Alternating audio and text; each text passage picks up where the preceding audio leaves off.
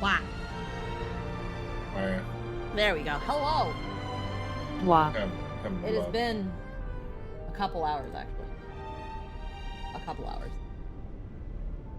I'm still on the starting screen. Not on the starting screen. I'm on the fucking B.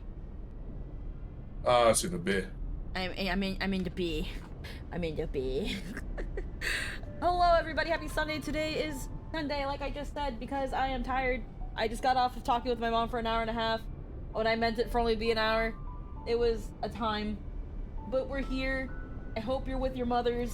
If you're not, go grab your mother and say, hey, we're watching some dumb bitch stream. If not, that's fine. I hope you guys are in a nice restaurant or something. I don't know. E. We are heckin' playing Honkai Star Rail. We're doing fucking 2.2. It has been a hot minute. Heckin'... I have unfortunately spoiled a couple small things about 2.2, which I knew was expected as being someone who occasionally goes on Twitter. Can I just say something really quick that I've noticed about, and I know it's probably a lot to ask, but I see the Final Fantasy community do it when it comes to new patches and stuff. I wish the fandom had a general embargo where for 2 weeks after the patch, it is kind of just a general rule that we don't talk about it. Or at least we try to keep spoilers at a minimum. Because man, did Star Rail Twitter go fucking nuts the day patch came out. Hi Exorman, how we doing? Hi Ryfen, how we doing? That's probably a hot take, but that's something I've noticed with the Final Fantasy XIV community, that when a patch comes out, no one talks about it. Nope. Like, on social media, no one talks about it. And if they must, they use something called Rot 13, which is essentially you put your text in it, and then it jumbles it up into, like, a different kind of, like, coded language, and then you can post that. And that way no one can, like, read it, and then you're not really supposed to post, like, art or anything, or screen caps, until the 2-week embargo. And that's for patches. When it comes to whole expansions, it's 2 months. Yep. And people don't talk about it. Yeah, it's pretty sick, actually. I think the only time I was spoiled anything 14 related, it was like Estinian doing push-ups. I think that was the only thing that was like that was spoiled for me, and it wasn't even because someone posted the screen caps. It's because there was an old artwork of Estinian doing push-ups without a shirt that it was like freaking it was like that patch spoilers without context, and someone just posted that picture. I wouldn't call it a hot take, just not likely. Honestly, I just wish people made the hashtag for it that you can block. I hate when people do the thing on Twitter where they just type spoiler at the top as if it's gonna hide it. Like, here's the thing. Another thing that gets me is that Twitter has spoiler tags. You can spoiler tag images where it's like it's a sensitive content filter where it blurs it, and then you have to press the thing for it to be visible. And again, see man, I don't think it's much of a hot take. I don't even think that it's not a likely thing. Again, the Final Fantasy XIV community does it. Like, ever since Endwalker came out, when it came to like patches and shit, they keep their mouths shut. Maybe I've just been lucky, but I do follow several artists and stuff that talk about Final Fantasy. And because I engage with a lot of Final Fantasy XIV comment, I get a lot more Final Fantasy XIV content on my feed. And I'm almost never spoiled. Now again, me in particular, I'm generally alright with spoilers. I don't mind the occasional spoiler here and there. But the Star Rail community, and to an extent the Genshin community too, they don't talk about it. They don't talk about it. And now I know that there's like they talk about like, well, if you care so much, then just don't go on Twitter. And yeah, I generally stayed away from Twitter for most of the time. How commonly does 14 get content updates? Now, yeah, to be fair, 14 content, like the patches, they usually come like, would come like every couple months. Whereas like, let's see, when did 2.1 come out? 2.1, each banner is like 3 weeks. So you're looking at 2.5 to 3 months between each major patch. So that's, I'd say it updates about as frequently as a 14 patches in between expansions. Excuse me. Again, having a general embargo isn't a bad thing. And I think people do use hashtags that you can block. They use like HSR spoilers and things like that. But the problem is that some people don't. And some people will just write Honkai Star Rail spoilers and then that'll be it. Again, I personally don't care too much. I don't mind a spoiler here and there. I'm mostly just saying for like the other half of the general community that really hates spoilers. It's also not even just that, but like how prevalent leaks are. Like 2.2 had just come out and 2.3 leaks were everywhere. Oh, hi, Ada. How we doing? Hello. Like, I particularly don't mind leaks and spoilers too much, but I know that there are some people out there that don't want to see any of that. So, the fact that some people don't properly hashtag that or even put a spoiler tag on it is a little sad. Because, again, like, some people don't want to see that stuff. And even worse so as well. There are people that will tag the voice actors in the leaks and ask them about it. And it's like, y'all don't understand, they're not supposed to acknowledge those. They can interact with certain like joke stuffs, like when you quote unquote Boot Hill's theme song leaked and it was some random the really random silly song. Like but they're not supposed to engage in leaks or like acknowledge them because that can cost them their actual fucking job. Like they can get fired for acknowledging leaks. Hi Mikado, how are we doing today? Hello. It depends on what the spoilers are. I hate it when people spoil twists or endings, but if I find out some vague spoiler with no context, that's fine, and in some cases raises anticipation. Oh yeah, again, same. Like spoiler in like a YouTube thumbnail. Like I got quote unquote spoiled. Again, I don't consider this a spoiler because I saw like a post where it was like nobody. Don Hung, we should use the Jade Abacus. Like, to which I was like, what does that tell me? That just tells me that one, Don Hung is gonna be there, which I already knew this because I saw the trailer. And then it concerns the Jade Abacus, and it's like, okay, well, the trailer also heavily implied that Jing Yuan is in this patch somewhere. So, yeah, the Jade Abacus is involved. Or, not a video game, but I remember seeing a clip of Rebecca Sugar being asked at a con how she felt about the Constant Steven Universe episode leaks. And they just kind of had to awkwardly laugh and be like, yeah, it sucks, but you know. Like, yeah, it's the thing of, at the end of the day, they, obviously when it comes to creators and stuff, you can't really do anything about it. If there's someone there that's going to be leaking shit, whether it's beta testers or alpha testers or blah blah blah. Hi, Risk Noodle. Loki, you want to touch tips with Boot Hill? Ooh, no homo. No, it's okay as long as the balls don't touch. And it's okay because it's 2024, so.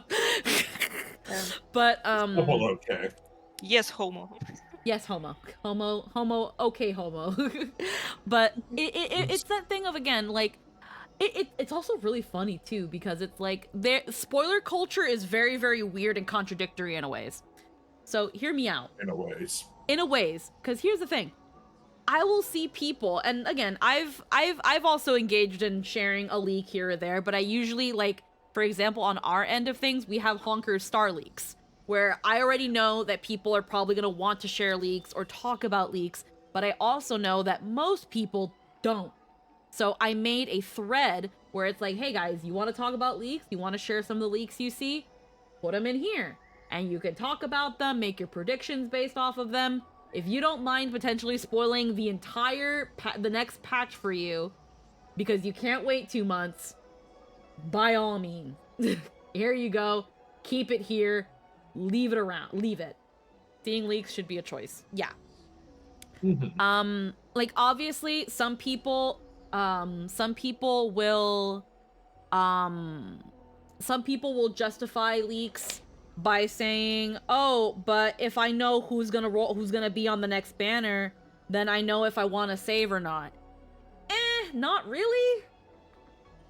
We kind of already know who will eventually be on the banner especially when it comes to Star Rail, a character that looks either plot relevant or potentially eventually pullable, looks very, very unique and stands out like a fucking sore thumb. It's a very easy game of find the protagonist or find the pullable character.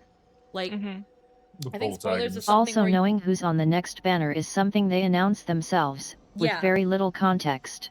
Yeah, they eventually announce who's going to be on the next banners.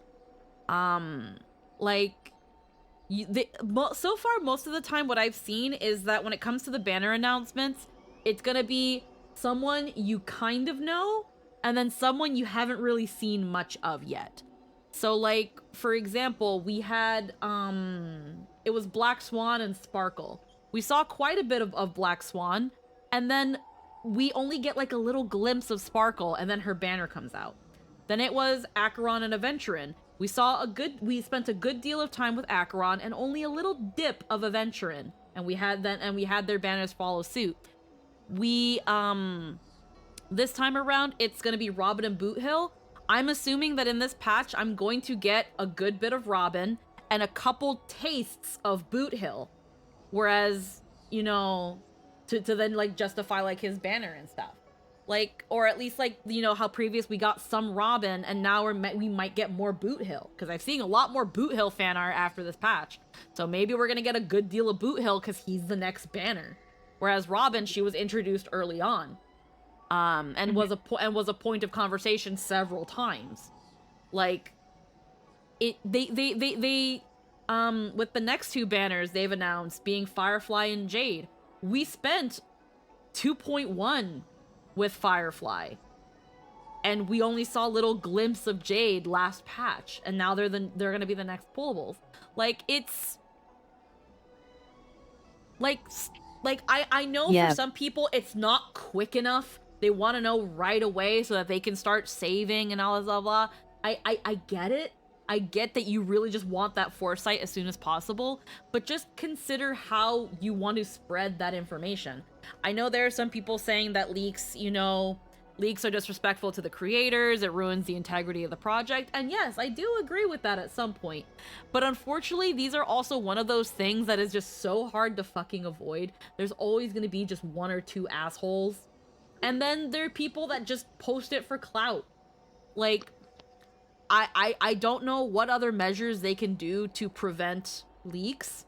And I feel like at this point, with how prevalent leaks have always been, I don't think Hoyo fucking cares. And of course, I would consider Robin and Firefly announcements to be story spoilers, but there really isn't a reasonable alternative. Yeah, the fact that they tell you that Firefly is the next thing, it's like, oh, okay. Like, people just getting into the game, seeing that you can pull for Firefly and they haven't played a single bit of Petacony, that's a huge spoiler. Well, yeah. It kind of is. Because, like, again, in the context of when you see Sam and Firefly, you think they're separate characters, and there are some small things where if you look back on 2.1, where you're like, wait a minute. And you can kind of connect those dots and those theories that Sam and Firefly are the same person. But if you don't have any of that fucking context, you just see this weird big robot they care. character. They care a lot. They've just accepted they can't actually do anything about it, so better for them to do it themselves so they can at least control some aspect of the nozzle. Yeah. Okay, that's fair. But yeah, like I feel like if you see early on like this big hulking robot and you're like, "Oh shit." And then you see that he's kind of around and then you see this cute little girl, like some people might connect the dots, but like not everybody will. You know? There were some people that genuinely didn't think that Firefly could be Sam.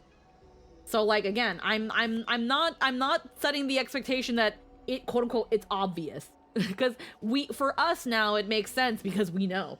You know? I'm personally quite disappointed that they didn't just drop Firefly as Firefly without Sam in the background or just Sam. I mean, I get that.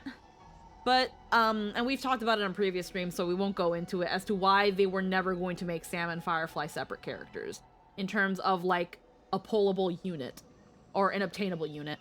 When it comes to,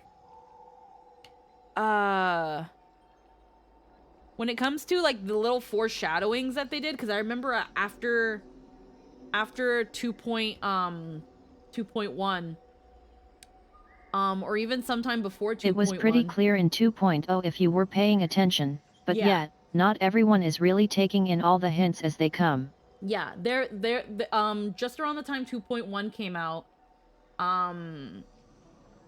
so like in between 2.0 and 2.1, before that patch, I remember I saw a video on TikTok, because again, even back then, there were already theories popping around as to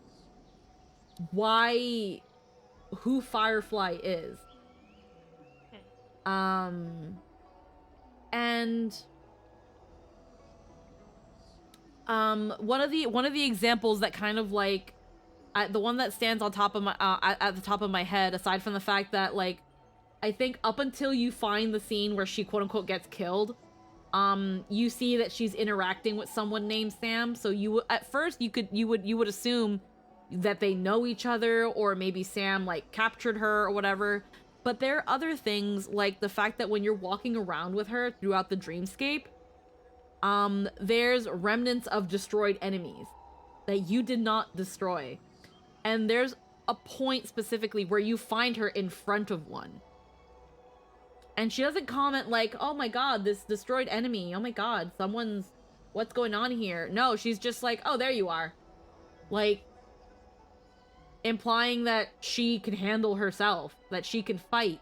But you don't see anything on her that would insinuate that she can. We knew who Firefly was for like half a year, a bit more ago, so I wasn't that affected, but it must feel like shit. So that's where, like, if you pay attention, the game foreshadows things, so I'm not too surprised there. At the end of the day, leaks are gonna find some way to happen. It's really hard to control that. But I wish when it came to the Genshin and the Honkai community that they better sorted out how to make sure that the people who want to engage with that can, and the people who don't. And the closest thing I can think of is like with Final Fantasy XIV, where there's kind of a unspoken rule that when a patch comes out, when a major update comes out, big story spoilers, we don't talk about it. They should have done what Genshin did with Lainey and Lynette. I have no idea because I don't play Genshin. Lainey Lynette was like teasered on the first kind of week of Genshin, just as they started it as a game. Yeah, they leaked them, but they just show like a fan art of them. Yeah, not a fan art, just art, like a splash art. They change it. They changed them a little bit, but people were aware that this would be kind of characters in the game. Their trailers were normal, then it was revealed they were Fatui way later. Oh. Yeah.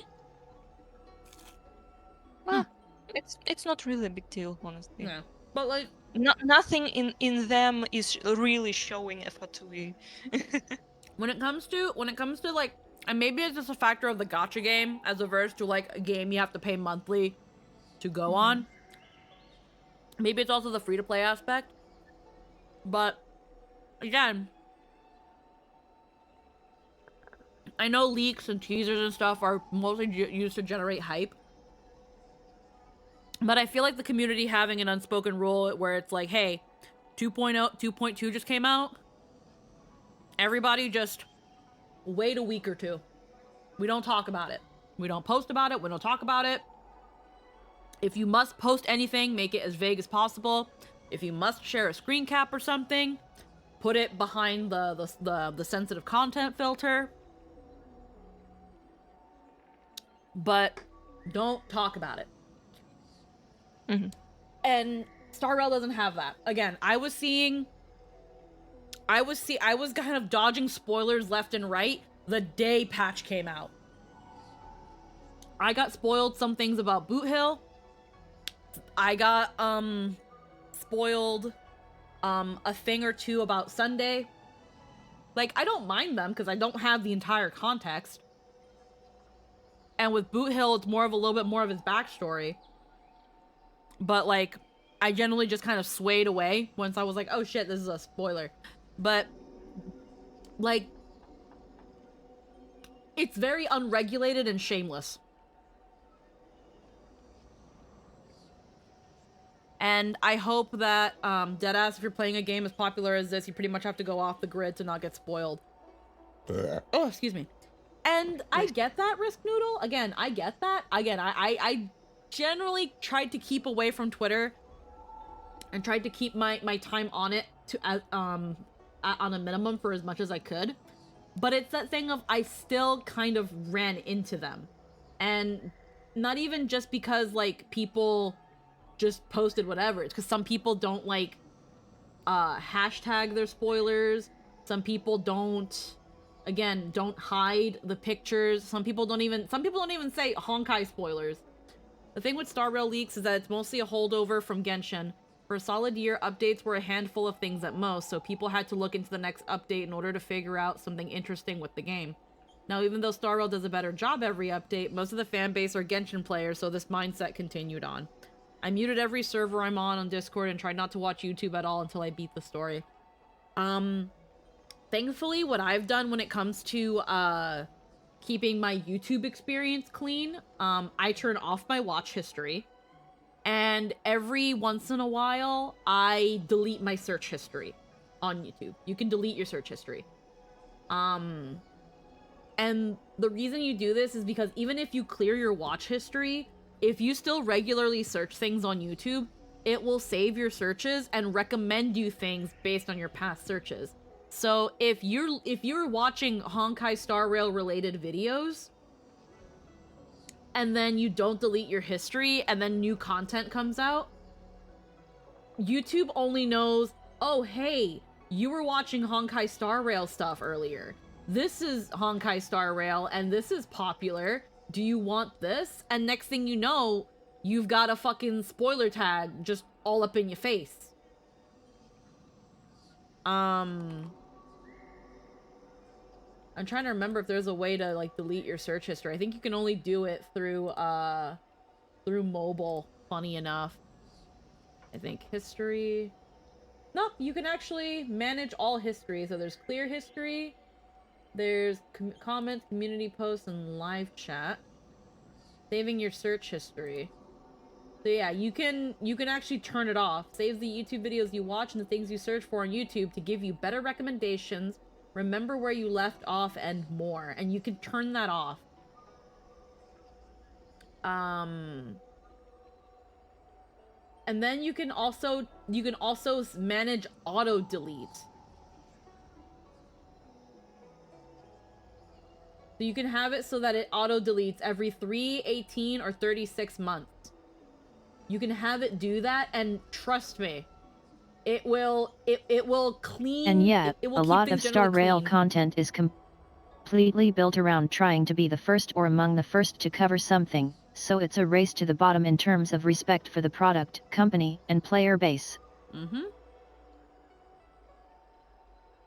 Now, I remember, I think it was from a YouTuber who tends to sensationalize these things, so take it with a grain of salt, where it was a YouTuber saying that, like, he couldn't make any more Honkai related speculation videos because of how like Hoyoverse was now handling its content affiliates.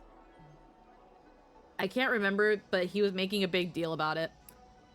Oh, and Oh Taz, yeah, that that's dashed and crybaby. he's a whiny baby. Yeah, that crybaby. It's why I have stopped caring about spoilers. That and I forget about things until I see them again in the future. I had seen a thing about Firefly being Sam like a week before I encountered it. I'm happy my memory blocks things. Only spoilers that don't really matter to me is character banners, since I'm free to play and I know who, and I want to know who to save for. Yeah. Again, generally in my case, I'm generally okay with spoilers. I don't mind too much. Obviously, major story spoilers, I'm like, oh, okay, I wanted to see that. But I'm generally okay. But I also just know that a lot of people really hate spoilers. But I was gonna say one of the ironies in it is that there are some people that because the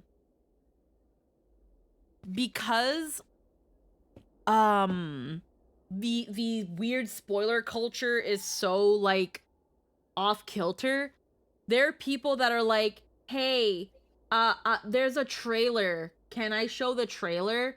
And some people will be like, ew, trailer, spoilers. And it's like, bitch, it's a trailer.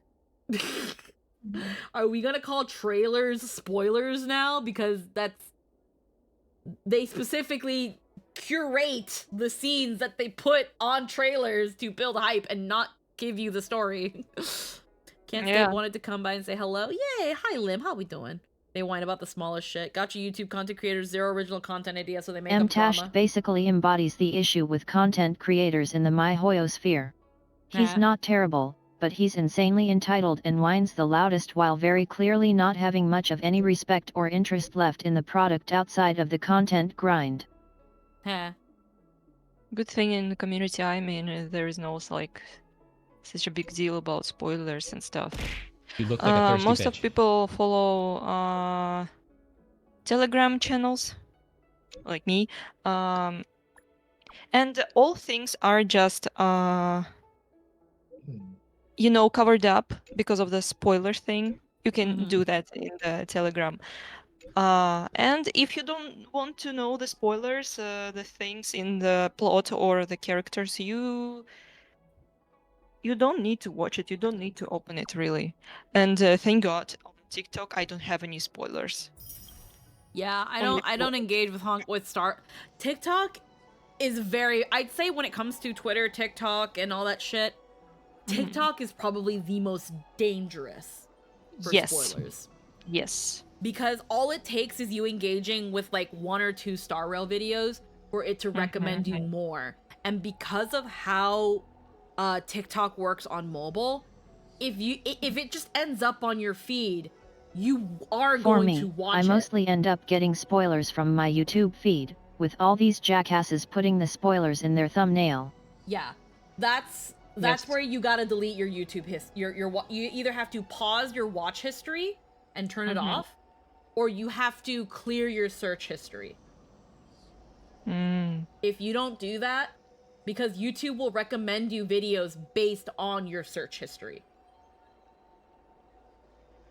They put the spoilers in their thumbnail so they get more clicks. Yeah. God, I want to rip her. Yeah, so we can do a quick little, because I know there are some people that are like, well, I don't know how to do that. So I'm gonna do y'all a fucking solid. I'm gonna do y'all a fucking solid Rooney right here. But I don't have Twitter, TikTok, Facebook, or otherwise, so I only get spoiled by YouTube or Nightshade. Yeah. So I'm gonna do a quick thing right here. Now, first off, again, my watch history is off.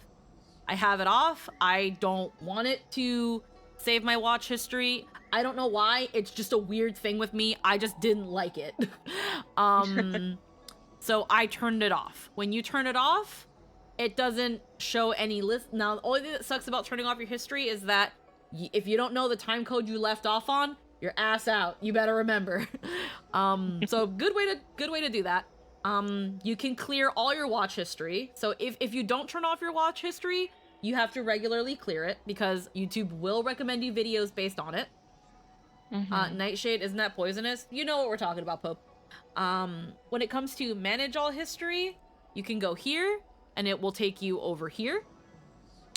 And it says, right now it's currently saving my search history, but we've got auto delete, which choose an auto delete option for your YouTube history. You can make it so that it auto deletes after 3 months, 18 months, or 36 months. So it can do it every 3 months, every year and a half, or every 3 years. You can always manually delete at any time. And then you've got here your search history. You can go in here. You can just outright turn it off and it won't save it. Now, YouTube history saves the YouTube videos you watch and things you search for on YouTube to give you better recommendations. Again, the things you search for. YouTube if you look up anything Star Rail related, if you look up for any story analysis, any builds for characters, even just looking up character trailers from the Star Rail YouTube, it will then it just tells YouTube, hey, you like looking up Honkai Star Rail, we're gonna find you more. And while it's not YouTube's fault because the algorithm has no way to tell you or no way to know that the stuff is spoilers, the best way to just make sure you're safe is to nip it in the butt. So subsettings include the YouTube videos you watch, include the searches. I have this on for some reason. Include YouTube and voice activity. Now, on my phone is usually where I delete my YouTube history. Because what you can do on the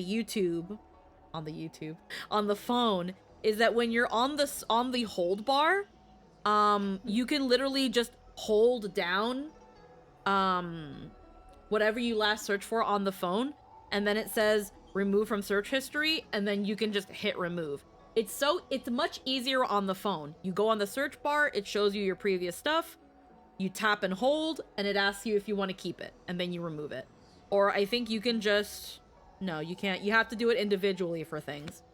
But, like, you can manage your history. Like, recently, what did I search for? I searched for Kiki's Delivery Service because I wanted to look for the music. I looked for Miyazaki movie. I looked up the funny Wake Me Up Goofy meme because I wanted to show it to a coworker. It's not so much YouTube's fault as the creator culture for these games. Yeah. Most other fandoms don't have as substantial a sector dedicated entirely to trying to be the first person to spoil it. Yeah. So if you're ever worried, you can delete your YouTube history. You can delete it today, a custom range, all time. I can delete from the 1st of May till till this day. I can just delete it, and it'll even tell you what you're deleting. Be gone, and it's gone. Like, that's it. That's it. It's very, very easy. It's a good way to kind of curate your things. Again, it's a lot easier to do it through mobile. So if you watch YouTube on mobile a lot, that is one way to clear your search history. You can turn off your watch history. You can manage your YouTube history and what it saves and what it doesn't. So you can just turn it off completely.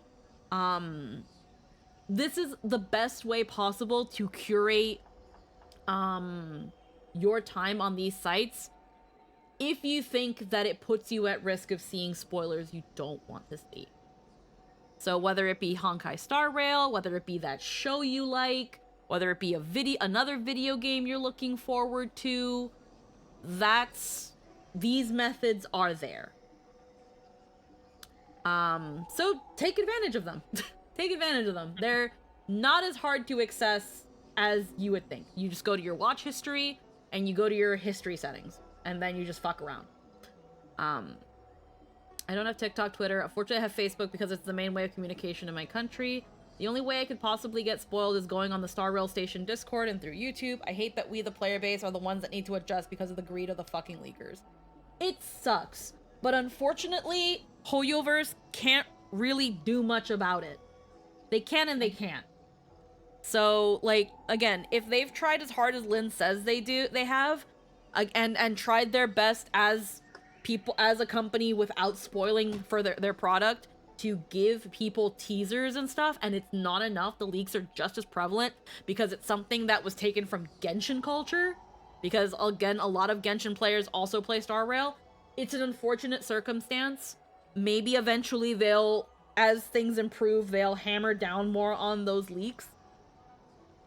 I But hope when so. it comes to the player side of things, in order to avoid leaks, in order to avoid spoilers, we do have the tools on hand. With Twitter, you can mute hashtags.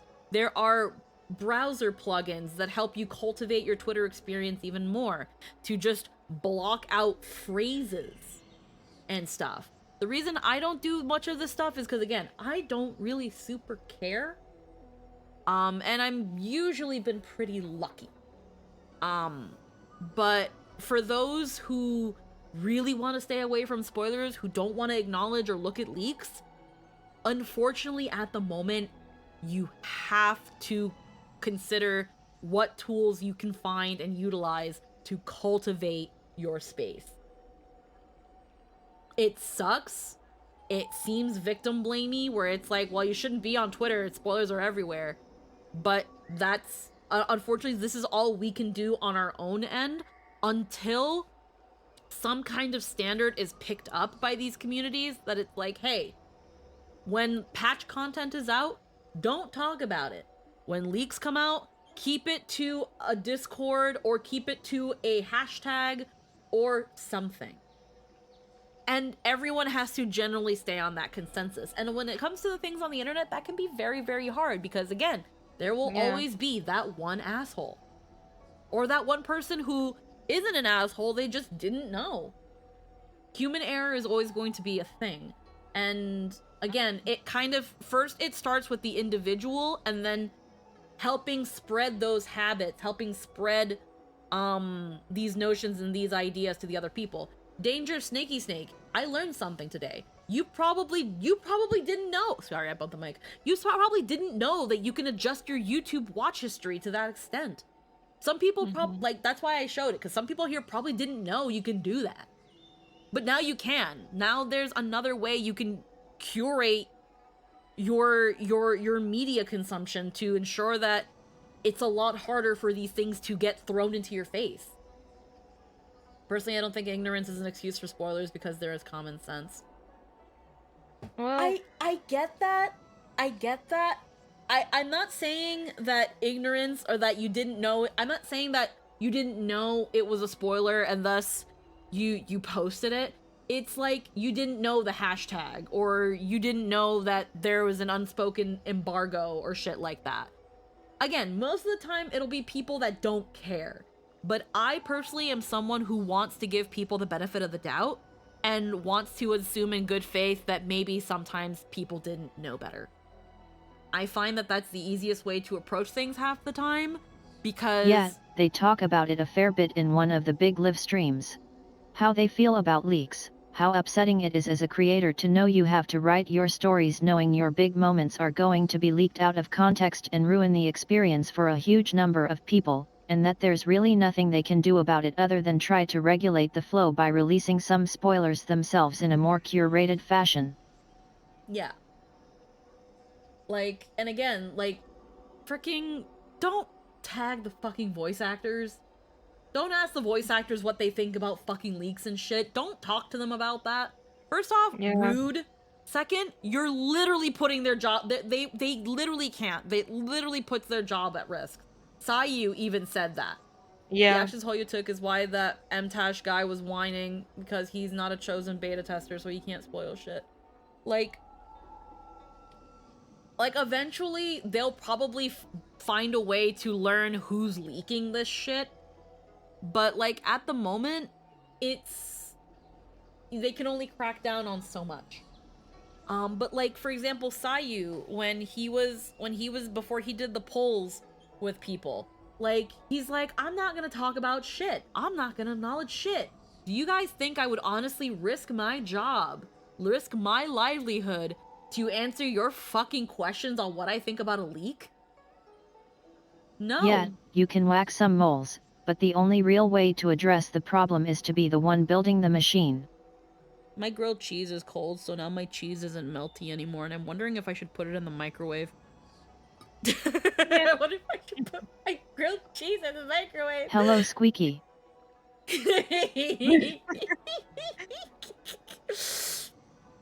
Deadass, I think Hoyo has moles just inside because there are a shit ton of leaks about characters in literal 6 months ahead. Oh, there definitely is. But Even it's leaks of the concept arts.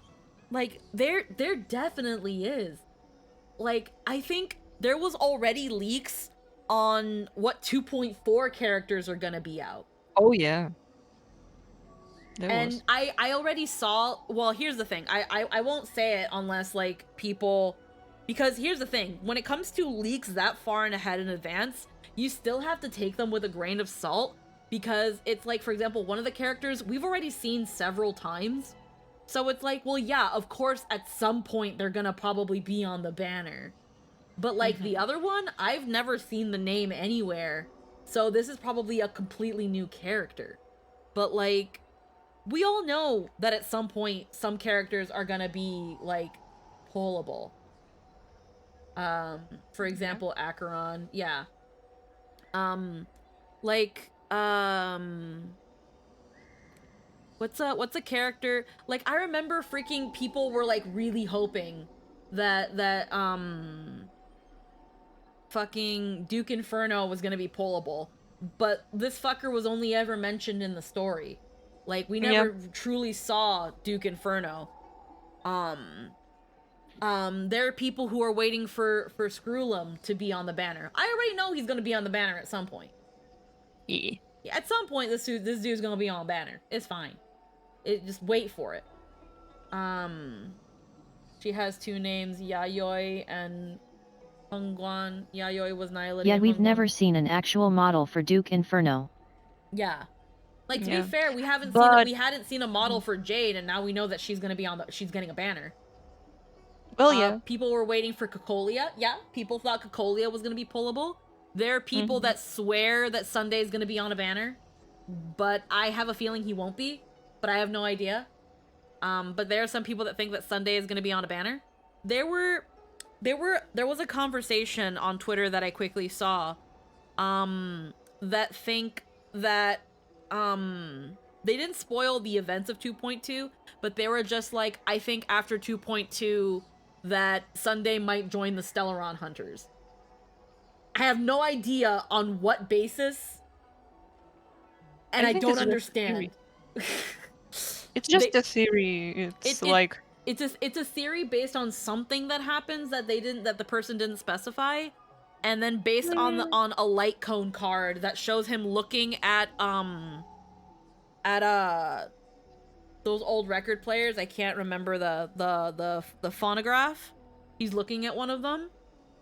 So people are basing it off of something that happens in 2.2 that's a little bit missable. That light cone art that was shown or leaked, and then comparing it to another light cone that we currently do have of Kafka in front of the same sonograph,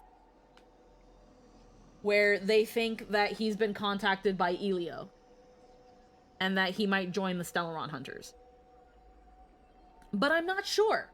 And it's kind of crumbs where some of these theories are. I was theorizing about plot with my friend. Something worth mentioning with light cones is that the things that we see in them happened quite a while ago. Yeah. That's the thing. It's hard to say. It's hard to say for sure. But like, and again, I'm all down for theorizing. Some theories are pretty interesting. And some theories are really fucking stupid. But we're here and it's fun. Yeah. It's just a theory, a game theory. Thanks for watching. I would have, honestly, I'm sad that MatPat stopped doing game theory, because I would have loved to see him at least do one theory on Star Rail. For what? I don't fucking know. I don't think, no, he hasn't done, has he done a theory on something on Star Rail related? No, I know he's done a couple Genshin ones. I don't know. I never watch his channel, so I love game theory. I love game theory. I can definitely say I grew up with game theory. Yeah, I grew up with game theory. I'm gonna put my grilled cheese in the microwave because I gotta Yes. warm it up, and I'm gonna grab another can, and then we're actually gonna get into 2.2. I think we I'll only be have in one like a cone minute. that might depict something that happened during the events of the story.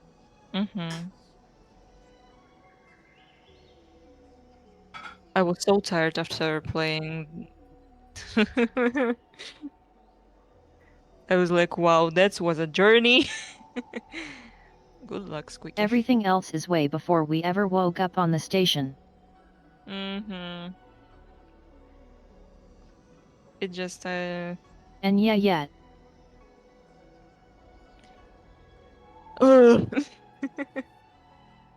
Emotional damage. No spoilers. But emotional damage. It's all it takes.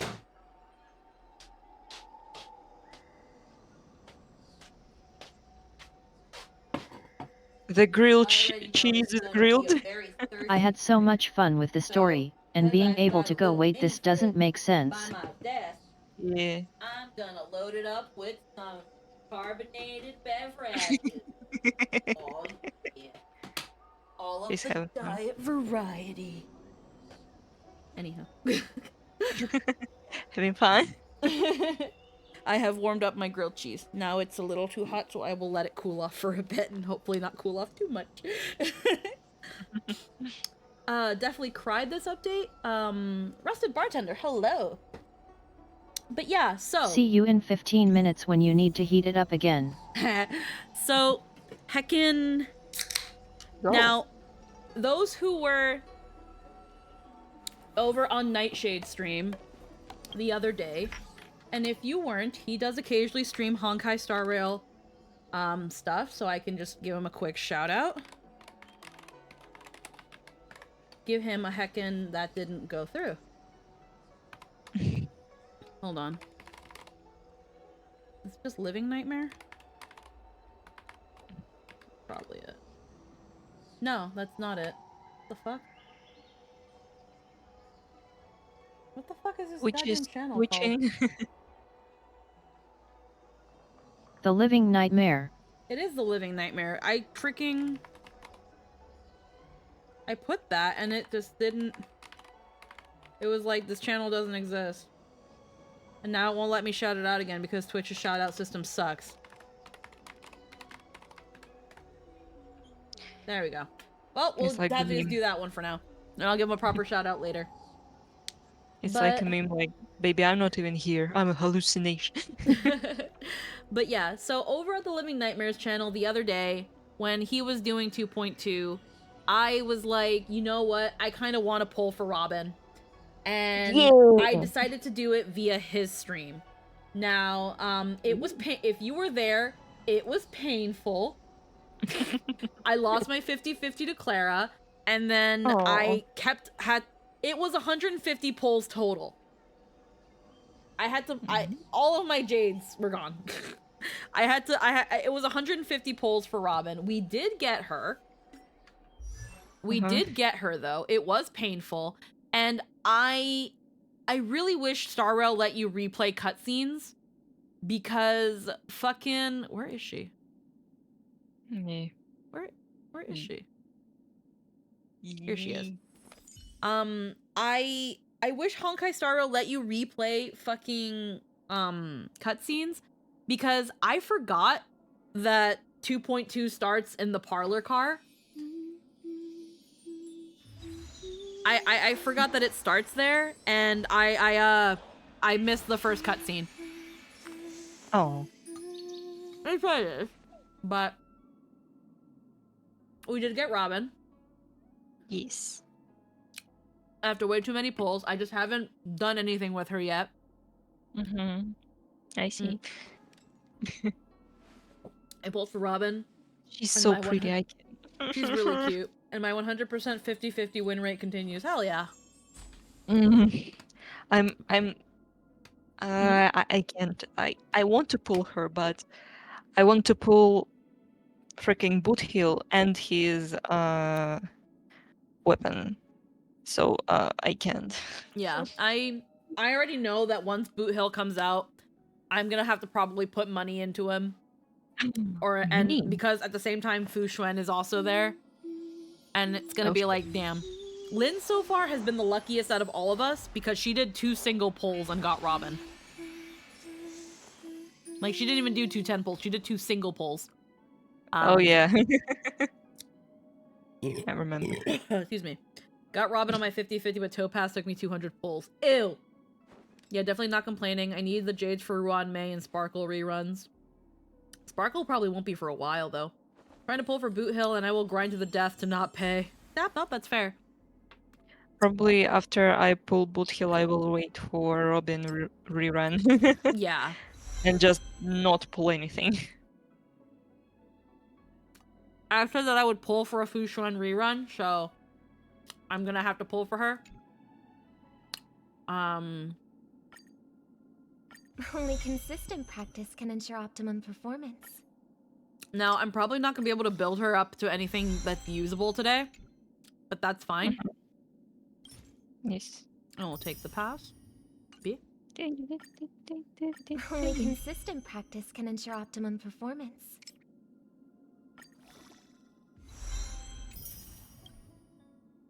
We're gonna send again. We've got plenty of IPC things. Oh yeah. Another pass. Level her up again. I can probably get her to 70. Yeah. Only consistent practice can ensure optimum performance.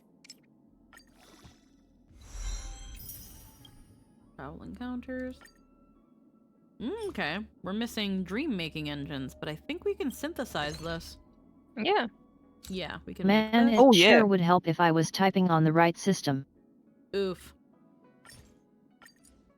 Dream flow valve. Robin is so pretty. Oh yeah, again, Yeah. I love her. She's really, really cute. Yeah. She was another one of those where I was like, I like her. She looks really cute. I love the little Halovian thing, the little halo, the little wings. Yes. And then it was like she's an idol and like an intergalactic songstress, and I was like, oh, okay. She's a angelic fucking- Marilyn Monroe. She's a Macross reference. Freaking Who? space opera intergalactic idol. She's Macross. She's also Macross. Oh. What is that? It's a series. It's Oh. a franchise. Is it an anime? Run Mm. Robin, Boot Hill, and Firefly, and you got you a Macross team. We literally do. It's Huh. it's she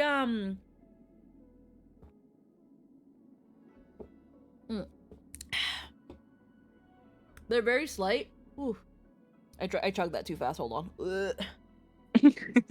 Ooh, excuse me. Bless you. Here's another now this is something very, very small that most people Mhm. probably wouldn't know. I don't know, actually. So there's an artist who I think did a song for Star Rail in Japanese. Oh. And when there's a video that Star Rail released that has people talking about, oh my god, people talking about Robin's album coming out. Oh yeah. And then there was a segment of that video where a bunch of like actual real people were talking. And there was one artist that stood out, and they sung a song for Star Rail. I think it was called Interstellar something, whatever. Mm. Excuse me. There we go. Wow. And That was that a low one. artist was Maine. Interstellar Journey. Yes. And that artist was Maine. And that was all I needed to know. That was all I needed to know. I was like, there it is. There it is. Who the fuck is Maine, you ask? First off, Yeah. she's amazing. Second off, she is an artist that made her debut as the singing voice of Cheryl in Macross Frontier. Who is Cheryl from Macross Frontier? She's the Yeah. intergalactic songstress. Oh fuck yes. Wow. She is the intergalactic songstress of the, she is the galactic fairy. Oh my god, bro. And then, when you look at Macross history, look at Lin Min Mei. and tell me that her and Robin don't look even the tiniest bit alike. Macross. Oh shit. Wait. How it spells? Lynn Min May. Lynn, like our Lynn. L-Y and And then Min May, Minmay. Min May. M-I-A. Lin Mia. No, Min May. So M-I-N. Lin Min. And then May. May. M-A-Y. Min May. Min like Minnie, and then May like the month May.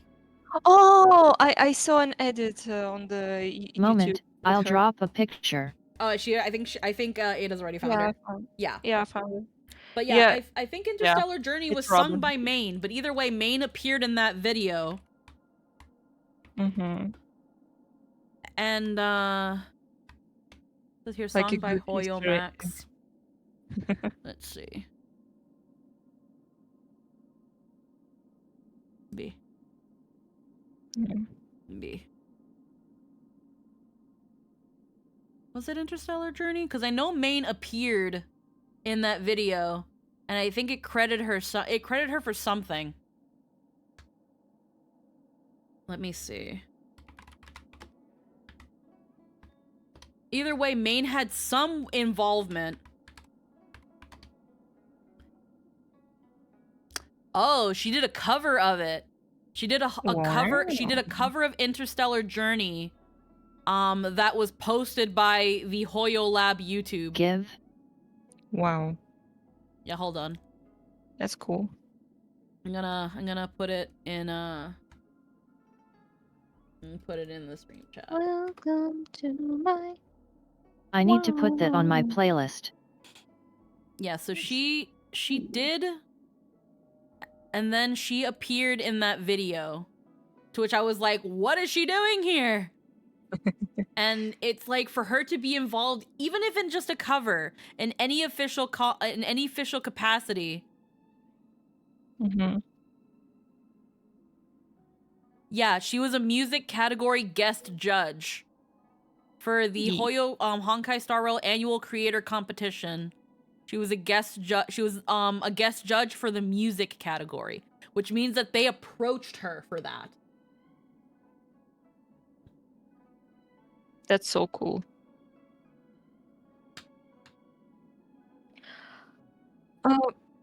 Honkai, just events and stuff are just so out of blue, like they just um how to say that? They just took a bunch of cool people, and like, haha, look, we have them. You could probably not even notice it, but here they are. Here they are. Yeah.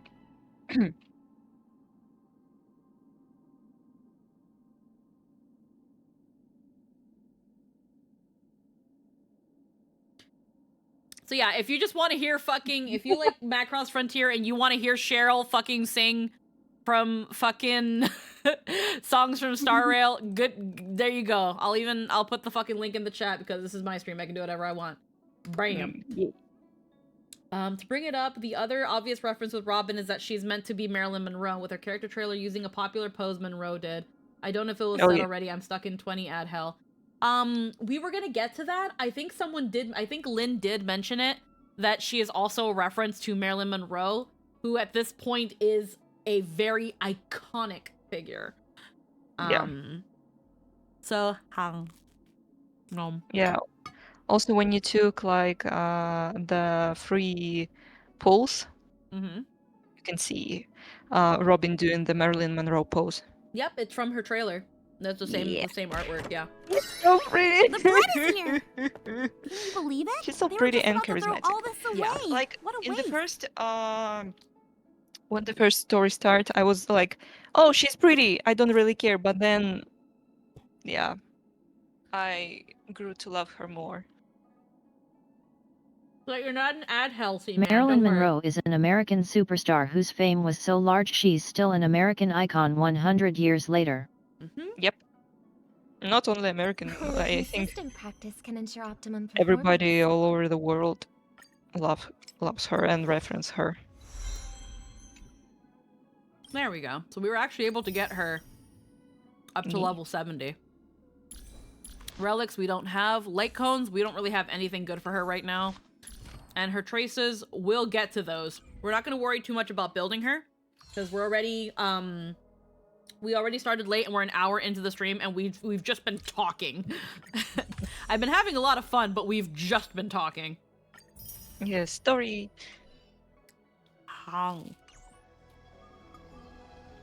Let's make our way.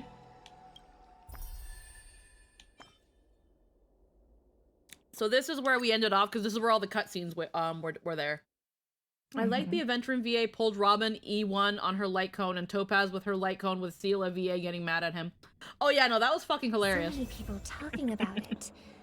This commotion at the theme park definitely made waves. The fact that he pulled on Robin's light cone and I then often also think got about Robin. who the true American icons are in our history, and it's funny how very few presidents actually make the cut, and the two biggest ones are Marilyn Monroe and Clint Eastwood. So yeah, I already saw the opening things. I already was like, Boot Hill, it's him. Then of course Elvis. Uh-huh.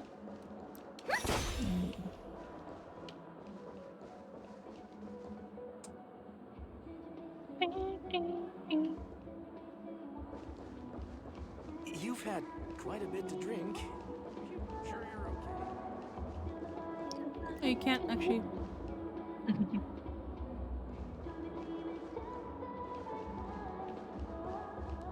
Also, my favorite thing about playing Robin is how she puts the harm in harmony. Alright, Interteleron guest.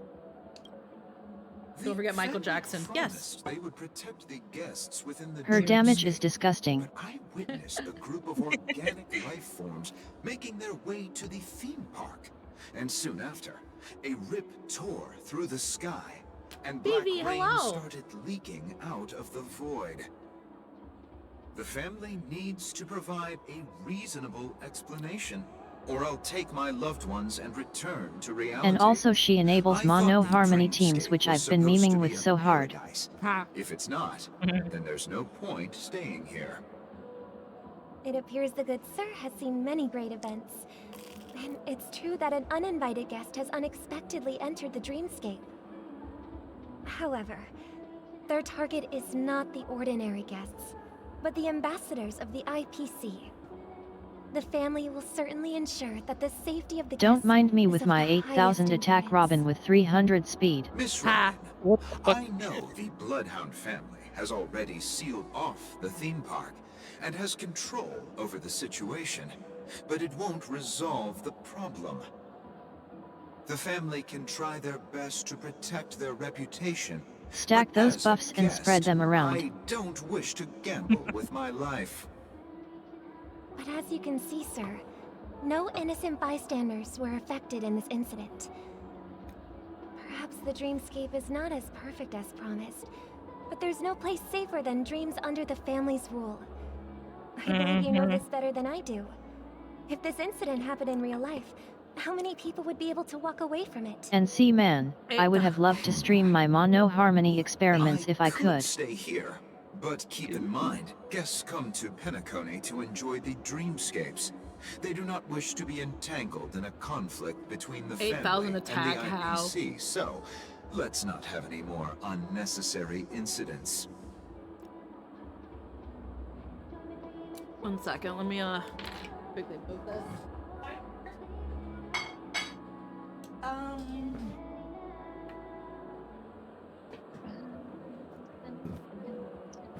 Oh, yo, mono harmony can fully function now. Nice.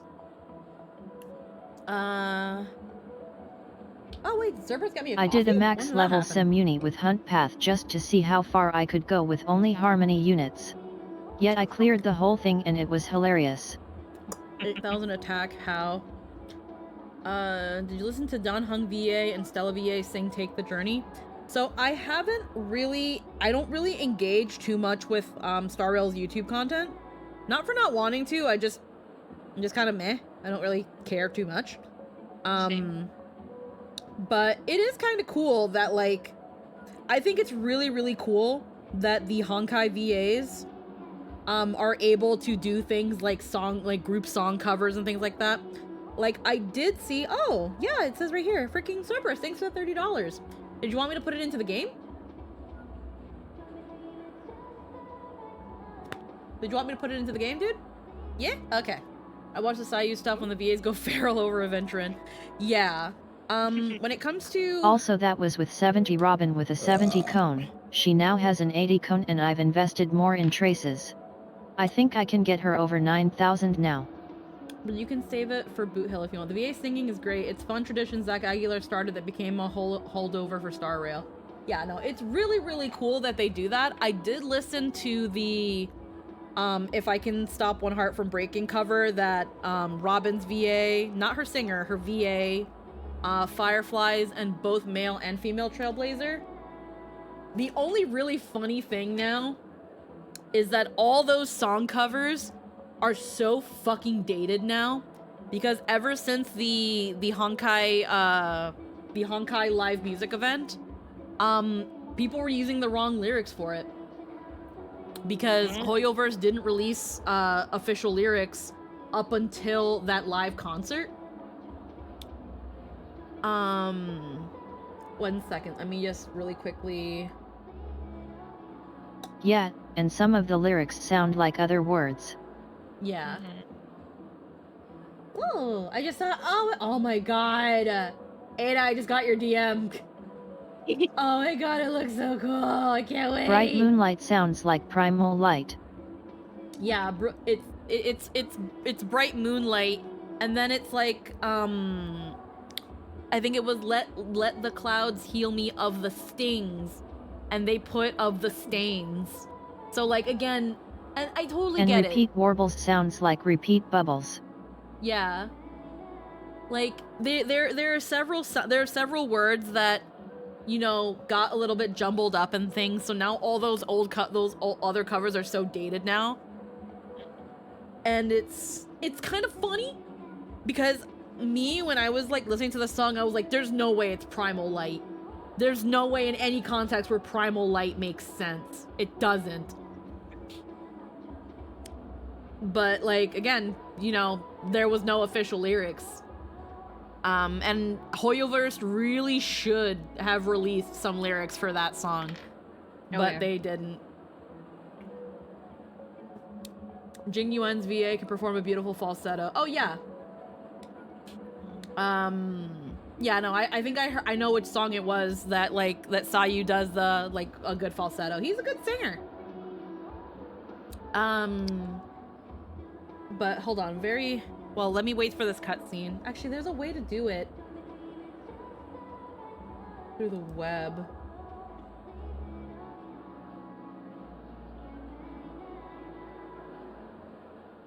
Wait, what was the... Because there's a way to top up your stuff online. Because the freaking voice actors were talking about it. And I can't remember now.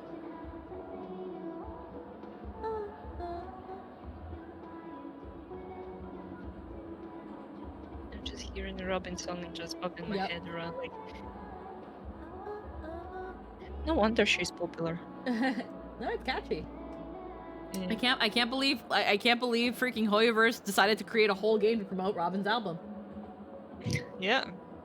Well, they made a new species of rose for Aventurin, so yeah. Yeah, seriously. Let me see. Is there a way to... I know there's Coda Shop, but, like, was there another way to...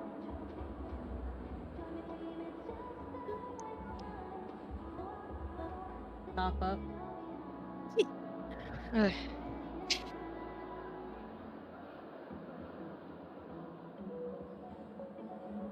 top up? Oh, you can just top up through Hoyoverse.com. That's neato.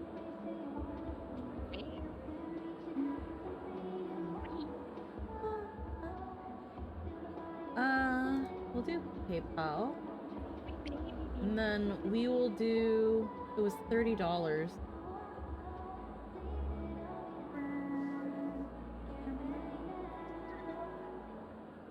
Oh god. Excuse me. I can do it through the game, but I don't want to now that I know I don't have to. Yeah, you can do it just in the official website.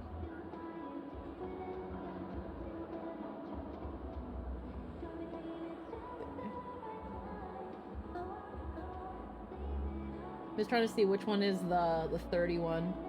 So it's 1980. It's the 1981. So it's this one. I just want to make sure I do it right, and that way I want to just get this out of the way so that I don't forget.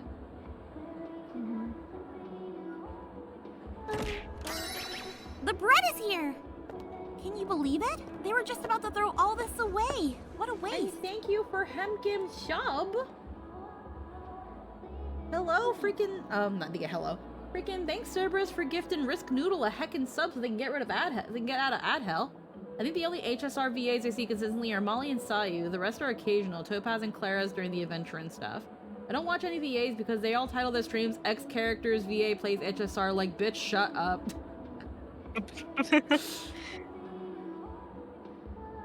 I can see what you mean, but at the same time, if I was in this fucking game, I would absolutely milk the absolute shit about it. I would not shut up about it. I would absolutely pull my character and E6 them. Exactly. I would essentially, any money I got paid by Hoyo to play that character, I'd essentially be giving it back to them to E6 my character.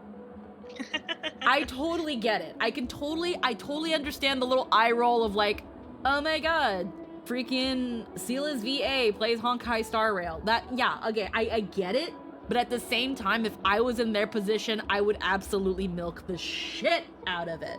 And you know what? Yeah. Honestly, at the end of the Yeah, day, you're basically investing in your popularity and making yourself a living billboard to promote it and you. yeah, at the end of the day, though, it fucking works. It fucking works. There's something fun about the idea of, oh my god, freaking Jing Yuan's VA playing the game that he's in. Whether, yeah, it doesn't mean he's role-playing as, like, the character while playing. It's just a dude playing a game. He just happens to voice a character in it. But there's just something fun about it. There's something fun about someone that is in the project, that is invested in the project, genuinely loving and enjoying it. There's something fun about it. There's something fun that you want to be a. How many voice actors do you now know the name and mannerisms of because they're annoying about being in Star Rail on YouTube? Yeah. Or again, how many of the Star Rail VAs do you now have familiarity with because you heard a cover that they sang of a song on of the songs on YouTube? Like, there's something about that. That's something that hasn't happened until these games. The VAs being so invested into it. I don't know any of them still, Lamau. That's fine. It shows that people involved with it love it instead of just being a paycheck. Honestly, they're all... it's... Honestly, on the day that Sayu and all of the other voice actors were pulling, because of, like, work stuff, I was really, really tired and depressed that night. And I knew that no matter what I did, I couldn't get myself in any better spirits. And I was like, I'm just gonna watch these goobers fucking pull and be happy and enjoy this game, because right now I can't enjoy anything right now. And it helped quite a bit to just hear other people be happy and hear them laugh and hear them yell and be goobers and friends with one another. Like, it kind of, to sound like really cheesy for a moment, it kind of was almost a bit of a reminder why I do this. I'm just going to watch some girl laugh like a maniac while Sayu dies. Like, that was, again, to be sappy, it reminded me of, like, why I like doing streaming and stuff with my friends. It's fun. And it really is, like, a really good pick-me-up when you're having, like, those really, like, shitty moments. Yep. Mm-hmm.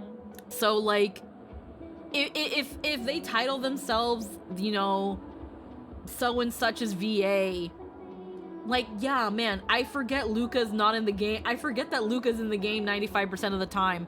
But I'm gonna watch his voice actor pull because it's funny. I'm gonna think it's really cool that he's in there with Jing Yuan and Zila and Acheron and Clara and Aventurin, and they're all being silly. It's funny. The fact, I think it was Howard, or I think it was Don Hung's VA, that they're free to play. So they were like, I think it was Don Hung's VA that was like, I'm free to play. I have to, guys, you guys can pull. I'll be there in a moment. I have to do a simulated universe so I can get more VA, so I can get more freaking Jades. It was Don Hung's VA. Or the fact that fucking Caius, or like Kalis, like male Trailblazer, forgot to update the fucking game, even though he was told the night before to pre-install the update so that he wasn't sitting there waiting for it to download the whole time. It's so real. And then he was like, hey, I'm in here, guys, but like I can't pull. I forgot to update my game. It's gonna take like 2 hours.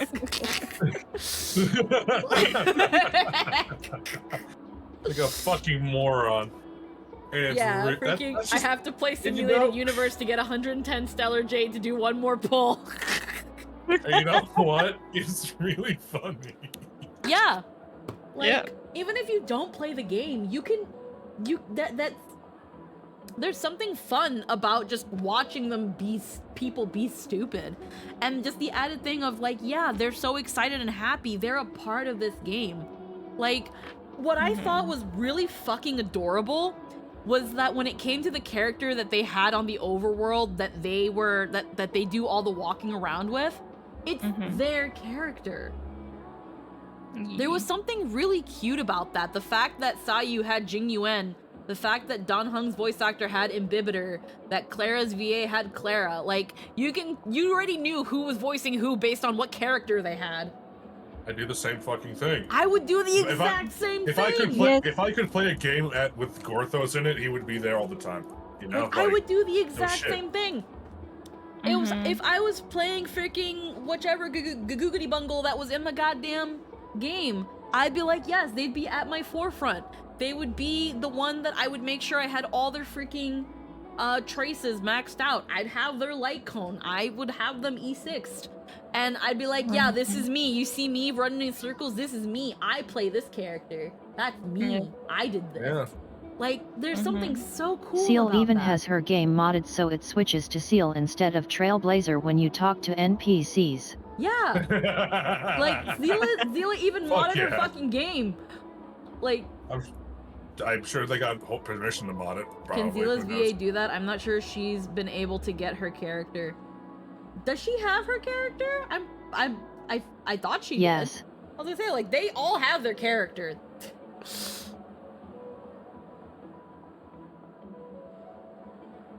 She has her character at C6. I was gonna say, like, they all have their character. I wish I could create some characters for freaking Honkai Star Rail. Of course. With the Charmony Festival about to commence, Trying designer. we will spare no effort in our preparations. Yeah. Rest assured. To express our apologies, the family has arranged this gift for the guests. Thank you for understanding. Holy fucking, completely forgot about the green relics. Now, I'm pretty sure that because of these fucking buttons, again, I'm kind of sad that I missed out on the first cutscene, because I would have been like, as soon as it would have been like, quote unquote, Robin's POV, as soon as it's just like, this is probably Sparkle, and then you see this, it's fucking Sparkle. Yep. Sparkle's fucking passing out fucking Destructo buttons. Also, yes, I did put in the $30. So I put those, I'm gonna keep those shards as shards for now, and then I'll just convert them all later. You've had quite a bit to drink. Hello. May I ask what happened here? Nothing to be worried about. The There's been a small rehearsal mishap at Clock Studios theme park. Please stay calm. Yeah, I'm probably gonna save them for Boot Hill, Cerberus, but thank you. Hey, are you a fool? You don't even recognize Miss Robin? Who do you think you're talking to? Huh? I'm sorry. I've just been transferred to the Bloodhound family, and I'm still not too used to working on the streets. I didn't realize it was you. I'm so sorry. I hear Hey, they're don't going to be sweat it. releasing a Kafka skin, You guys so have I'm a tough definitely job. going to slap the I know how shinies it into is. that. Oh, a How's the Kafka situation skin? looking? Kafka Skin. skin. Starting scene for this isn't that long. We've Thankfully, the main sealed issue off is going to the be theme missing the park. cutscene on the Express. Most guests Yeah, are I missed used the to first bizarre cutscene on the phenomena Express in because the I accidentally dreamscape, went into the and car. So far, But that's fine. no threats have been detected. Wait, what? We can expect order to be restored soon. Rest assured, Miss Robin will intensify our patrols. I don't to know where ensure I heard about no a incidents skin. occur. I trust you guys. Who said that? But regarding what happened in the theme park, what do you hounds Damn. think about it? I've heard nothing about skins, but I It's wouldn't be okay. surprised. Feel free to speak your mind. Well, Actually, would I was actually there put money in the shortly game. after it happened. Is it true Like, that the shut up and take my IPC's money. ambassadors came with ill Noodle, intent? thanks for the follow. And that Galaxy Ranger who easily cut through the sky? Miss Robin, tell you the truth, everyone's been talking about it. The myriad factions on Penacony have already been causing unease for everyone. Thank you all for your loyalty towards the family. The planet of festivities has indeed run into some trouble. The representative from the IPC, he's trying to regain ownership of Penacony and is prepared for a hostile takeover. Of course, the family did not agree.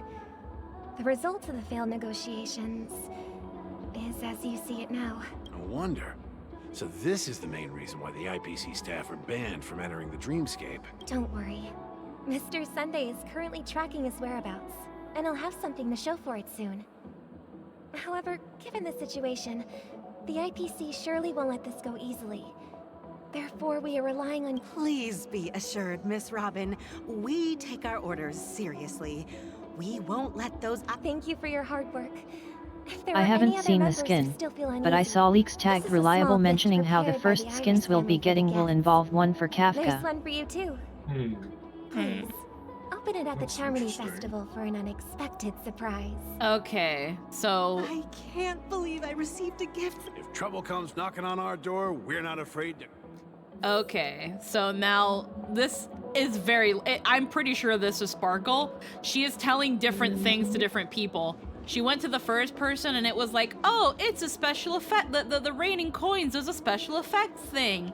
If they do it like Genshin, there will probably be an unlockable skin for March and a purchasable one for Kafka. It's like, oh, here is this button. Look, press it when something happens. Don't worry about the falling coins. That was just a funny little leak that we were testing out something and it kind of leaked. Sorry. Oh, you're worried about the fucking things going on in the conflicts in the IPC? We're so sorry about that. Here's a funny button as a sorry. Oh. And oh yeah, Robin question mark kind suspicious. And then it's like, oh, freaking weird IPC bullshit's coming around. Well, I trust you guys to do your job. So here's a gift from me. When the special occasion happens, be sure to press that funny button. Like, it's probably just a funny button at the end of the day because it's... Who the fuck is calling me? No, I'm not answering you. No, I'm sorry. Who the It's fuck? my fucking assistant manager. I'm not answering. I'm busy. Who the fuck dares I to knew call it. me when I'm busy? Like, no, no. If it's important, fucking message me and I'll maybe consider answering. Anywho. I'm pretty sure it's just a funny button. That's the renowned cosmic superstar, Miss Robin! I didn't expect to meet a fan here. I'm honored. I didn't expect to meet a Welcome to fan here at the Charmony Festival in Penacony where I live, where I have all these fans. I can't Totally believe I'm not actually That's a expecting very meeting bad real lie, Robin. Sparkle. Shouldn't you be preparing for the Charmony Festival? Hello, this is your manager. Please come in on your day off for an Preparation is emergency important. shift. Ha! She The can't do that because ceremony I'm is above her. fundamentally about sharing the Great One's Yeah, harmony with assistant everyone. manager. If there's a chance to sing with everyone, I'm the general manager. I will not refuse. Regarding the You have no recent power incident, here. I understand it negatively impacted some of our guests. Okay, hold on. As a member of the family, it's Oh, only they right for actually me to messaged come you. forward They messaged and me offer my too. apologies to everyone. What happened? Uh, What? If he yells at me like that one more fucking time, I'm quitting and I'm never fucking coming back. Okay. Okay. Well, Oh. Interesting.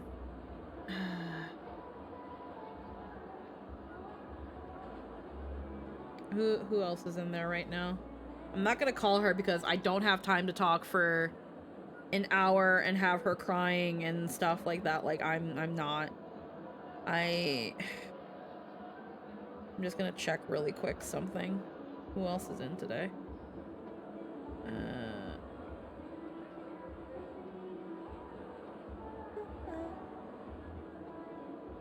At least the music's Today nice. is the 12th. Yeah, at least the music's nice. Let's see.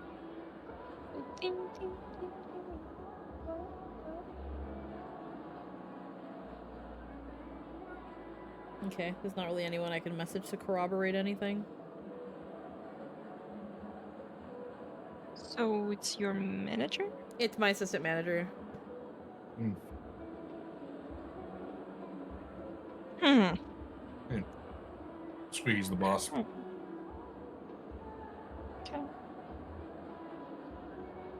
Sort of.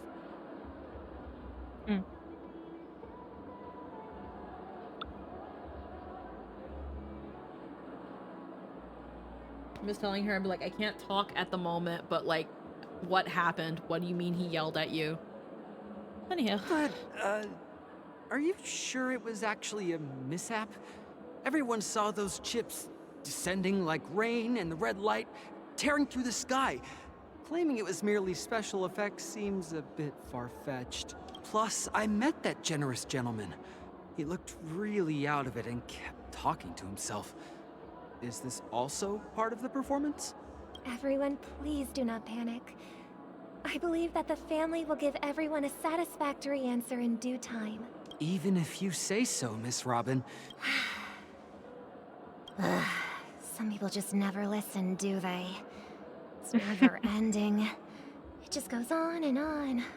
I'm getting really tired of this. Miss Robin? Still, I suppose I should keep on helping everyone. I am the epitome of joy, kindness, and goodness, after all. Huh? What was I just doing? And, who might you be, miss? Here, take this, Yep. little guest. This gift has been specially prepared for you by the family. Make sure to take good care of it until the opening of the Charmony Festival. Then, when the show reaches its climax, press the button to She got tired of pretending, yep. Yep. You never know. Something very exciting might happen. Sparkle is great. Yep. Great actress. We're back to where it all began. So, You entered the golden hour Gramulin. from this place. Yep. And it is also from here that where button you will enter the true supposedly Pentagon. to destroy the world, right? We don't really know. She says the button does says the button does a myriad of things. We don't know. It could very well do fucking nothing. Mm-hmm.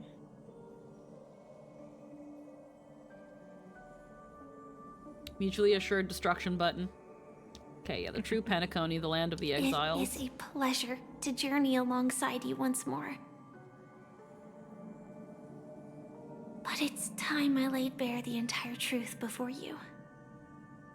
It could even just Goodbye. laugh at As you you like might have Seal's heard. VA. Mhm. Okay. I also go by another name. Stellaron Hunter Sam. You lied to me. Are you Firefly Soul? Are you alright?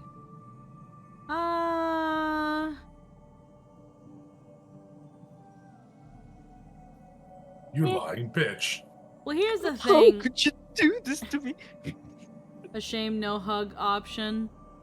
I mean, well, here's the thing. I guess I can kind of see why so many people got so attached to Firefly so immediately, but like, I didn't. Yeah. It was like, It yeah, she was goes really like- cute and she had a little sob story to go along with her, but that was it. Me, me, me, me, me, me, me, me, Like- me, me. Like, I'm sorry, a cute girl, a all-right sob story and a well-placed song that was so well-placed that now people associate it more with her than the actual dumb bitch that sang it. No. Like, that's the funny thing. It's like a lot of people consider, like, If I Can Stop One Heart From Breaking as Firefly's song. It's Robin's song. Like, I don't even have to know the rest of Robin's backstory to know that that song applies more to Robin. But, you know, it played during Firefly's scene, so it's Firefly's song now. Yeah, go off, I guess. Yeah, go off, I guess. By the way, I saw the. I think of it as Penacony's story anthem. That's a fair one. What are you saying, Applies to Abby? most of the characters in it. It really does. Hmm. Are you gonna say, Ada? I wanted to say that I saw the leaks with the ultimatum with Firefly, and some freaking genius put the Wings transformation song in the alt, and Ha. I also love yeah. the one song that is pretty much telling you the 2.1 story. Really? Oh, is it called White Knight? White Knight. Sam? Yeah. White they Knight also, is a fun one. They also had several lines of the Trailblazer being sad if you went back to the area. Ah. Where Neat. Firefly took you. I don't think I ever... I think I went back a couple times and didn't notice anything, but I don't know. Are I'm you alright? fine. Sorry, I hope I haven't scared you. I know you have many questions. Do you remember when we encountered death in that strange dreamscape? When I was caught by that meme, in that instant before it killed me? I saw the reflection of another dreamscape in its ghastly pupils. So, following the clues in the script, I came up with some theories about the meme. That's why I instructed Silverwolf to issue invitations. I looked into the meme. Apparently it came from something awful. Yeah. I intended to call upon death before I like how they referring it to the meme. to solve the riddle using I mean, more meme direct means a means. different thing. And then the internet took And it for then what it invite you is to now. join. But, you know. However, Usually contrary to memes my mean like wishes, an idea I or a couldn't defy the concept, I script. think, if I remember it right. Something like that. And I didn't get a chance to explain it to you. In Rimworld's It is how ideology you see DLC, for you building your I religion, was it's all referred to as impaled by the memes. bladed wings of death. So Damn. it's like that kind of thing. Pressure of concentrated memoria, miasma. But now when she's referring to meme, exploded in in my my head mind. just like all the memes. Oh yeah, no, memes mean Was something completely actually different now. No reality. one can stop it. It's great. But after the momentary numbness Evolution. subsided, Evolution's a I weird found thing. that my body was absolutely unscathed. I was still alive. And it was just as I thought. I had arrived at a place starkly different from this beautiful dream. Beneath the dreamscape of Penacony lies another, more chaotic, more primal memory zone. Its name? Land of the Exiles. There's actually 2 different dialogues for when you go there. One for when you don't know Firefly's true identity, and one for when you know. It's the idea of the thought. Not needing to actually talk about it. And so, then I returned to the hotel in the dreamscape, hoping to tell you of its existence. Yet I could not reveal my own identity. So, I could only divert your party's attention and lure you away from the battlefield. And after... all my attempts proved futile. It wasn't until not long ago when a crimson blade of light shattered the high wall of the dream, causing you all to fall far into the abyssal depths of the dreamscape, that I was able to awaken you and your companions one by one. And that's it. That is all that's happened so far. I know it's tough to believe all this without reservations. I just want to say, you are very close to the final answer. Just one more thing needs to be done. and then I can prove it to you. Now, let's leave this place. Please close your eyes. Take a deep breath. And visualize the dreamscape's outline in your heart. And remember, you must not open your eyes at all times. 3, 2, 1. Don't be afraid. The one who has come to greet us has arrived. After a piercing screech, a thick and ferocious surge of Memoria crashes into your chest, churning and ravaging. And consciousness becomes like scrapes of paper caught in a whirlpool, breaking apart, dissolving, and dispersing within the turbulent, muddy current. Innumerable voices resonated through the symphony of Memoria like roaring thunder, and among them, one echo stood out with exceptional clarity. You knew it came from the girl beside you, your hearts beating to the same rhythm, peaceful and even more peaceful. Until in that quiet darkness, memories ripple into existence. I never knew you could do this. Do you have a driver's license? I do. No. That is surprising. Something wrong with Blade driving Why? a car? Because this is Japella, the city of sins. No, it's nothing. I'm just thinking that you haven't slept in 20 system hours. Oh shit. Are you sure you're okay? I'm Bitch fine. numbers. Yeah. I'll survive. Nakime, Same goes hello for and you. welcome. How you doing? I do not trust a suicidal man behind the wheel. I mean, it's only when he's around, like, Don Hung and, like, Jing Liu, isn't it? I'd probably Nah. be suicidal if I was around those people.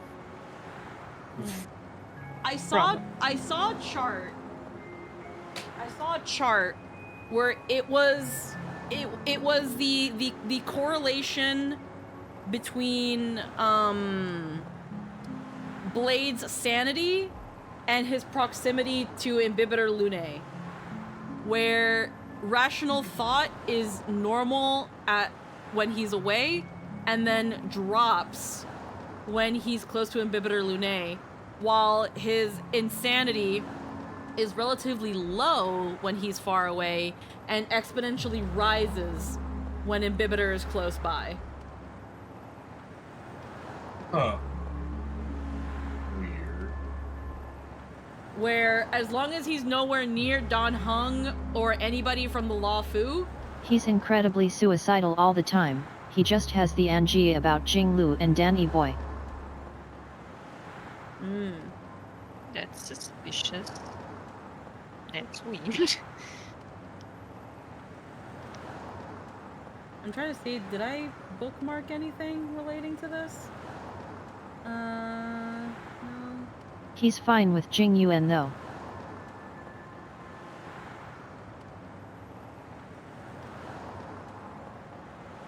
Just seeing if I can find anything.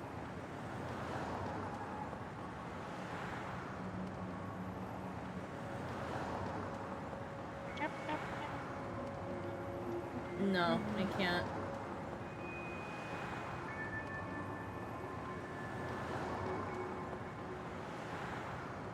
No, I didn't bookmark it, and I don't think it's in my likes either, so I'm not gonna worry about it.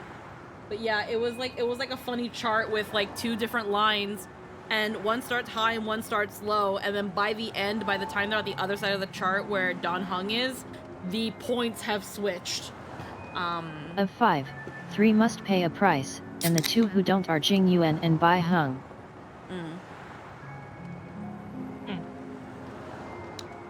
Let's see, they make it worse, but he needs Kafka to keep him in check. Everyone from his past or affiliated with the Abundance gets him crazy. All I'm saying is if a guy told me that he craves death, I would not trust him to drive me anywhere. Of 5 people, 3 must pay. Okay.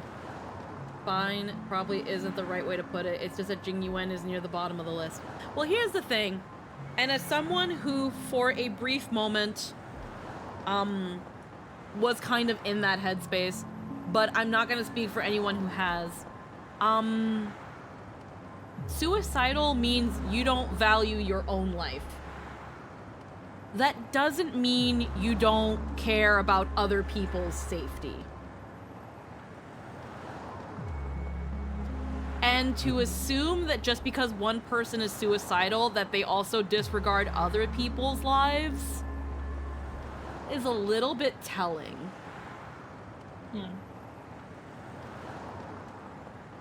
Of the person assuming this.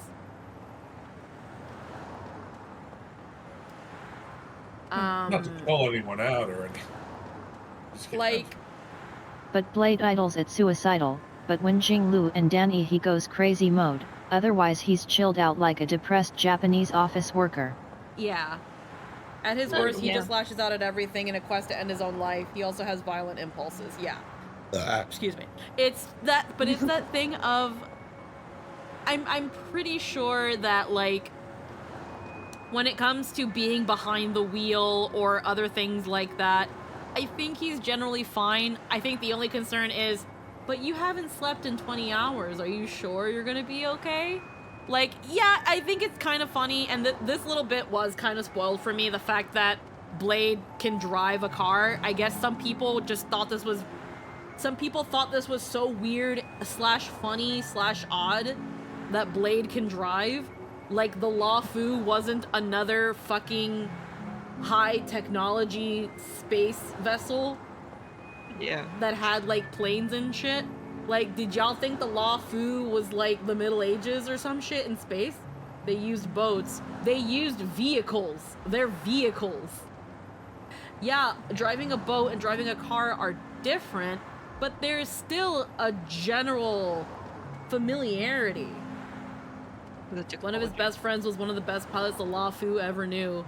Like, it doesn't mean just because they drive boats and like star skimmers and stuff doesn't mean he wouldn't understand the idea of like driving a car. Yeah, it's funny to think about like fucking Kafka or Silverwolf taking him to fucking driver's school and shit like that. There's a lot of little funny thoughts. Also, that you people can have. forget Blade is an artisan. Yeah, this is like, I'm not gonna shit on anybody He's about the this. legendary blacksmith. Like, I know people, I'm not gonna shit on anybody about certain things, but it really, it's a little bit telling if the only thing you see of a character is what they are at face value. Like, yes, Blade is kind of crazy, and he wants to die, and he goes insane when he's near two specific people, or anyone related to the abundance, and he has his fucking triggers and shit. But when he's away from those situations, he's just a dude. He's just a dude. He's got other... I didn't even know he was a blacksmith. I don't have his character. I don't have him. But I didn't know he was a blacksmith. That's something that's not really talked about when I see memes and stuff about Blade. I just see crazy, angry, suicidal boy. It's not a story the Jedi would tell you. Yeah, he made all the weapons of the High Cloud Quintet. Wait, Blade is just Gorthos. Both are legendary sword blacksmiths. Yeah, dude who has Mara surges from time to time. Yeah, like, and the reason for a lot of that shit is, yeah, because he's Mara struck. It's not really on his stuff. It's one of those things found looking into lore. But still, like, it's that sort of stuff. Like, I know right now there's, like... He's Mara struck and it's Danny Boy's fault. Like, when it comes to, like, Adventurin', some people see, like, silly gambler boy and stuff, but something that people only now, funny enough, are talking about, which I don't know if I mentioned it in a previous stream.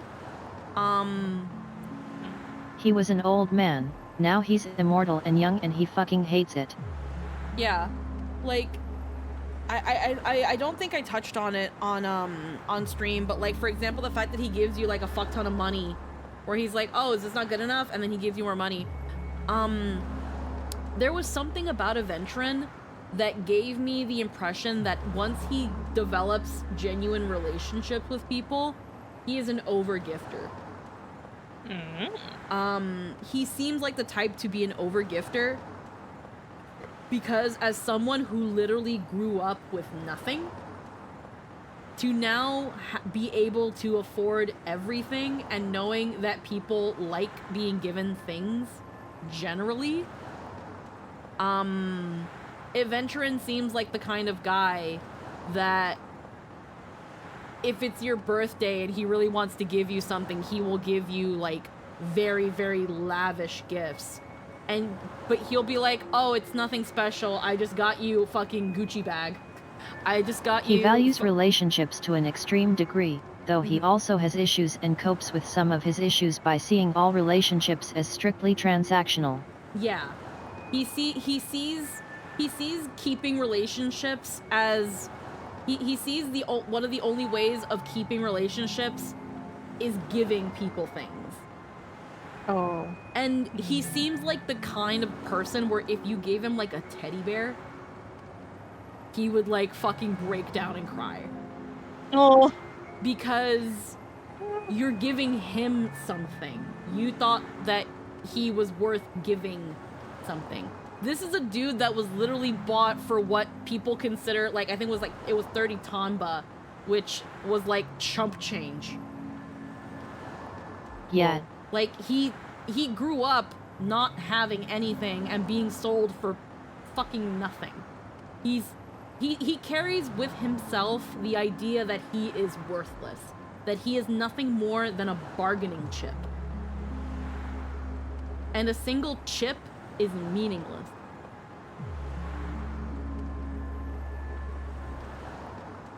And that's sad.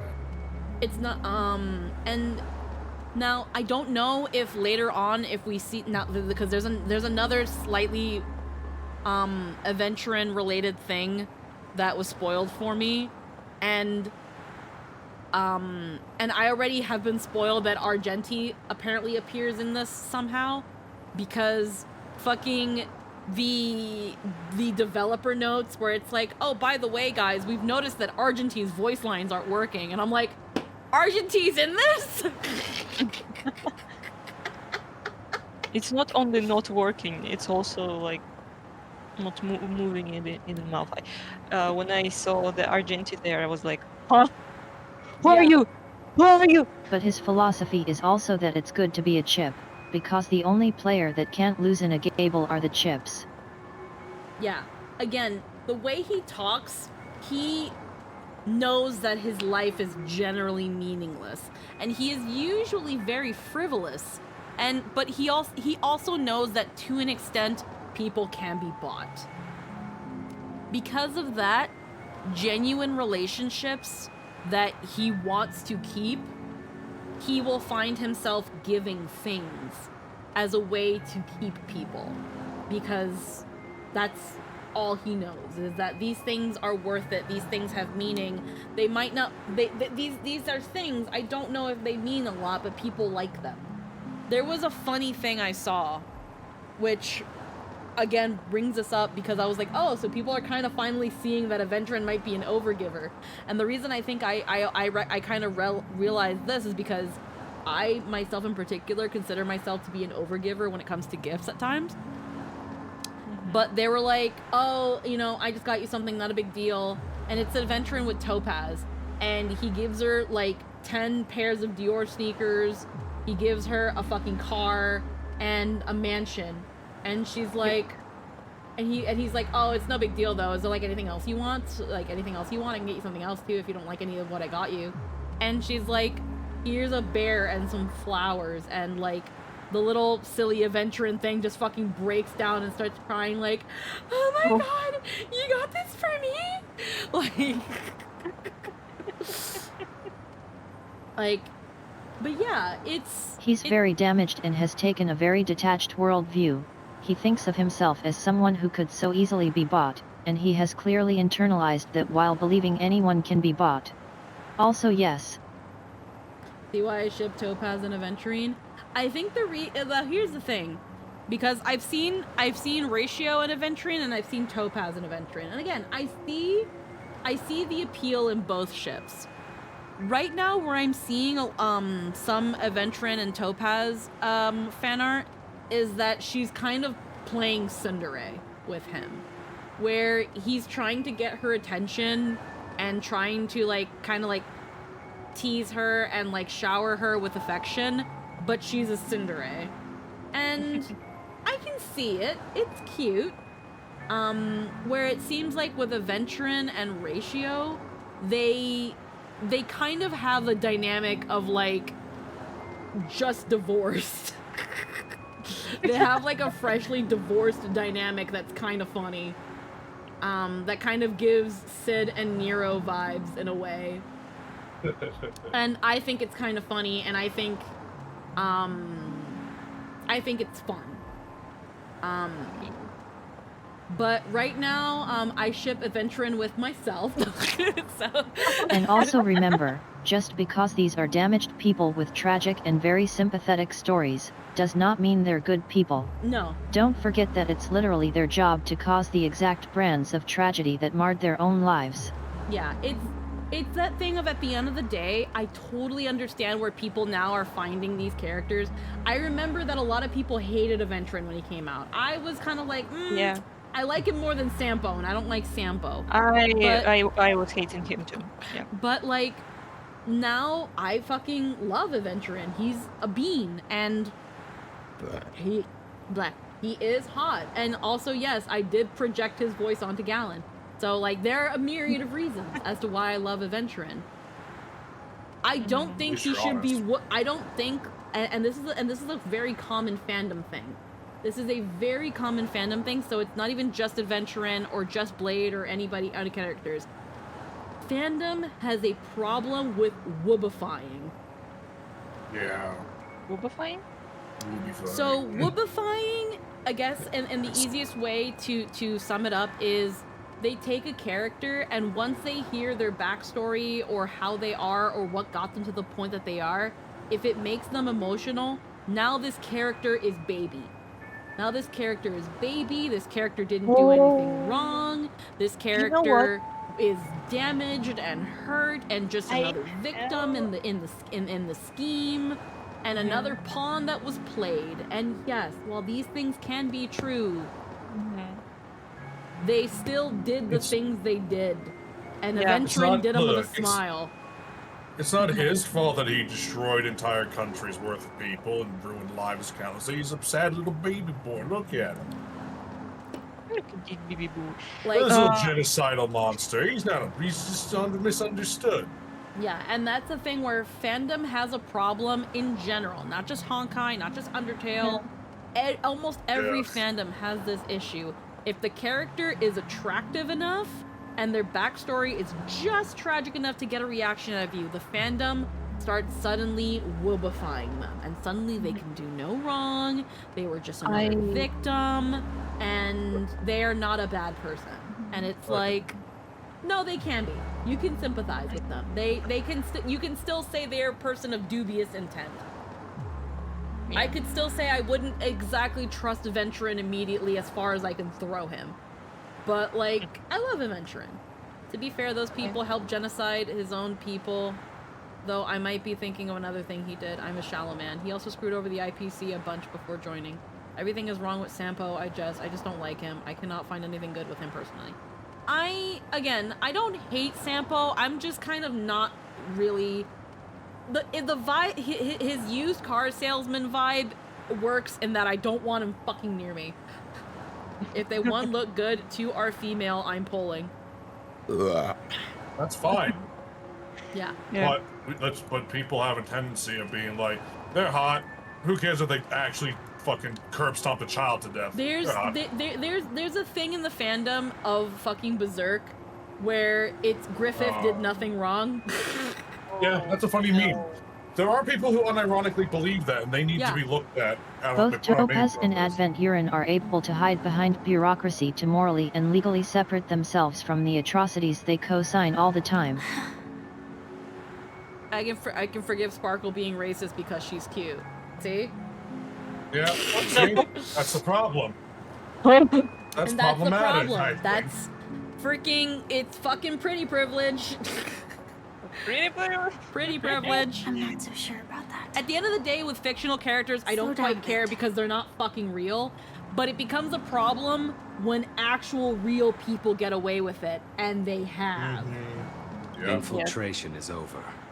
Feel free to activate Sam anytime you Also, like. Ted I Bundy, Still some he says time hi. before the next Yeah. part of the Yes. script Shit. unfolds. Let me stay a little longer in this body. I heard something with the Berserk thing because Griffith talked to God or something before he did what he did, which is concerning. But I do know No, it he's a wasn't. monster. It wasn't really. It wasn't really God. No. It wasn't actually God. A long silence ensued. Neither of them brought up any topic, seemingly accustomed to this silence. It wasn't until much later that a soft sigh once again broke the quiet in the Such a car. long tunnel. Didn't feel this long when I set off. In half a system hour, it will lead us to Kafka. And even if it was, And we then can comes disavow the Old downfall Testament of the God. Japella Brotherhood. Is that do that also already. part of the script? It's in your script too. Wait, I wanted Sorry. to tell. I didn't notice. I will tell later. Their destiny won't change just because of your selective ignorance. I told you before. It's a bad habit. What about you then? Is this the moment you finally find the death you've been looking for? As always, it's a blank slate. It's not on this planet. Why the sudden inquiry? Because I'm currently in a car with a sleep-deprived driver. I just want to get there in one piece. See, even Firefly's not worried about the fact that he's suicidal. She's like, I don't care that you're suicidal. I'm worried about the fact that you haven't slept. I already know Blade mains are thirsting over Blade in the suit. Oh, probably. Yeah. Like, yeah, like, she doesn't care that Blade is suicidal. She's worried that he hasn't slept. This car has full self-driving capabilities. I'll just put my hand on the steering wheel. Will that do? Hey, don't take everything so seriously. Elio would always say there's only one type of destiny. The inescapable type. He can see the future, and we, likewise, are aware of our predetermined end. But before that moment arrives, we can still choose what we do. We all have this right, don't we?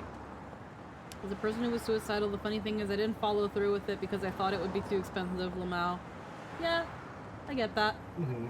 After today, Japella's name will disappear from cosmic history, and the Everflame Mansion will take its place.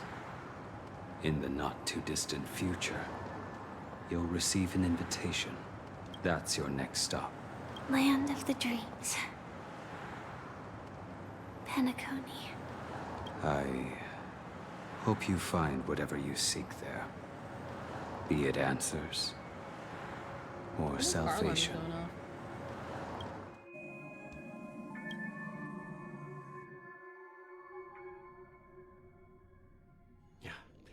Glad to see you're safe and sound. That voice just now. Yang, you're here too. Is this? Close your eyes. This is the answer. Isn't it incredible? The monster that we have always known as Death is actually the guardian of the land of the exiles. It abides by a certain rule. Abducting people from their dreams and bringing them here. The question that has been perplexing us, does death really exist in Dreamscape, appears to be a cognitive trap. It was laid by those orchestrating events from the shadows to cover up the truth behind the disappearances and the existence of this fortress known as Dreamflux Reef. 1 second.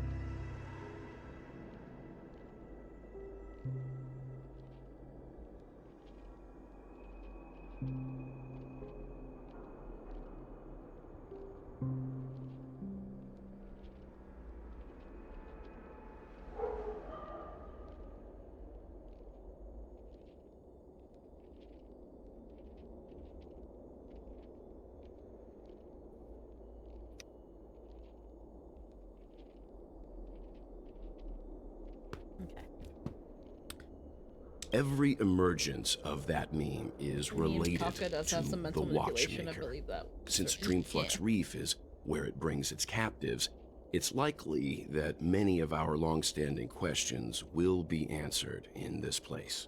The atmosphere here is starkly different from the beautiful dream. There are no regulators here like the family. And they all look like they're mildly dazed. But from the whispers of the residents, I've heard a familiar name. Gallagher. Oh. It's that man again. Always in the right place at the right time. Heck yeah. Though that does save us the trouble of looking for him. Himiko and March have already made a move. Get ready. We're about to set off. The real dreamscape. The land of the exiles. Before we go, should we speak to everyone first? No, I want sticker. Oh, diary vagrant. I want to pick up things and read them. Never. I heard a bird. Yank. In the nose. Gently grasp the bird and never let it go. Firmly grasp. Violently grasp.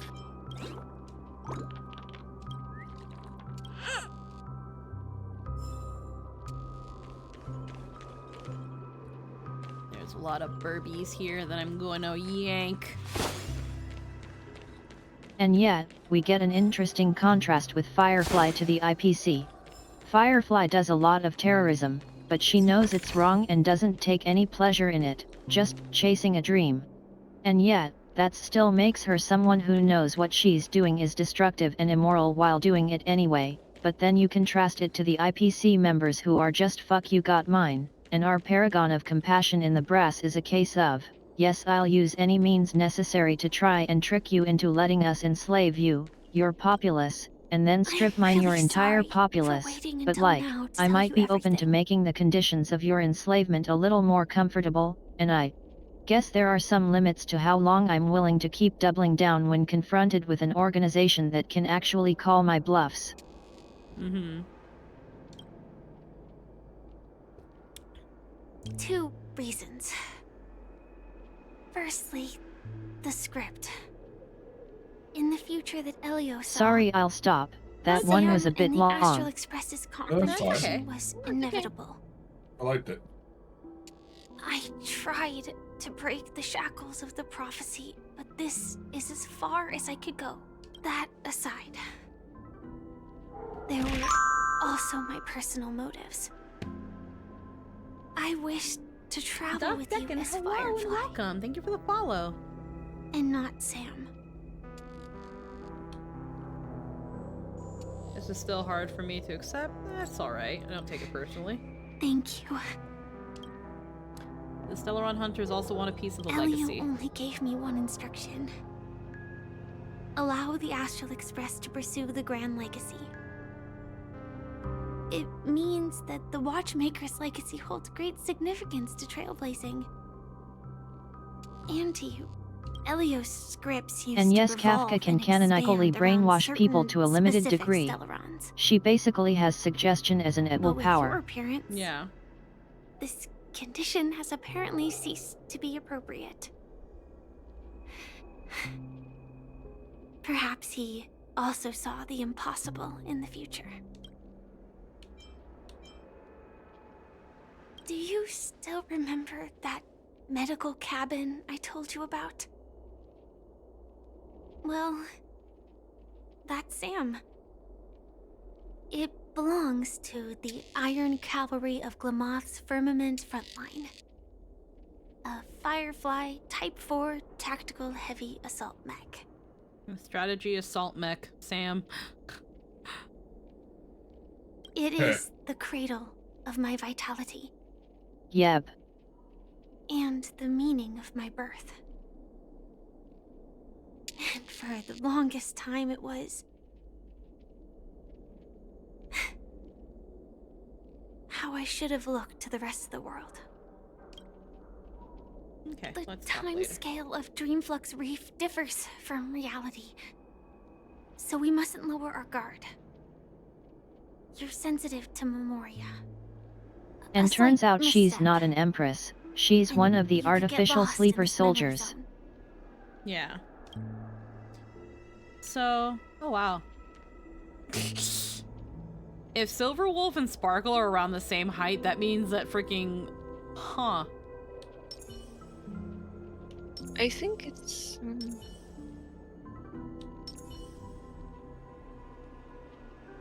She should be like the same as And yeah, Firefly is actually pretty tall. She's tall cute. as March 7, I think.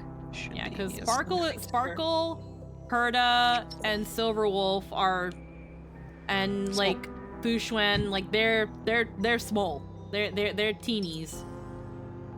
Yeah, but proportions and general look of the Firefly is basically March 7. Yeah, because Argenti is one of the tallest men in the game. Like he and Welt are one of the tallest ones. I think And it's Firefly is... There we go. Okay. Yeah.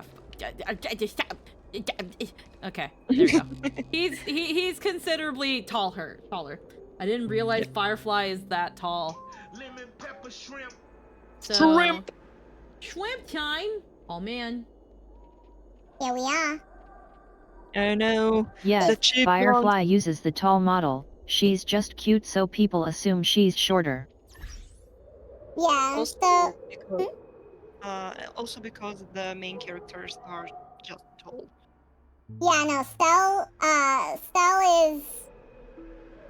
is tall. Yeah. Stell is the tallest girl in the game. Yeah. Oh wait, I'll get these later. So yeah, no, Firefly is relatively pretty tall. Now that I'm actually, again, now I already liked Firefly's motif. She is really fucking cute. I like that she, oh my god, she has like a little glowy bell. You can look under her skirt too. Look at her panties. Panties.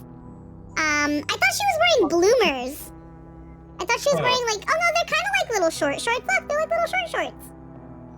Okay, they're not panties, they're short shorts. Anywho, her little freaking ball thing, her little light ball thing. That's cute. Why is it there? Why not? Firefly. I know. I know, that's just the easy answer, Lynn. I know it's because of a firefly. Hear me out, Squeaky, in a variant of Firefly's outfit. Yeah. Yeah, no, she's got a really cute outfit, and they really do go through the whole actual, like, Firefly motif, where, like, the little bug. She's really, really cute. I'm not sure if I want to pull for her.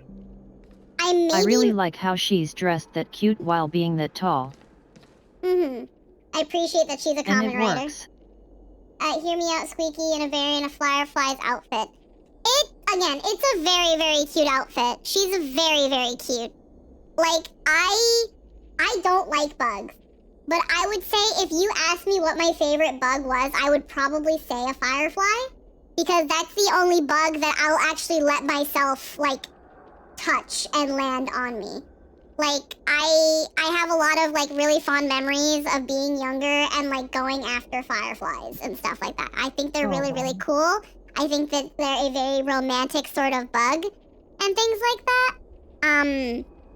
And I love that throughout her design, you see, like, little, like, firefly motifs. Like, she's got the wings.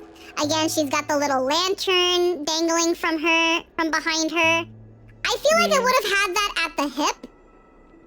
Like, I don't think it has to be on her butt, because when I want to see it, I don't want to look at her panties. I'm gonna be real with you. I joked about it, but I don't really like looking under characters' fucking skirts. I think it's more visible when you play as her. But yet it's also fun that we think of her as small because we usually only see her standing next to Stell, the tallest girl in the game. Yeah.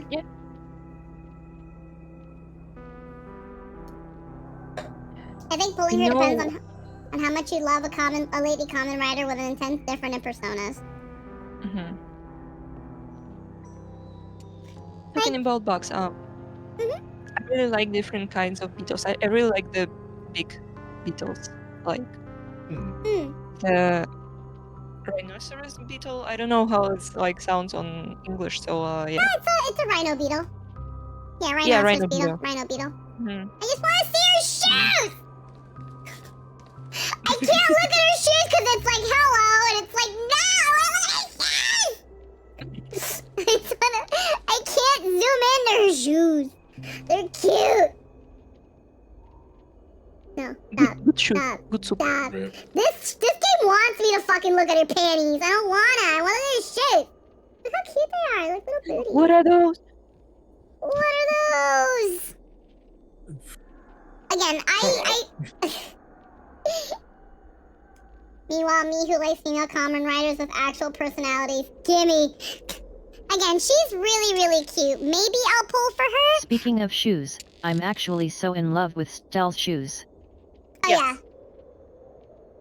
Like, I would love. I think I would look good in Firefly's outfit. I wouldn't change the color. I wouldn't change the color. I think, Of course you would look good.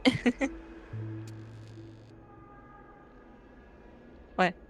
oh no, just seeing, Oh, just seeing the thing. But yeah, he, what was I saying? The outfit. Yeah, the outfit. I think with the color and the motifs, it already gives that romantic vibe, that really sweet vibe that comes with Fireflies. I feel like if you change the color, like if you take it off that tealish blue, because it's supposed to kind of, like, it's supposed to contrast with the yellow, it's supposed to work with the orange. Excuse me, it's supposed to kind of work like light on a night sky sort of thing. So to change the color kind of loses the meaning and loses that nice contrast. So I wouldn't change the color or anything to make it like adjacent to whatever character I'm putting it in on. 1 second. If there's another message. Posted cosplay booties in the stream chat. Yeah.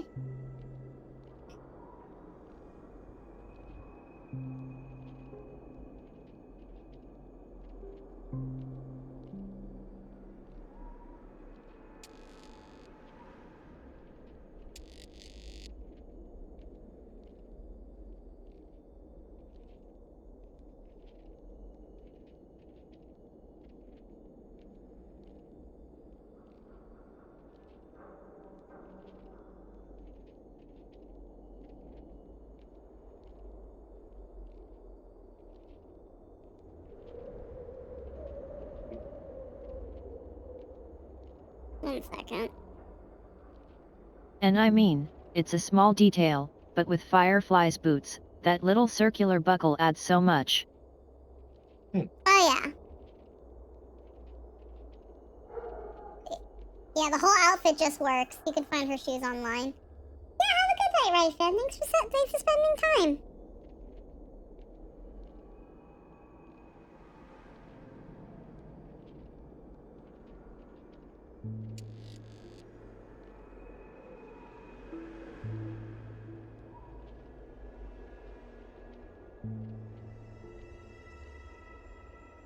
Hold on. No worries. BRB food while you handle your not daughter, I guess. I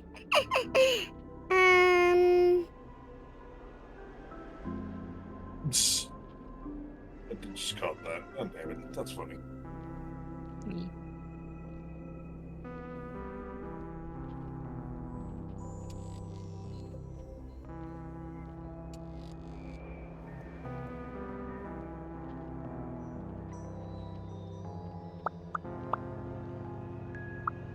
Oh my god.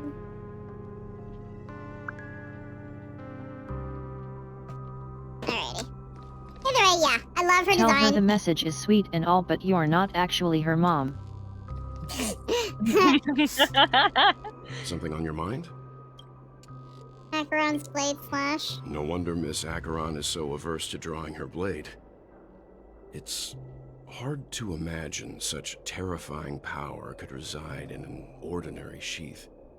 If it weren't for the fact that Aventurine's power originated from the preservation, the entire dreamscape would have been affected. Don't feel burdened by this.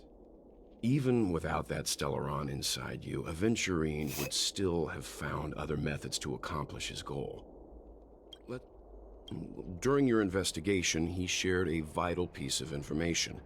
Mikhail, the former watchmaker who collaborated with the family to construct the Penacony we're familiar with today, had a falling out with the family for specific reasons. But this is precisely where the problem lies. You were clearly investigating a murder, so then why, as a security officer, is he changing the subject to talk about his past with the watchmaker? And now, with Firefly mentioning his name again, it's hard not to be suspicious. Regarding Firefly and Before we crew. found you, she'd already revealed her Stellaron Hunter identity and shared a lot of information. Who would have thought that the Molten Knight's true identity was actually a young girl? For her, this is a secret that she cannot allow others to know. That being the case, I think we can believe she's willing to cooperate. But she didn't reveal all her secrets. I just can't shake the feeling that her situation is different from that of the typical dreamer. And I hope that doesn't lead to any dangerous predicaments. I hope you've regained a little composure. Alrighty. This looks like something that a bird would be in. A birdie. You'll learn eventually.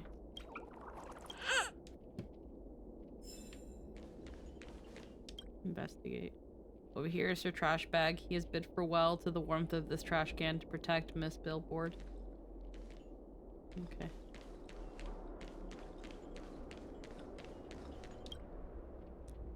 A Wubawoo, a dragon.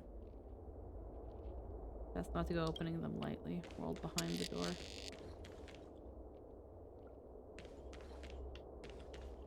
Advance down the narrow alley. Muddled vagrant.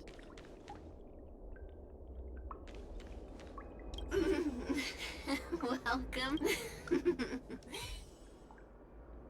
Oh! Oh, shrimp time ended. 1 sec. There we go. Time for a poll. I guess I'll throw it at Miss Topaz. I will most likely not first try her like I did Jingyu. No, that's the thing. How many Star Rail, how many plane passes do I have? 10? I can do a 10 poll. I'll think about it.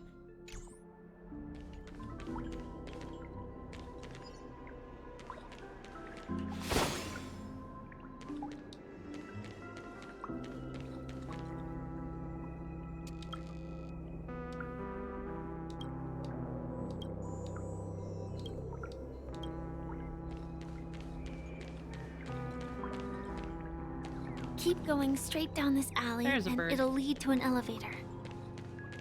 It'll take us to the center of the land of the exiles.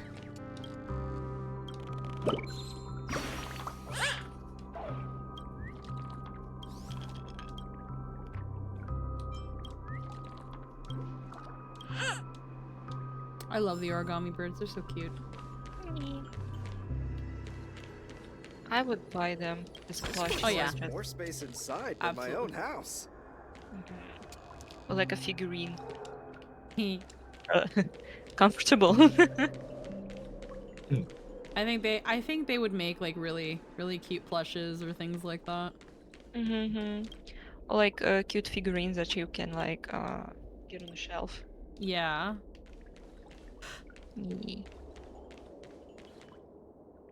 Let's see.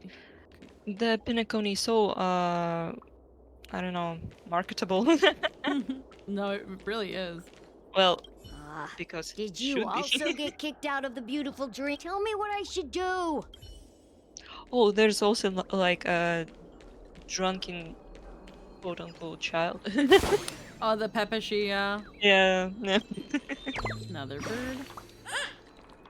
You're so good at finding birds. I want to say that I am, but like all the other places where you can find birds, I'm still missing several of them. Dang. So like, what happened if you find all of them? You get certain things for finding all of them. Like in this case, I haven't found the bird that obviously has all the birds, but like, Clock Studios theme park. Okay, so we're not here yet. Dewlight Pavilion, like right in the second floor. Like there's a bird here, so like you get the little clocky bucks and you get some stellar jade for finding all of these birds. In the Reverie, I think there's also a bird. There's also birds. Bird. Child's Dream, here's a bird. So I have to find 3 more of these birds, which they're red birds, and you get jade and clocky bucks. Oh, okay. Yes, you get jade and clocky bucks for looking, and you have to, when you're walking around, if you hear at any point any sort of tweeting, that's when you know you're close to a bird. So Verdant Manager, oop. There's this bird. So I have only found 4 of these 10 birds. And then Golden Hour, there's also some birds here. So this one you get a light cone. If you find all 20 birds, and I've only found half of them. You can also just pay the boss bird to give you a hint. Yeah. If you use the these like coins, these like those like coins that you can use in like several special places in Penacony, they'll give you a hint of where to find some of the birds. But I don't really think that's worth it, because you just need to like walk around and just kind of really keep an ear open, and you will find them. Okay. Clock and 2 tall towers. By the way, I recently bought like super. I was shopping. Yeah. Yeah, and I bought a really cute skirt, like a jeans, like a gray jean skirt, a really long one. Yeah. I purchased a lot of like it's like an Amazon. Then you like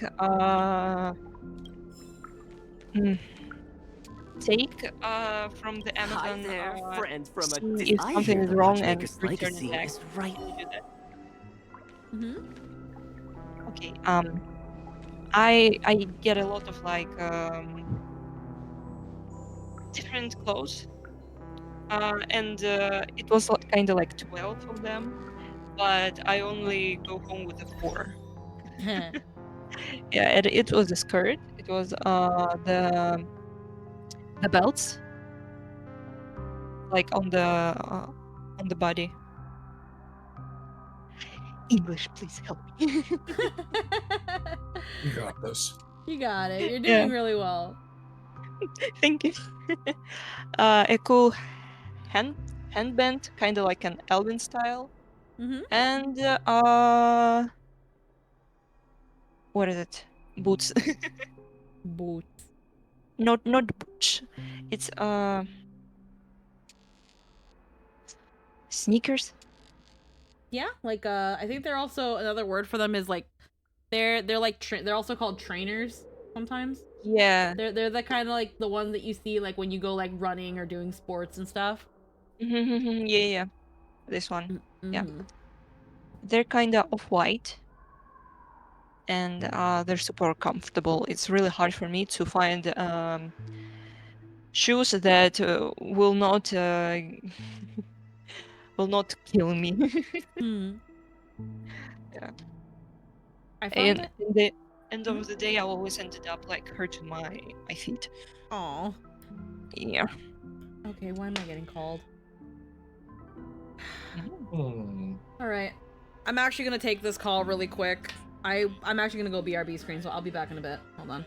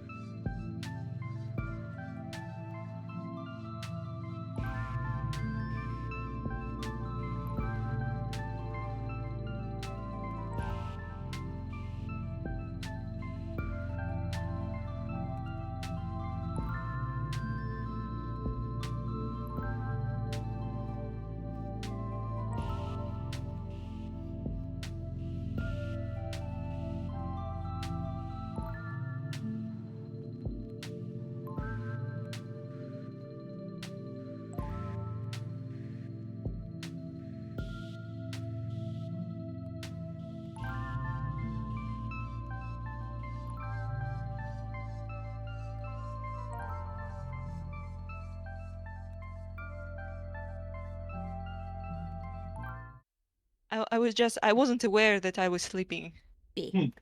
I'm like, oh, I'm awake. No, I'm not. I am back. That took a little longer than I would have Haha. thought, but not as long as it could have. We are back. So it turns out that by AM, funny enough, actually butt dialed me. Now this I actually do believe her with, because the phone that she currently has was one of my old phones that I gave her, but it's apparently been acting up, and I've seen it act up where like the tap is weird, and she was in the process of texting me back where it accidentally called me. So no problem there, but I was just like, okay, so you messaged me so and so, is everything okay? And then she filled me in on a couple things, and I was like, okay, well, I'm gonna let you go. Just wanted to make sure you're okay. Maybe I'll call you later, or maybe I'll call you tomorrow, but right now, just if you're okay, you're about to go home, just chill out, blah blah blah. So she's fine. But yeah, now we're back. Yeah, click on game. Alrighty. Oh, there's something here. Stowaway investigative report. I have to make time to like actually read all these things. Maybe I'll do a stream where I'm literally just reading shit. If I quit drinking, will she come back? What the fuck? I love how the Pepeshi are just fucking Lalafels with pom-poms. I love how it's just child models with little palms on their heads. Yeah. They're just Moogles, but Lalafell. Yeah. Also, real. Oh, there's a bird. What a huge clocky. Looks like the watchmaker also left his mark on Dreamflux Reef. Oh.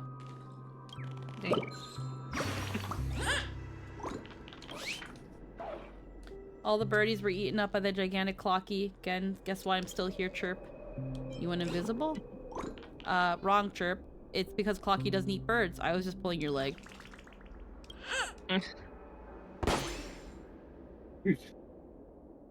Like, what an interesting little shit.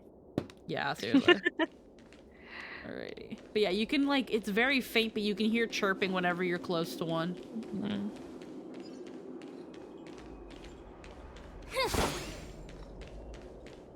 Up. Clocky and the Captain Revolver, Part 1. Investigate. The giant Clocky here is the street's proud landmark. Children from other neighborhoods all look upon it with great envy. The citizens seeing cleaning and maintaining the statue as a part of their lives. The giant Clocky must see this as part of its life too. There's something really unsettling about how the eyes are moving. Beautiful dreams are always sure to fade away under the corrosion of nightmares. You just noticed it? Mm-hmm. But Clocky's smile is eternal.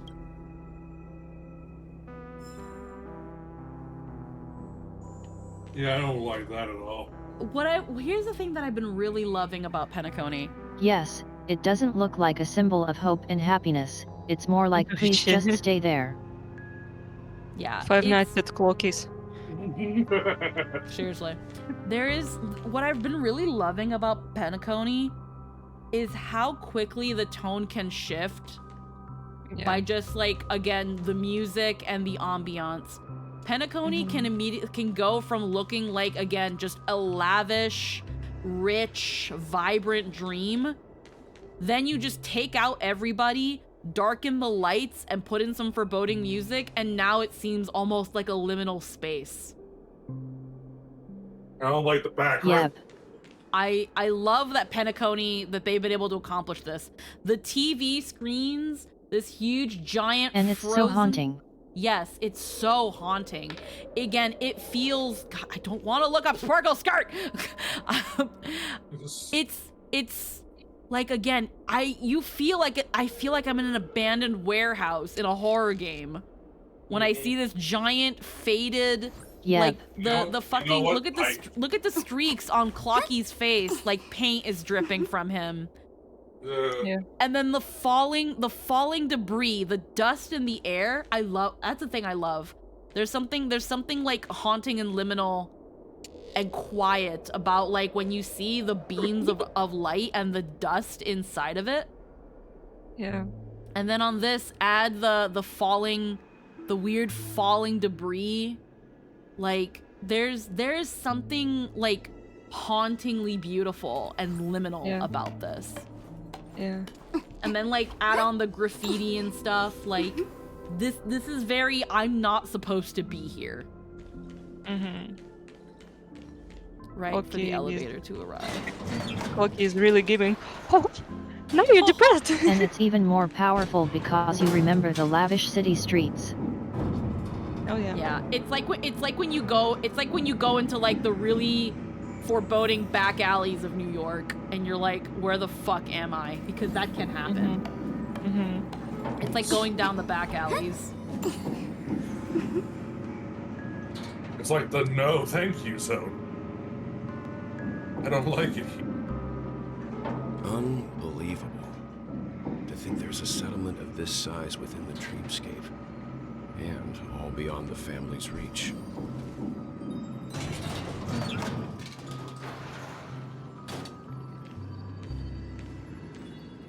Okay. The atmosphere in this fortress is It gives you such a powerful sense of a seedy underbelly you're not supposed to see. Yeah. When I first saw it, I was in awe too. The sky here, it's like a reflection of the 12 dreamscapes. What's even more bizarre is that this place is also separated These are into the shadows trade all and those vibrant residential lights are areas. meant to hide. Yeah. The layout may be simple, but the facilities are very comprehensive. It seems that there are quite a number of people living here. Though both dreamscapes have distinct styles, the architectural designs are quite similar. Works of the same hand, perhaps. Hard not to speculate on the connection. But there's no point in overthinking things. Let's meet up with Himiko and the Take a right turn at the end of this road and you'll reach the trade district.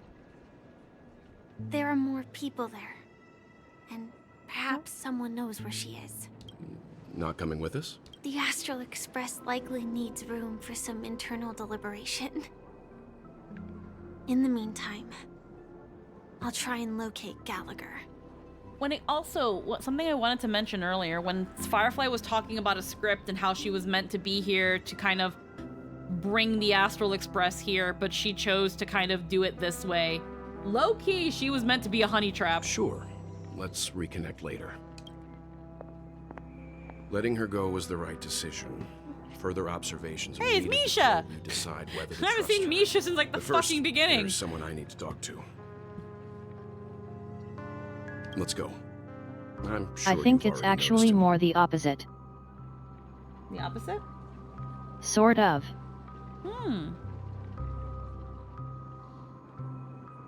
He's right over there. Yeah, I saw Misha. The If I Reverie understand Hotel's right, bellboy. so to clarify, How did he end up here? And right after Miss Acheron severed the beautiful dream. do you mean the You better Stellaran check, hunters just to be wanted to sure. use her as a honey trap? Yeah.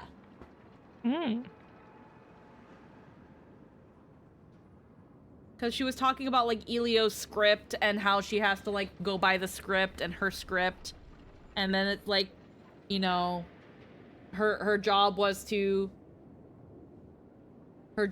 still like lead the Astral Express into some sort of like what's going on here. I can't remember the exact thing she said, but she was essentially, her job was to lead the Astral Express further into the thing with Penacony where it's like, oh, we I have actually to go. think that wasn't their idea, and she's the one who decided to try and change things by forming a relationship as Firefly instead of confronting us as Sam. Yeah.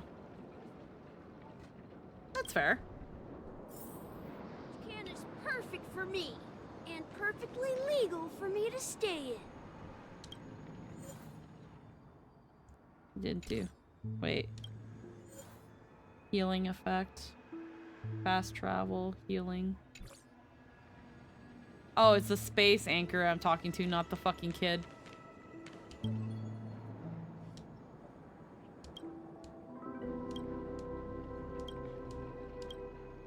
Okay. Alright, Misha's right there, so that's plot. So let me look around, because there might be birds. So she did basically set herself up as a honey trap of sorts. but I think it was her improvised idea instead of what the actual plan was.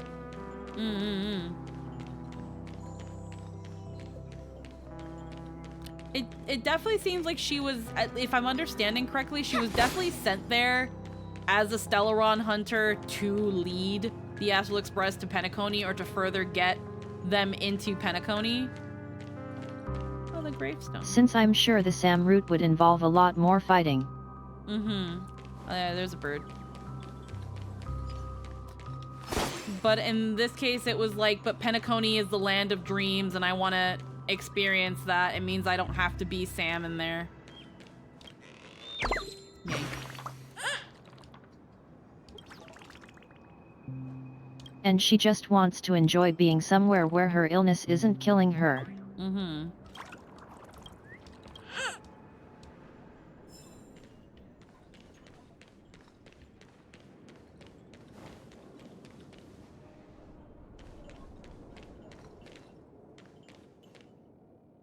Oh. This one's more faded. You can't investigate these.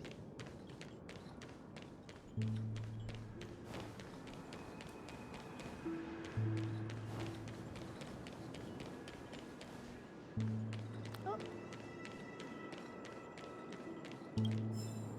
Penacony flight guide. Chest. Sticker? What did I collect? Lost diary. Fluent stuff.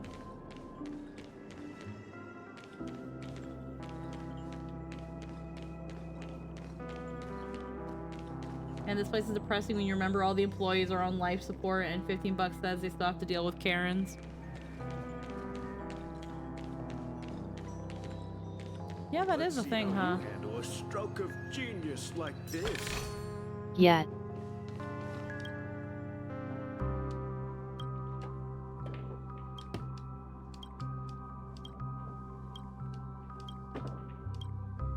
Debate clockwork. This right here's what being a cowgirl's all about.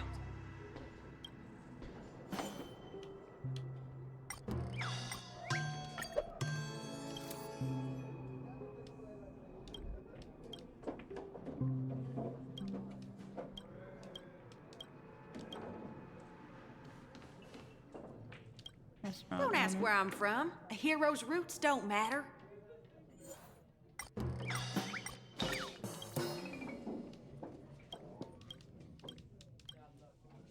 I just know that doing some things help get you. This right here's...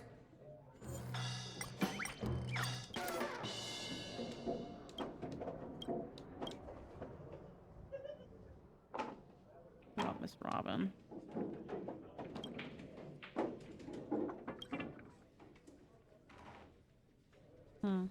This right here's what being a cowgirl's all about.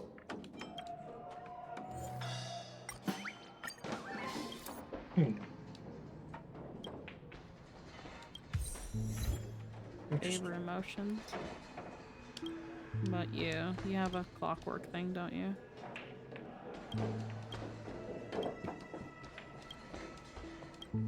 Activate clockwork.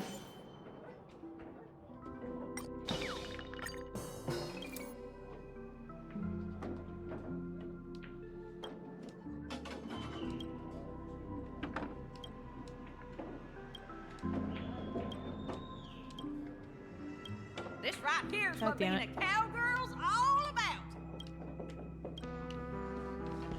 I just want to Hey talk there, to Jesse. welcome. What can I get for you to eat?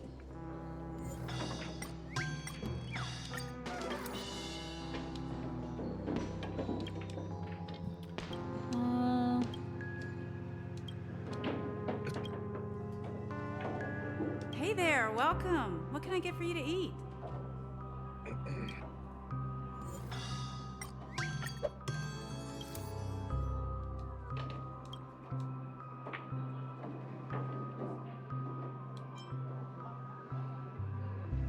Cake rolls. This place has got both bread and store.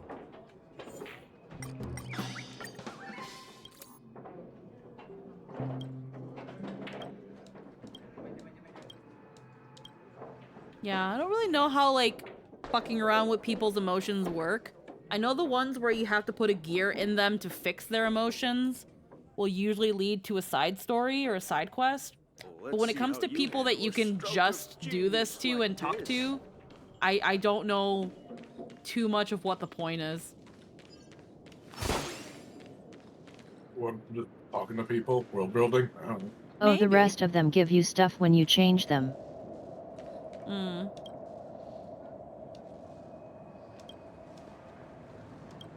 Manhole cover of preservation. Nancy.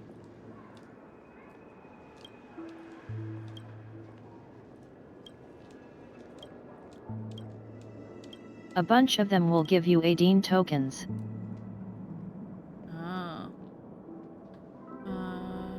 Like to see products. Or food. Yeah. Okay. Boundless satisfaction. Way of the wolf.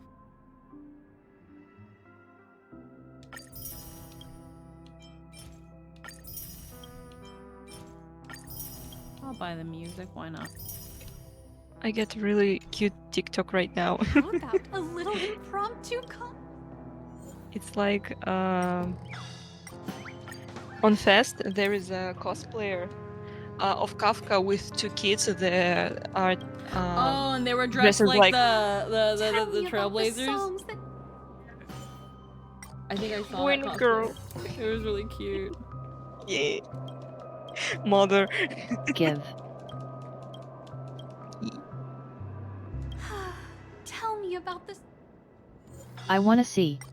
I will send you right now.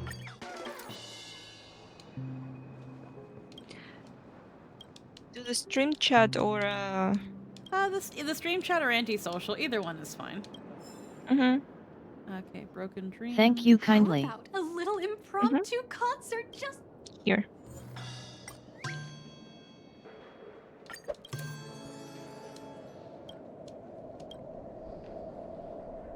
Yeah.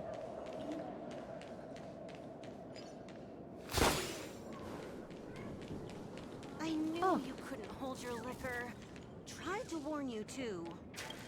Lucky puzzle.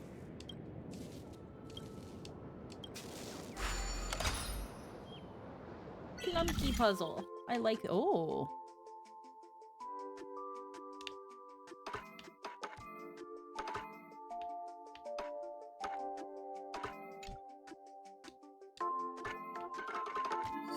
Aha.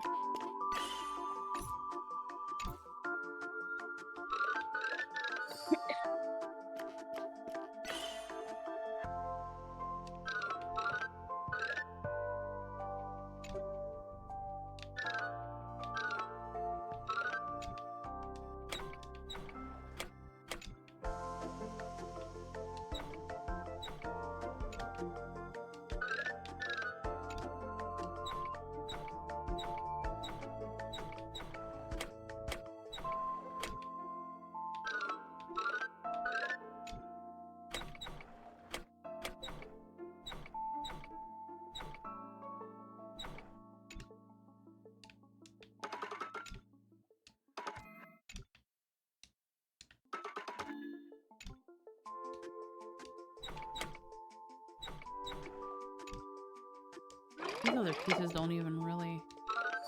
Oh, there it is. Okay, and now we've got one more. Alrighty.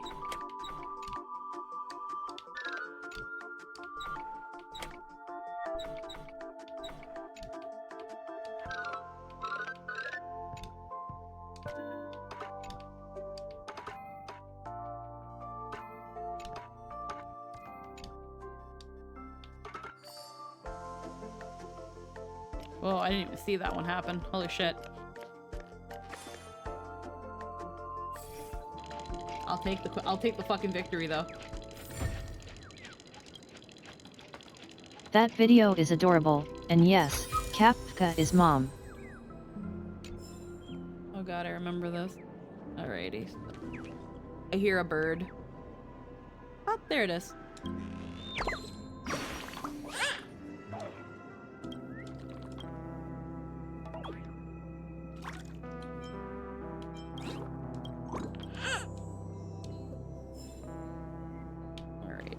fact that these birds have been relatively easy to find tells me that there's gonna be a bunch of them.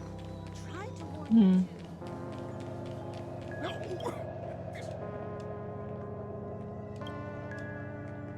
The manhole cover of nihility.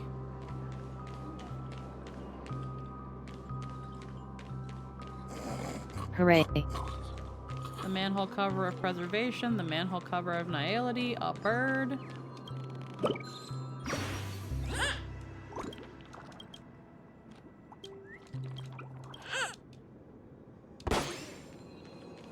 There's a chest here.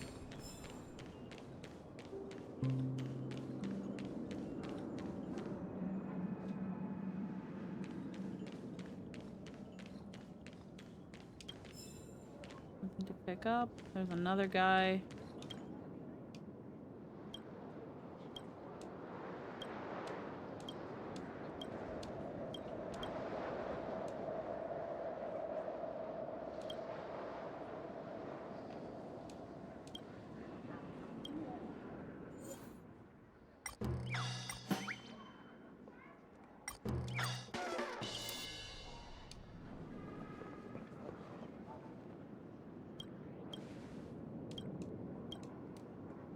Why won't anyone believe me?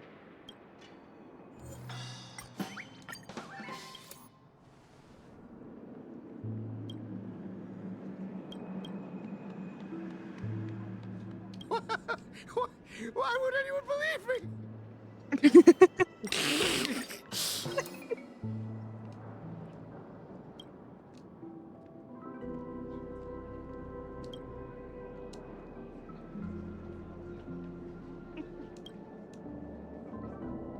Okay.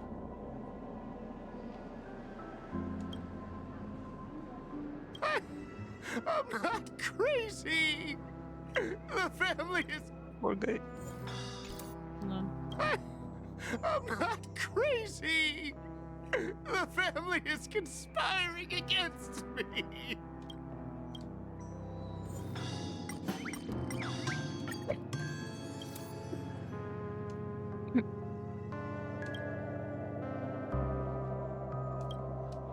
Hmm.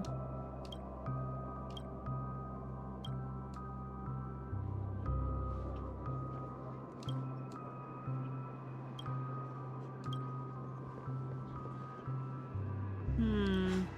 Why won't anyone believe me?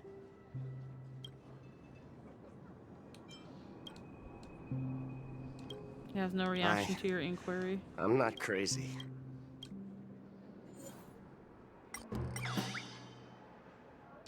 Okay. I mean, happy? Why would anyone believe me? Alrighty. So it's not. Was it sad?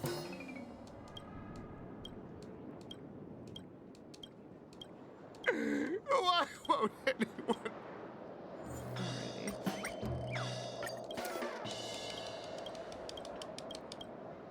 Why won't What are you anyone looking believe for? me? I'm trying to see because it's like you can.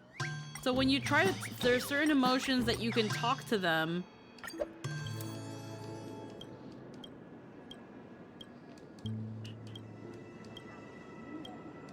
eyes are filled with fear. Why won't anyone believe? Yeah, this is the only time you can see try to speak with him. And then yeah, I guess it doesn't go anywhere. I guess that's what you're supposed to do. You're supposed to keep fucking with their emotions until you find the option to be able to actually talk to them. I see a bird. Mm-hmm.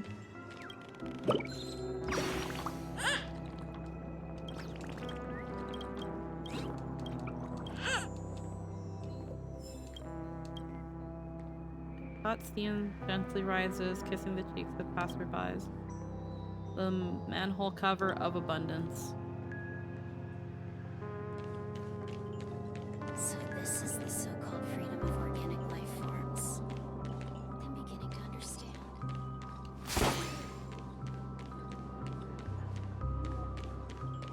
Up. Death of the Crow. So many readables.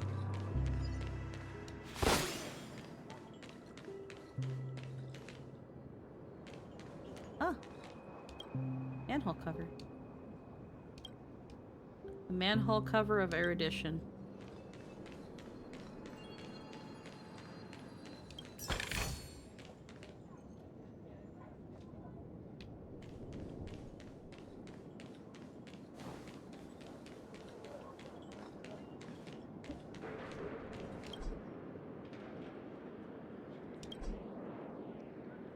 Their job for the okay. The steaming manhole cover of harmony. Oh, there's the bird. Bam.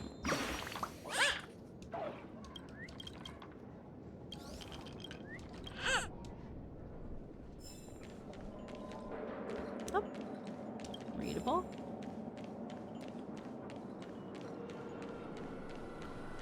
Oh, he's a shop merchant too. Who are you?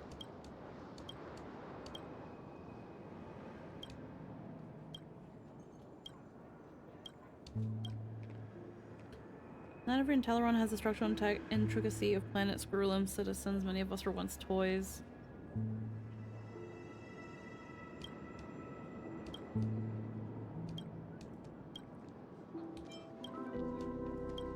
Okay, what do you sell? Scare box, unsolvable cube, delusion box, hollow bird toy. Increases all allies' speed by 20% in the next battle. At the start of every turn, allies lose HP equal to 20% of their current HP, lasting for 5 turns.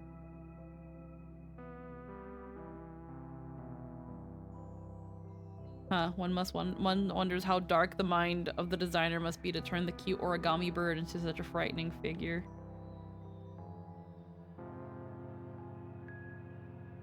Mom, this thing you gave me is definitely not an origami bird. It looks too scary. True, but it's much cheaper than the ones sold by Clock Studios. Hollow bird. Sure is. Delusional blocks.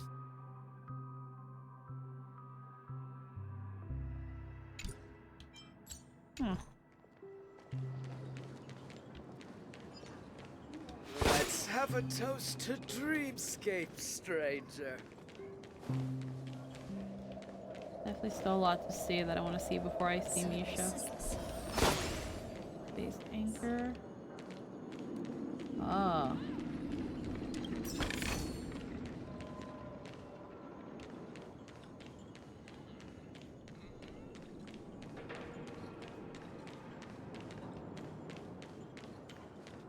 Okay, that's the mad one.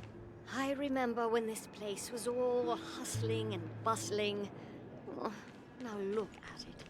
Nothing is spared from the decay of time. Alright, I think that everything so far, because I've definitely been down this alley. Are all these people going down this alley?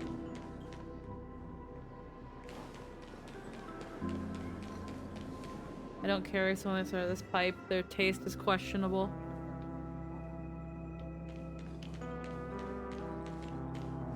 Oh, that was weird.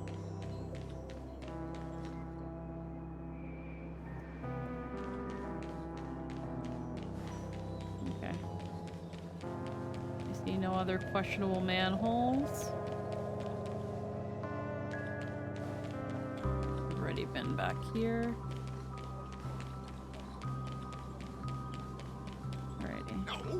At this rate, the family will be done for. Yes, I think that's everything on that side. I knew you couldn't hold your liquor. Tried to warn you too.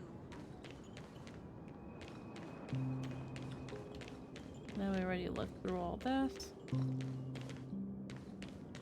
Ooh, absorb emotion.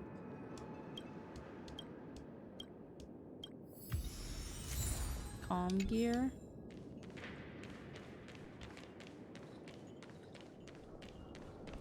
Okay. Right. Oh! Bird! Look at that, I missed this one.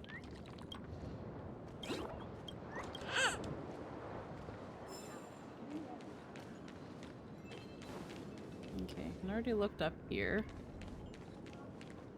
Oh, there's the bird manager. Hmm.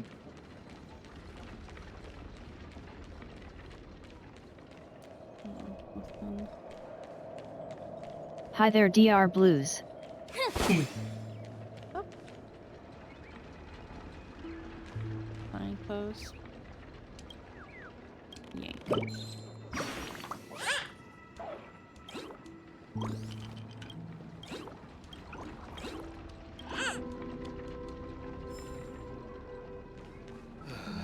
I'm just a wallflower.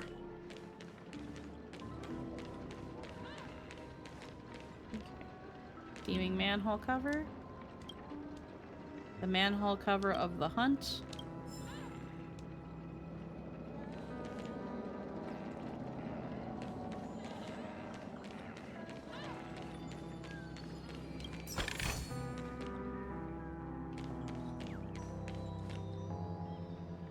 Moria black hole.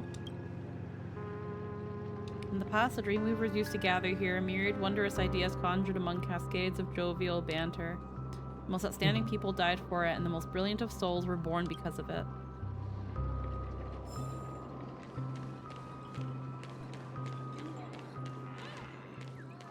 Oh.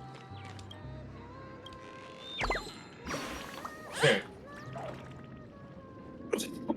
A riddle of mine. Why can notes and clocks become friends, but birds can't fall in love with a cat? You're taking great risk. How would an ordinary person like you understand the love of birds? Oh, cat, cat, wherefore art thou a cat? It'd be much better if you were an origami bird.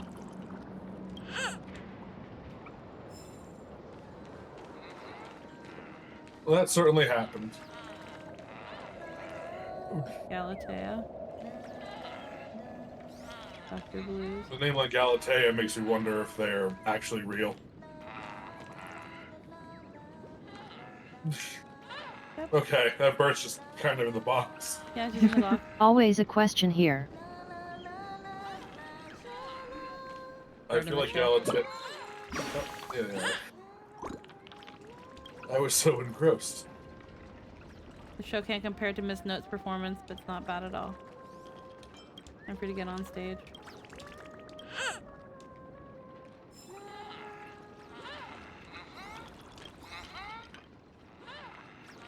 How many more fucking birds are there? Probably a bit. Everything seems to be quietly falling into place as if ordered by fate. You pass by here, you linger for a while, and lose yourself in the luminescent moonlight. In the luminescent moonlit ocean that songs have transformed into. In a daze you feel all your troubles melt away. Your soul's breath undulates with each hum of the song under this cold artificial light. You almost fall asleep. Inside the dreamer's dream, you spy a towering dome in the twilight, a zephyr fluttering through the great wilderness, the vastness of the night sky as it spans the wastelands. The song finishes, and the melody rings out again after a brief interlude, just like the never-ending string of interconnected dreams. Oh. Diabetic Farina, hello, how's it going? I'm far too curious about those blocks you get for doing those clocks. That poor man messing with his emotions so much. Did I accidentally break me? Oh, hold on. Actually, funny enough, let me get my tail pink again. And, we did, yeah, so V-Bridger's a little bit funky right now. Yeah, so V-Bridger kind of broke a little bit. Nothing we can't just, do this.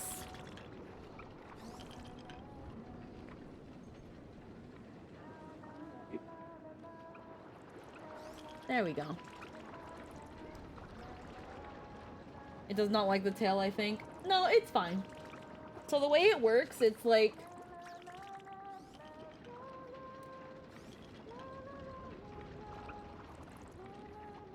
It just wags when I smile. I think it's really cute.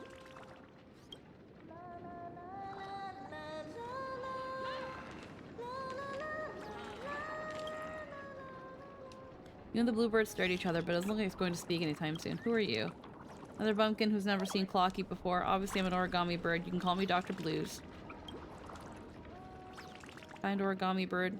I should be playing the kind origami bird in this chapter, and you're the kind-hearted guest who helps me find my companions. But playing a bird is tiring, so I'm refusing this role. I'm busy enough fixing up Rooseville. Anyway, I'll give you your just rewards as long as you get enough birds back. Huh? Looks like you already found half of the birds. There's a gift from the origami birds. Take it and blah blah. Okay. Give me clocky credits. Okay. I'll probably go and have some sleep. Yeah. You guys having a good time? Yeah, you have a wonderful night. Thanks for being If you here. must. Hey. Sleep well. Thank you. Bye-bye. Bye. Hey. Let's see. How many birds? 20 birds. Alrighty. So I need to find 6 more birds.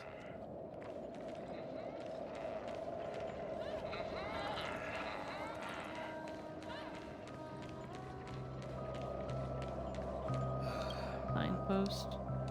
No, I'm not trying to suck your toes, but hey, pretty girl, I'm sucking toes. The way you do the things you do reminds me of me sucking your toes. That's why I'm all up in your toes.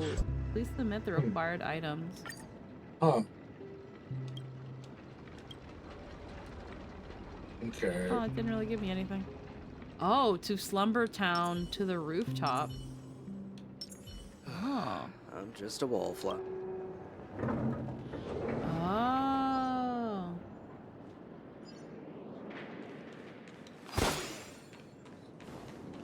Hey, bird. Pull roughly. Verb. Pull with all your strength.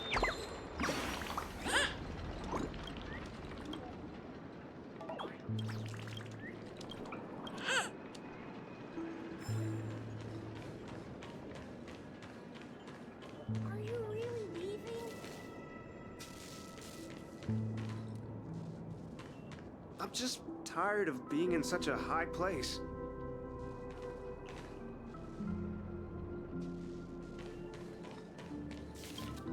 Clocky. This is another thing I like about Star Rail is that for a game that is not an open world, it really gives you a lot to explore that I really enjoy. Yes. Like, there's just so much to look at that my squirrel brain is just so overwhelmed. Ah, fuck. I didn't want to leave. Place. We need more Foxians in this game.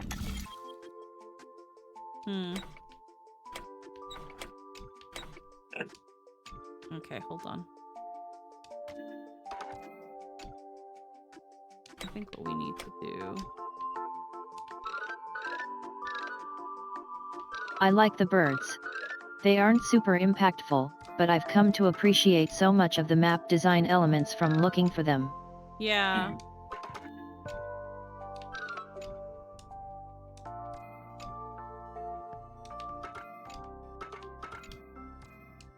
Is the mirror in the way? Yeah. Kind of. I'm just trying to see how I can get... Stopping to actually look at things I normally would just pass over thoughtlessly. Yeah. I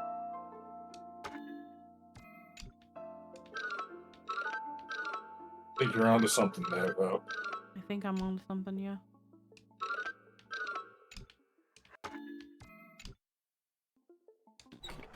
Now, I need to get Clocky... Okay, across. Oh, I think I know.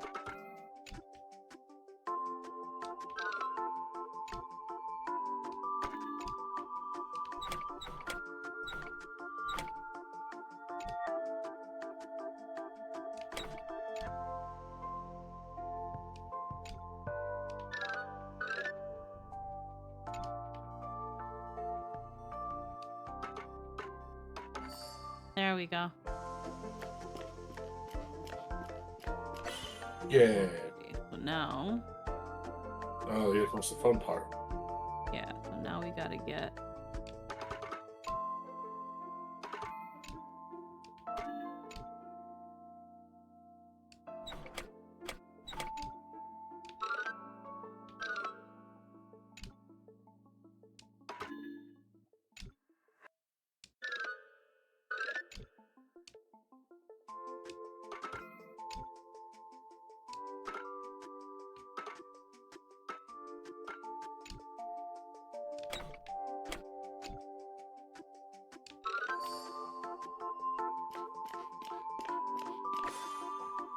Yeah. Yeah. Giving us a DVZ, a Android 16 vibes there, Lynn, not a robot joke. Lol.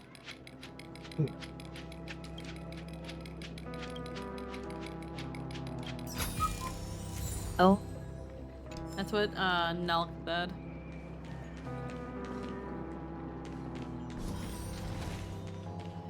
Thing.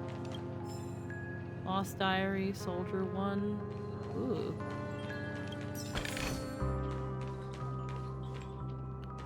Again, it's so weird too when you go into the nooks and crannies and you find like this, for example. They didn't have to put like actual people here like having a conversation or like with like voice lines or anything like that. Like they didn't have to do that. But like it kind of gives just the feeling that you're in like some like boony ghetto.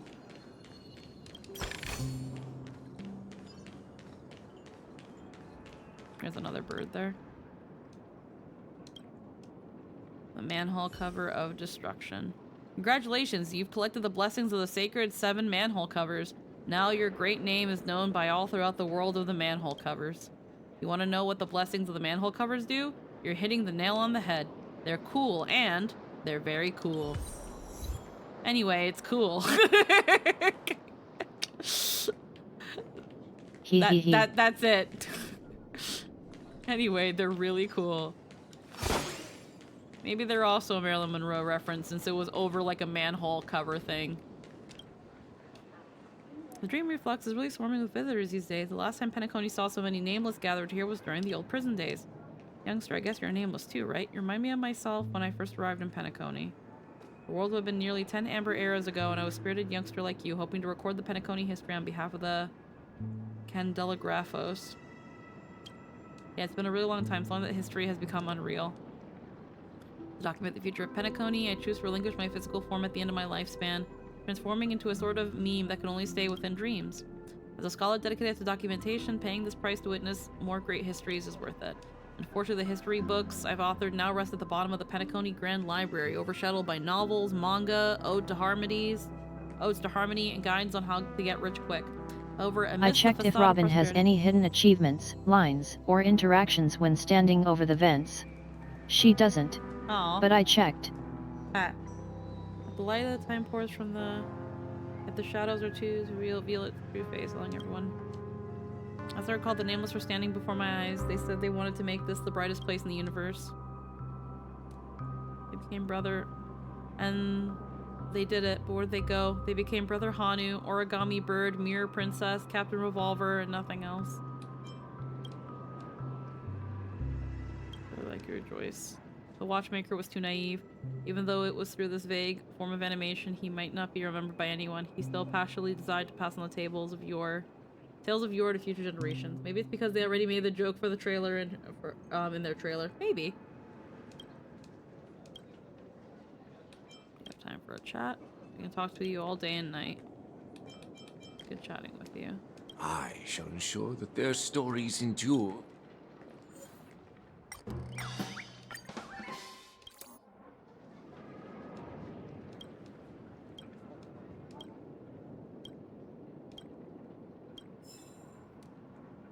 Rewards. Yeah, I think it's just once you get the reward, that's pretty much it. But I have no idea. There's a bird here.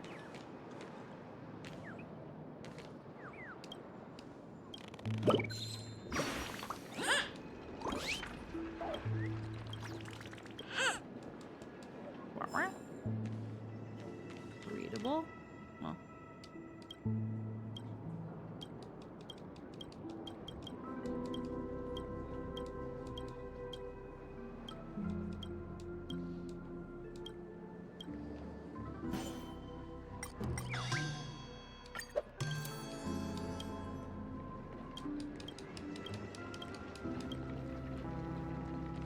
I'm guessing that wasn't the one. I'm collecting all of Clocky's early drafts.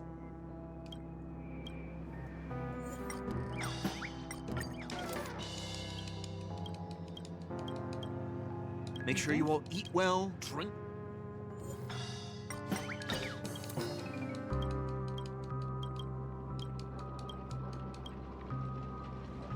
Make sure you all eat well, drink well, and remember to stay safe out there.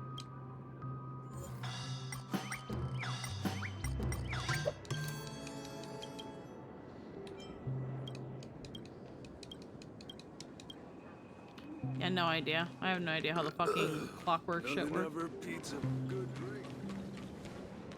Alright, I think that's all for this area?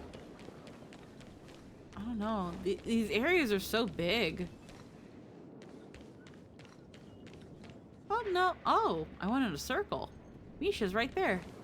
Well, I'm gonna hold on, because I wanna... There's still another place here. To the plaza, to the rooftop.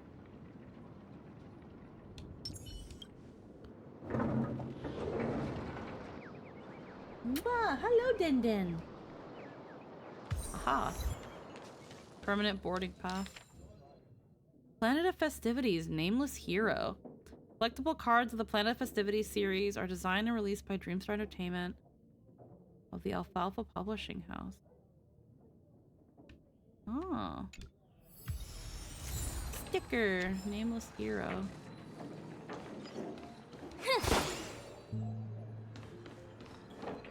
Grayson. The chest here. Nothing here. Billiards. Oh.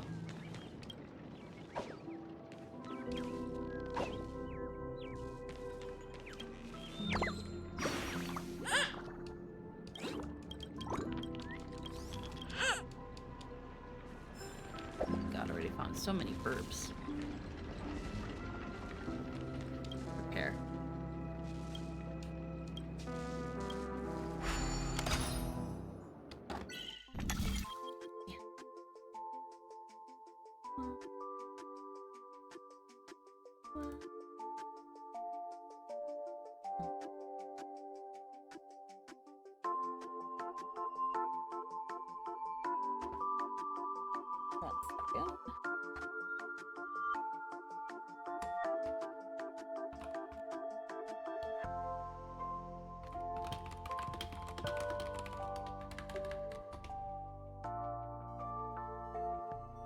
Alrighty.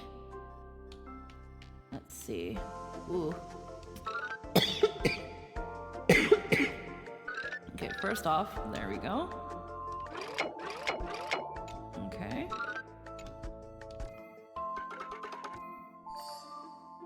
There we go.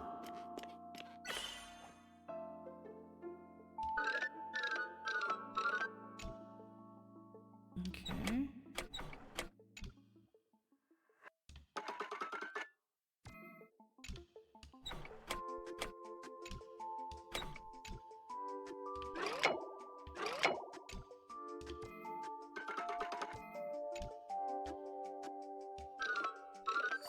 There we go. Hi, Lemon. Well, thank you for the follow. Welcome. Alrighty, we've got this one here.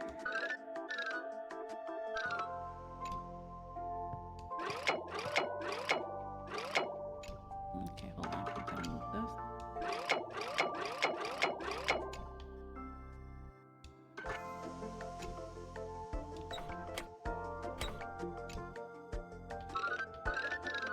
Lemon pepper shrimp. Oh, we getting lemon pepper shrimp again? Making my way downtown, walking fast, faceless vibes and I'm homebound. And I need you. And I miss you. Alrighty. Okay, so that's... Alright. Gotta get my brain working.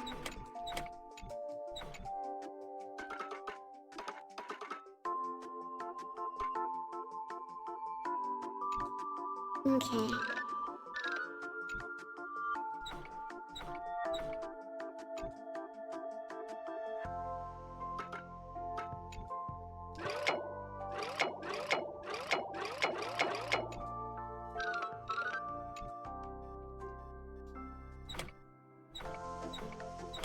Okay. I I can get this path.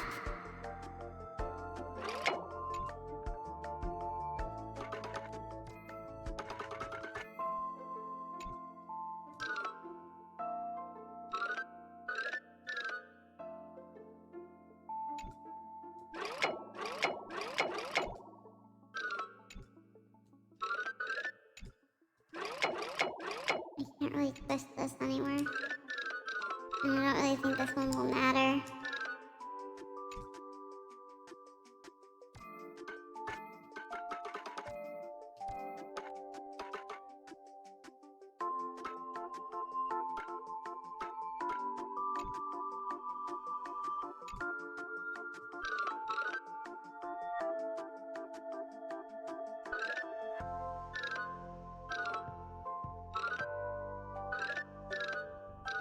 Hmm.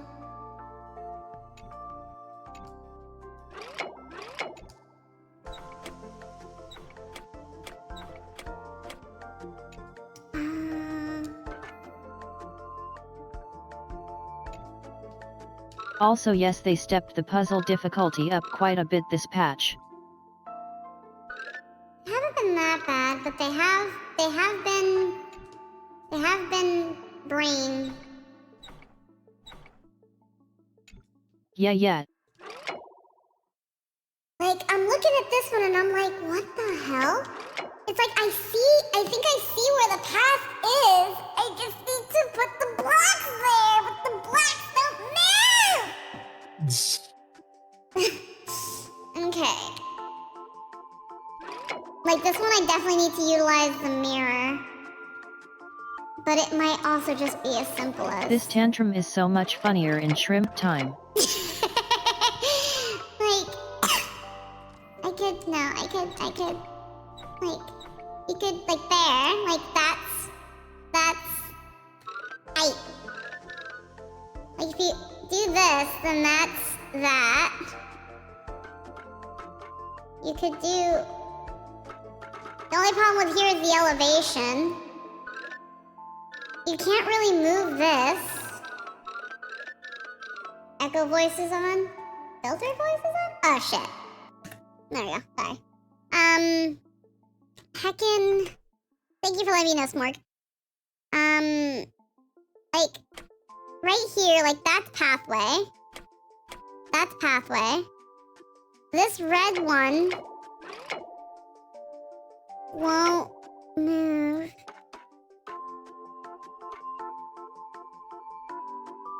I can't move this one anymore.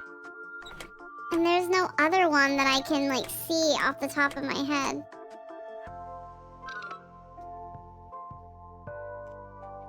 So, like, there's this way, and then here. If I was able to turn this... It's because of the... Ah...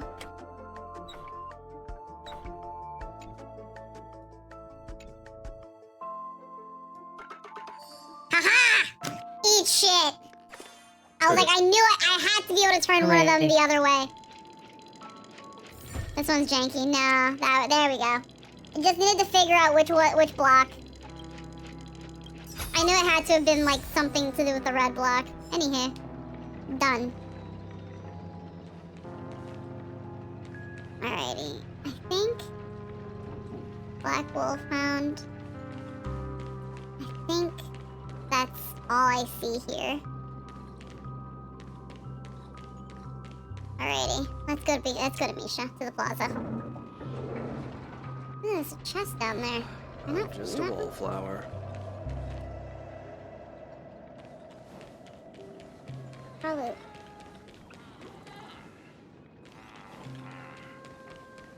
Oh, there it is. How did I forget that one?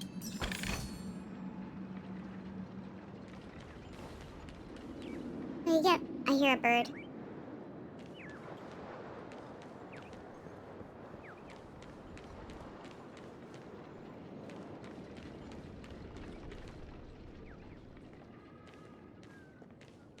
There it is. Yank.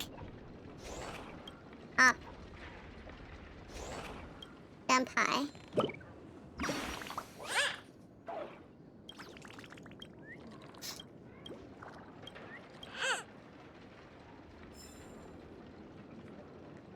Alrighty.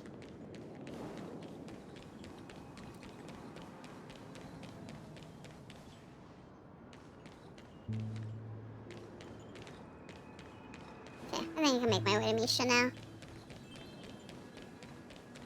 I'm still missing quite a couple birds. Only 2 birds, but that's the elevator.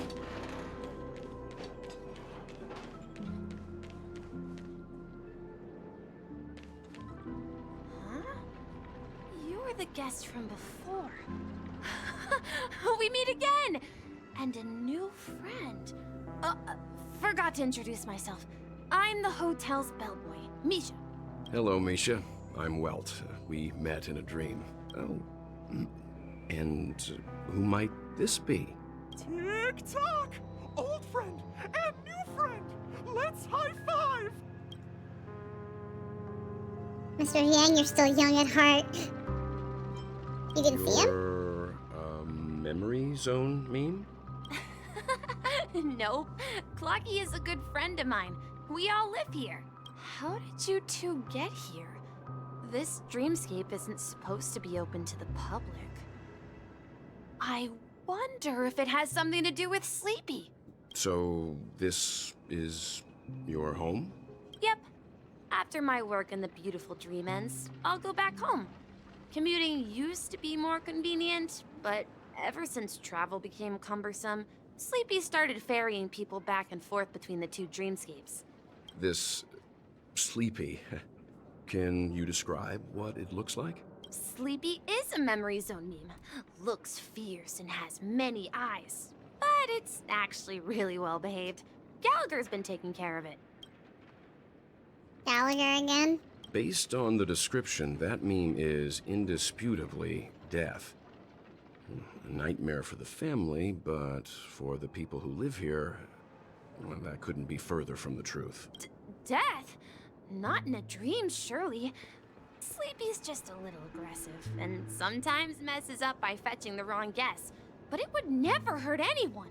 It even gives you a welcoming pail. I see.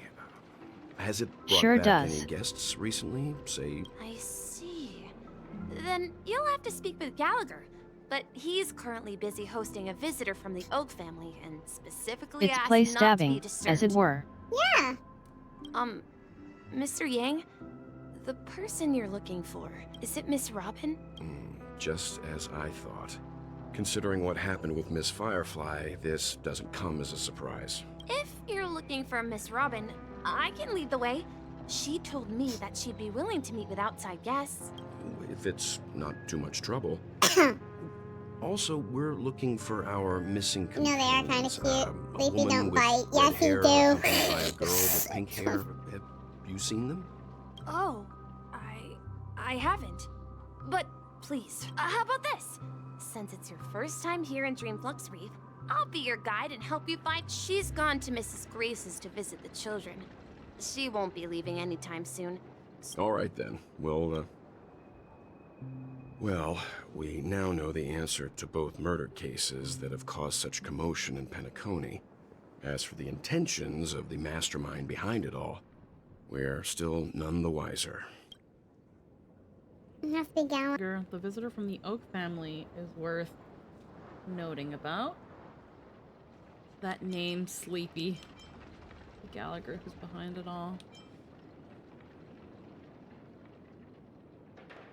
Yes, and I believe their relationship with Gallagher may run deep. Why else would they be so clandestine about their discussion? Say, you mentioned before that you saw Clocky that only... Yep, he was with Misha at that time. I can't shake off this strange feeling. Am I really still so young at heart? Forget it. It's not important. Alrighty. Follow Misha and explore the Dreamflux Reef. Oh. Absorb emotion. I love that line from Welt. He's like, huh. I mean, Welt is a nerdy kid in a cool old man's body. Do I still feel? Do I still? Oh man, it's not gonna work for like stream side, but it's like, do I, Welt Yang, still feel? Anyhow. Hehe. It might be maybe funnier in the stream because I turned on the echo for that. Hey, there's a bird there. Yank.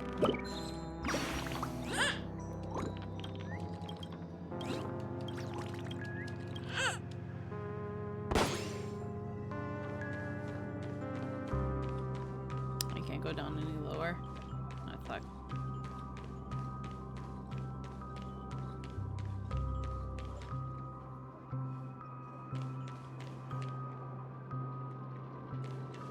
How many birds is that? Now I only need one more bird. One more burb.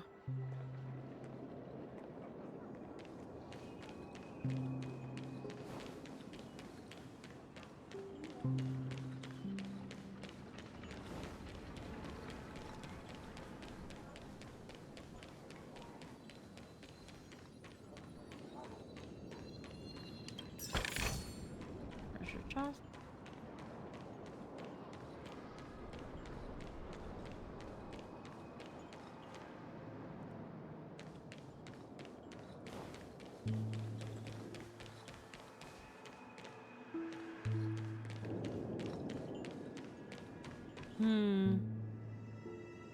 Okay, I'll follow Misha around and maybe see if in following him around I find the last bird so I don't delay too much.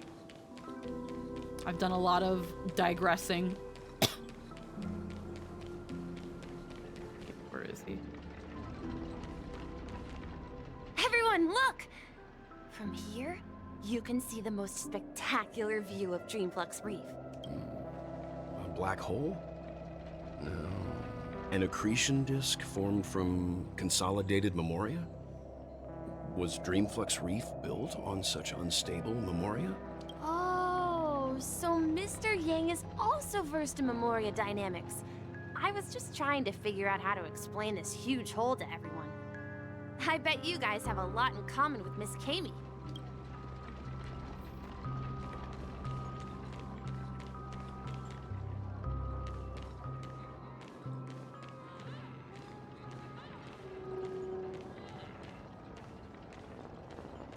Look, there she is.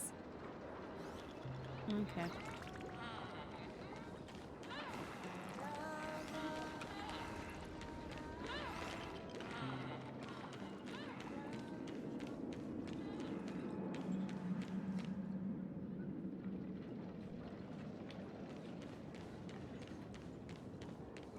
Place isn't that I big. remember when this place was all hustling and bustling.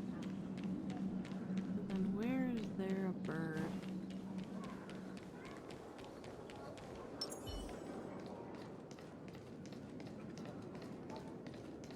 Just thinking who's best to have walk around because with Sparkle, the tingling of her bell, while it doesn't sound like a bird chirp, it can be confused for one.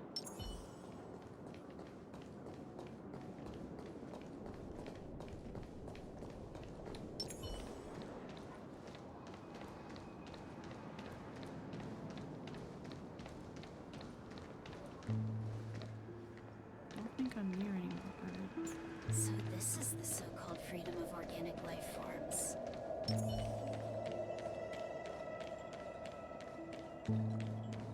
No!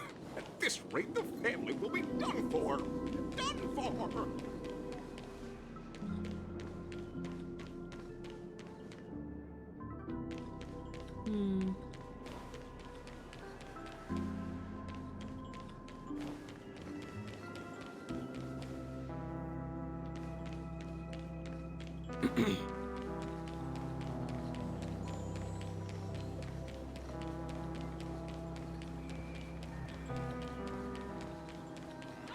Look, there she is.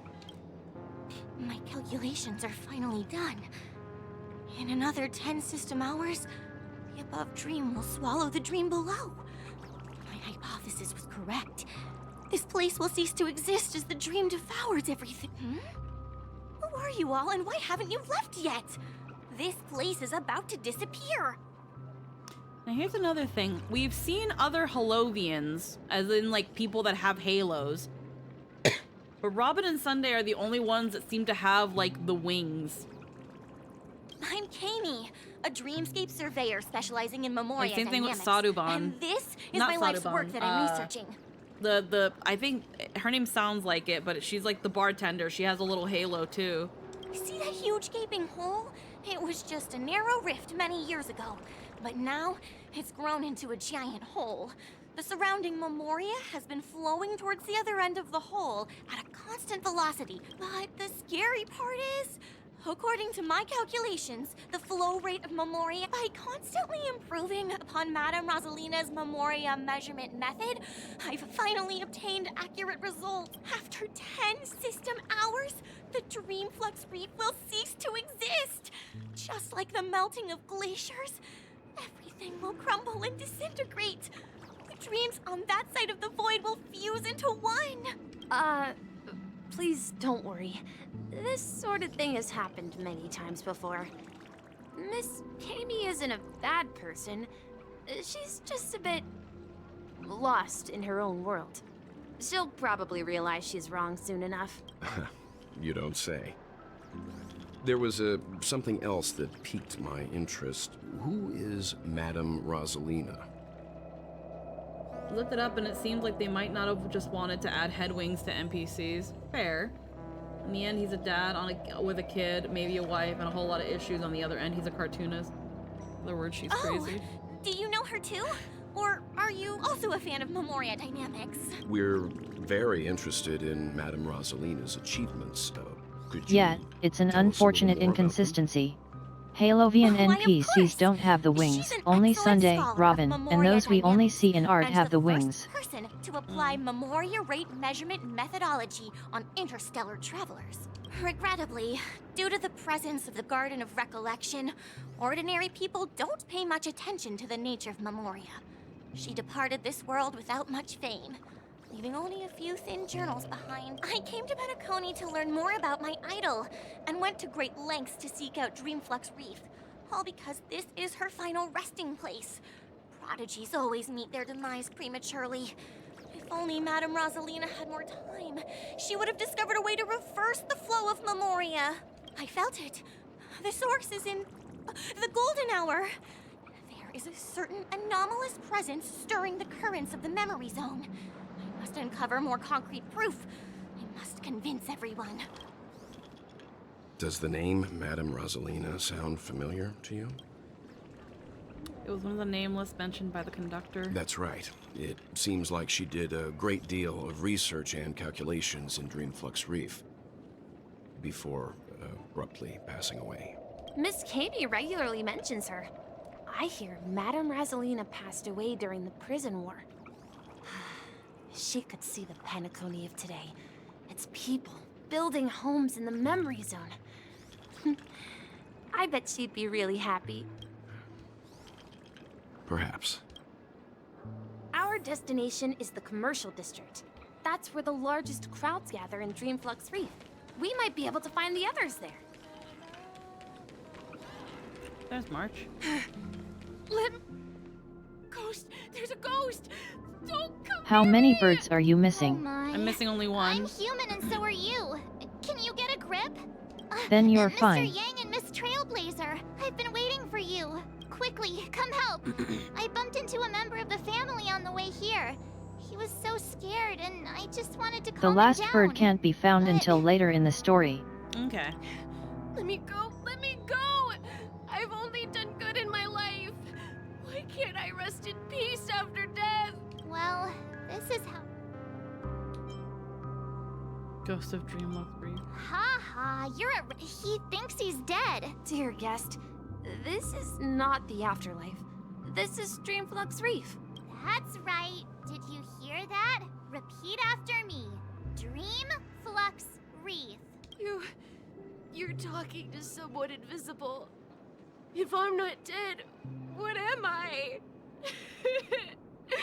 I shouldn't have pushed my luck and tried sleeping in my dream. Curiosity kills the Papeshi. Visible who? Stop asking! You'll alert the monsters! All the dead are right here. All of them! You're not talking about the memory zone meme, are you? Don't say that name! Oh.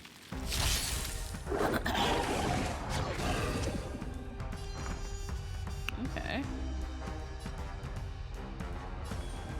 I'm not expecting a fight. He is eternal. What are you looking at?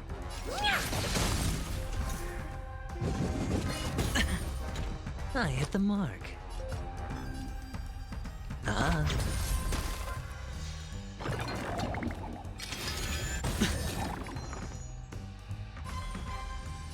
Feeling spiffy? Hedge your bets. Time to twirl! Time to twirl! So what I'm Grace getting is, virtue. we, Welt, and March can see Misha, but this guy can't.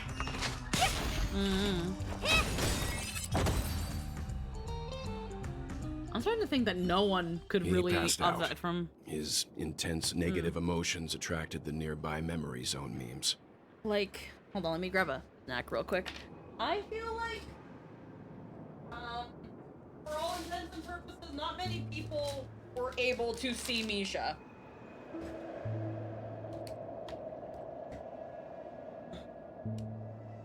I see.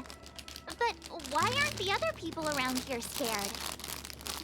Unlike in the sweet dream, people here Yet don't it's see something we memory notice zone in memes as 2.0 as dangerous well. monsters. Firefly and Akiran even can't if see they him pose a either. threat, people can easily escape by forcing a wake-up call.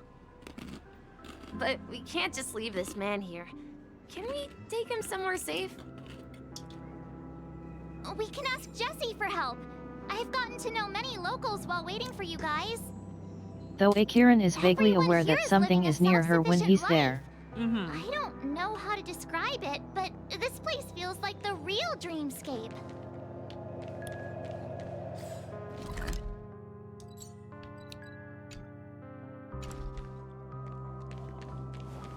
I remember when this place was all... No! At this rate, the family will be done for. Done!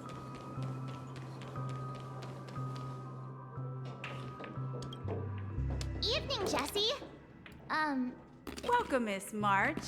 Who might these be? These two are my friends. As for the man lying on the ground, he's a scaredy cat who fainted from fright. Squeaky snack? Nope, a crunchy one. I see. Another poor guy who accidentally ended up here. I'll take care of him. There have been a lot of new faces lately. Things must be tough in the beautiful dream. The few remaining havens of freedom in Asdana will soon face trouble. Do such things often happen here? Not really, but they're becoming more frequent now. Guess it's one of the signs of the Sweet Dreams collapse. This man has had quite the shock. Could you help me find a Halovian lady, March? Her songs can heal mental wounds. A Halovian lady? That must be Robin. She's also here in Dreamflux Reef. Huh? Robin? But I thought she... Oh, right. If Firefly is here safe and sound, then it means Robin must be okay too. Misha is about to take us to her to find out what happened. But before that, let's meet up with Himiko. You were with her earlier, right? We met some stowaways in the residential area. Most of them came from neighboring star systems. I heard that places like Dreamflux Reef are scattered throughout the memory zone of Asdana, like islands in the ocean. They existed before the family arrived. Now, if I'm understanding correctly, because Starrel has this thing where it just kind of throws all this information at you. Like you're just supposed to know. But just to make sure I'm understanding, Dreamflux Reef is where the memory zone meme that people have considered quote-unquote death has been taking people. Now, with that one historian that we found that I actually decided to read his dialogue, He has been there for a very long time. So these people have been here for a very long time, and for all intents and purposes, in the real world, are fucking dead.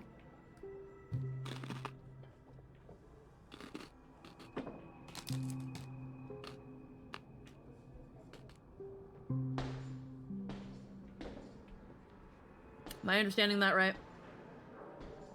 Yep. Okay. I am picking up. I am picking up what they're putting down. Pretty much. Okay. So the reason some people don't know who Robin is because that's how long they've fucking been here. I also heard that when Dreamflux Reef took shape, it was the center of all dreamscapes in Penacony. If that's true, it's no wonder there are so many similarities between this place and the Sweet Dream. Himeko must be gathering information. Let's hurry up and get going. Okay.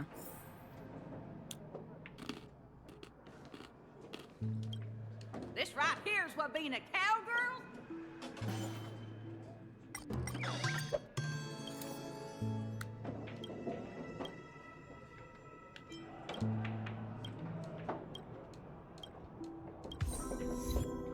The echoer. Let's see how you handle a stroke of genius like this. I knew you could. Hey. This is where we split up. So that's how it is. Who the fuck is I never this? imagined we'd gather the remaining details here. To borrow Gallagher's Micah. catchphrase, what an unpredictable twist of fate. It's been pretty much confirmed that death doesn't stop you from existing in the dream. Yeah, it is basically son, Junipero, daddy by the looks of things. Himeko, here they are. Ah, perfect timing. Now that everyone's here, I'd like to introduce everyone to Micah, who's partly in charge of the Land of the Exiles. Micah, these are my companions. It's a pleasure to meet the Nameless. You know us? I've been keeping an eye on you since the day you arrived in Penacony. We would have met under more appropriate circumstances if Dreamflux Reef hadn't been isolated from the 12 dreamscapes. Please, allow me to formally introduce myself. I'm Micah, the Gravekeeper of Dreamflux Reef. Gravekeeper? Life in Dreamflux Reef is pretty liberating. Everyone here mostly keeps to themselves, without meddling in others' affairs. My daily task involves cleaning a few tombstones. You're too modest, Micah. When lost dream chasers stumble upon this place, you're the one who takes care of them, guiding them back to the Sweet Dream, or showing them how to survive the wild dream chaos. So, guardian of sorts. Were you talking to me, Mr. Yang?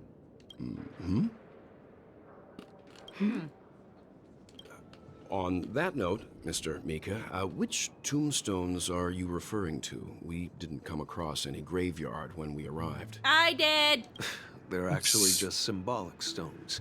But since you're curious, Mr. Yang, I'll take you there. I have a feeling you might find something of interest there. And this guy doesn't see him either. But before that, you have an important guest joining you. An important guest? Who could it be? This way, please. The roads here in Dreamflux Reef are a bit run down, so watch your step. So there's like Clocky. The place was all hustling and bustling.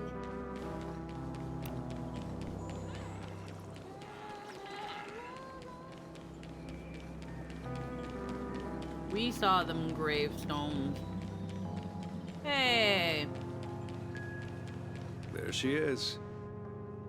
It really is her! Miss Robin! Everyone sang so wonderfully. It's not often that I tried this music style, but I've gained some valuable insights from it. There's another layer there, I believe.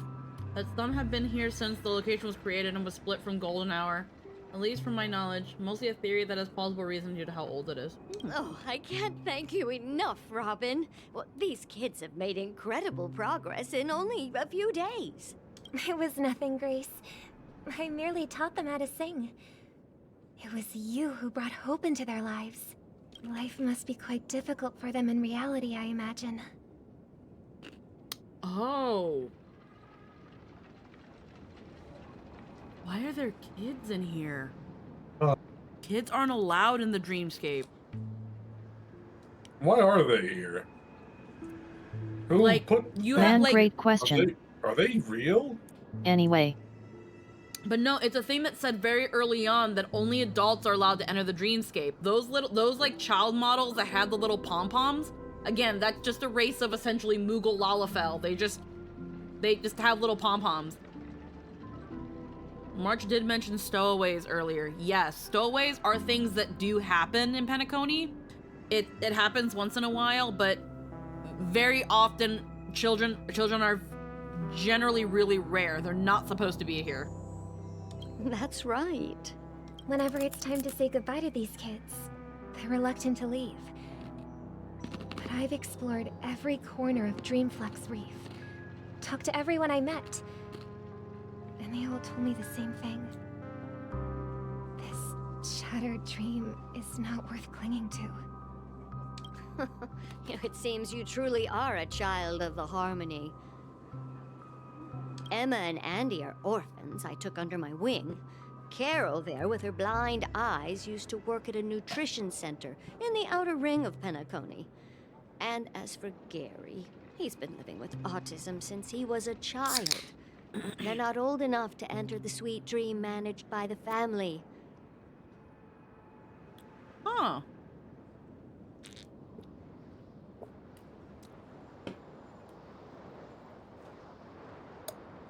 If we compare people to birds, these kids are like fledglings with impaired wings. But in this dream, well, they can fly freely. Even if they stumble along the way, well, they're still relying on So their I have a bit own of an issue strength. with them lumping, has autism, with impaired wings.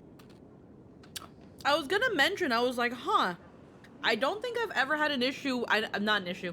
I don't think I've ever had a case where a game has openly mentioned autism and it not being like a core thing to the game. Now,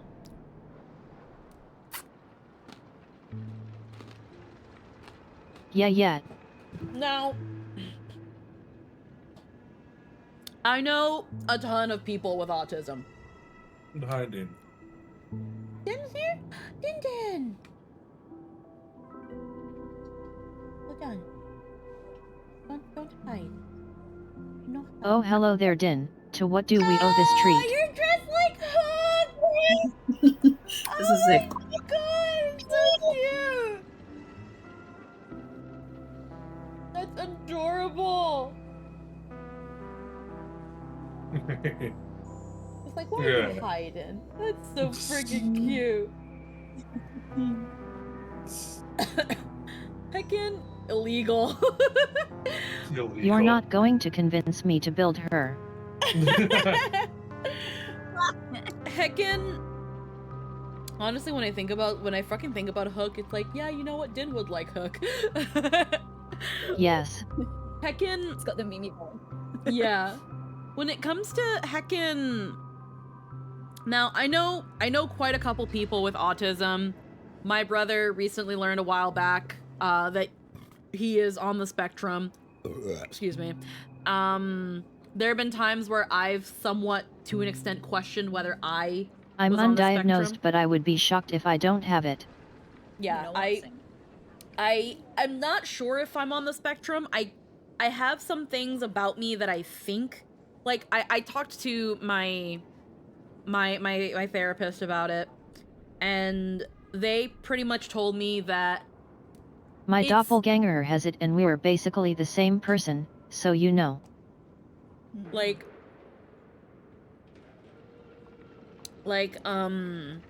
obviously going to get yourself diagnosed can be very expensive.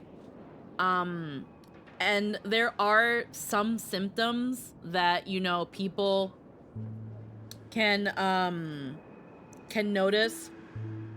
Obviously having some of the symptoms doesn't mean that you are on the spectrum. It just means that there's a possibility. It's a very complex thing that people are still finding out what warrants a diagnosis and not.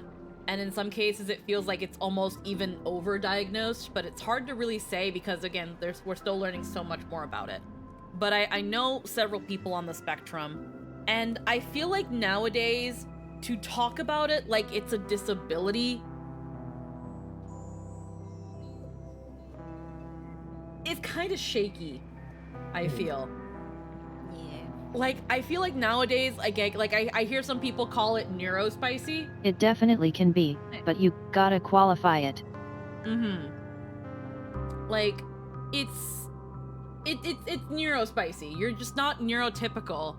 And the idea that it's this debilitating thing that stunts you, can be kind of damaging. And can actually just further stigmatize, it.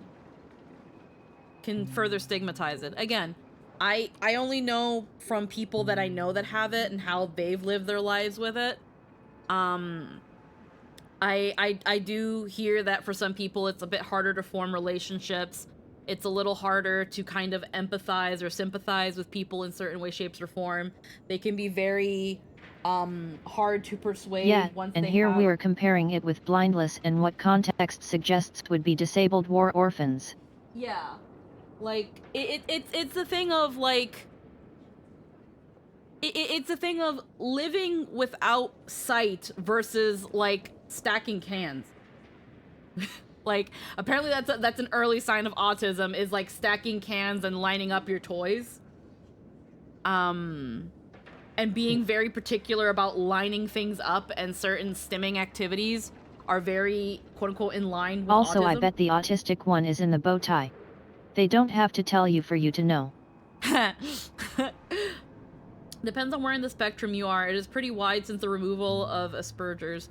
Yeah, that's the thing. It's become such a more better understood and wider spectrum that it's like you can be on the lower ends and still be able to quote-unquote function as a normal person, or you're pretty high on the spectrum, and while you might need assistance, the can stacking thing sounds made up. I don't know. It's just something I hear where it's like apparently signs of like younger kids, signs that younger kids might have autism are things like lining up their toys, stacking cans, taking a longer time to start talking, as a high functioning... Oh, I do all of those. Like things like that. Like my brother, as a child was actually very organized. You never stacked cans before? I didn't stack cans. My brother was, for a kid, as young as he was back then, was strangely very organized. Like, and again, kids are usually kind of messy. They kind of just, they bounce from one thing to another, and kids hyper-focusing on things, that's not common. It's... So they say these are early signs of autism. And again, on top of the normal kid-isms that they usually have, autism just kind of throws another hat in the ring, in that yes, dealing with like small children with autism can be pretty difficult. You have to like obviously see a professional and get some like coaching to how to manage that. But yeah, it's not a disability. It's not the freaking it's not always the screeching. And I'm pretty sure you can explain neurospicy as common mutations that are likely an evolutionary response to established civilization. Like, there are most times that people that have autism, like, it isn't until they get diagnosed or they read more about it that it's like, maybe that is what it is. Like something that when my brother was getting diagnosed, that they explained to him was that autism can be a disability in some ways, and it's others it's a superpower. Yeah. So like, I know that in the case of my brother, something that they had noticed, now he is very good at minute details and working with his hands in minute things. Again, he is very organized, and he is able to hyper focus on things, and he enjoys like specific things at a time. Which all those sorts of things are kind of signs of the more superpower autism. But on the flip side, he has problems with empathy. He has problems with understanding why people feel the way they do, or why people react to certain things the way he does. He knows how he needs to act in certain situations, but he kind of doesn't genuinely feel the way he tends to act sometimes. And I know that in some cases, some people might say that's almost like sociopathic. Study more. It's what I did. Yeah. Some people would say it's sociopathic like that, but I would say that, and his the professional he went to said that it's masking. But it's also it could also be something based on like trauma, on how we were raised and how we were like brought up and the things we experienced during our upbringing. Another friend of mine, who I'm not gonna say who they are because I don't know if they've ever come out and said that they're autistic. Amazing writer, amazing editor, does amazing things. And is doing very, very well for himself. He got the hyperfixation on sound work and editing work and writing and things like that. He's very good at those things. And I know early on, again, similar things, kind of issues with empathy and understanding why people feel certain ways about things, or why people hold the opinions that they do about things. Like, while himself not really budging on things once he's decided it's a certain way. Hell, Nightshade. Nightshade has talked about his autism and his experiences with autism. And how, like, he's usually very dead set on a way of thinking. And even if you try to, like, show him why that's quite not correct or anything, he's decided that that's the way it is and he's not going to be swayed otherwise. Even if you do it, even if you explain to him why it's wrong, he'll be like, that, I don't care. Like, it comes off different in everybody in a way, but Oh, Nightshade is a level of spicy that's like his brain was making up for the lack of flavor he got to experience as a child. Like, it's a Nightshade is very neurospicy. But like it's kind of like, and you see some people talk about it and sometimes even trivialize it. But again, I kind of like to assume that it's kind of from a copium standpoint, where it's like, did you get the mathematics or musical autism, or did you get the Pokemon autism? Where it's like, again, because autism can form as a hyperfixation and almost prodigy levels of talent in one specific thing, and that's like, that thing is your personality. and sometimes when it's something that society mostly looks at in high regard, again, being good at math or science or musically talented, or, you know, things like that, those are looked in high regard. Whereas if you're just really obsessed with My Little Pony, or like obsessed with freaking board games, that's the kind of hyperfixation that people kind of don't look at as highly. But those can be kind of forms of where that makes itself known. Is it that 100%? No. Some people are just obsessed with things. Some people just really like things. That's why it can be so complicated. But yeah. So you're saying I got the psychology fixation? Maybe. I was gonna say you have the spreadsheet autism. Hee hee hee. And me, an old lady with no legs.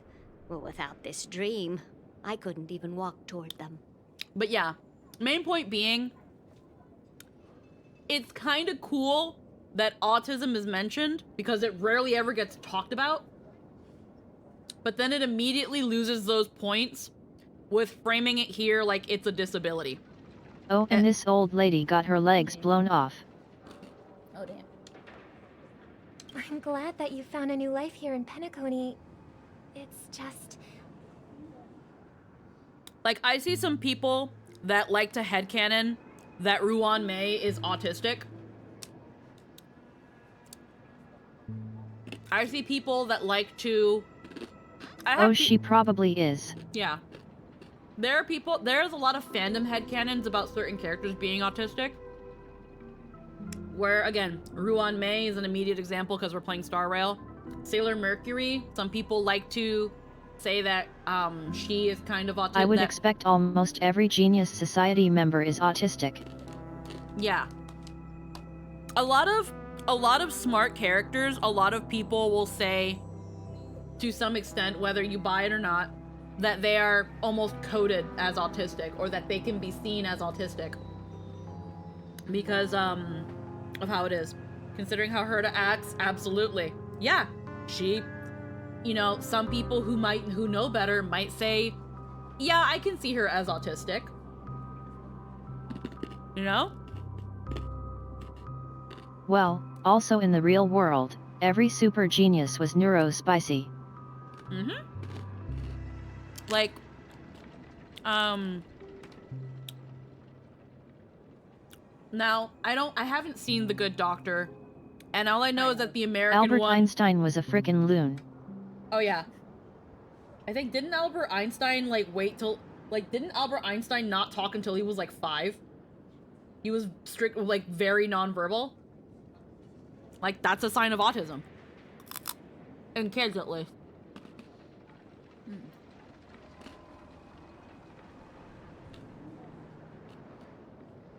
Like, also, hi, Rai Rai. Again, normality is a semi-fake construct and brains are on a Nikola curve. Tesla was also absolutely nuts. Yeah. Like,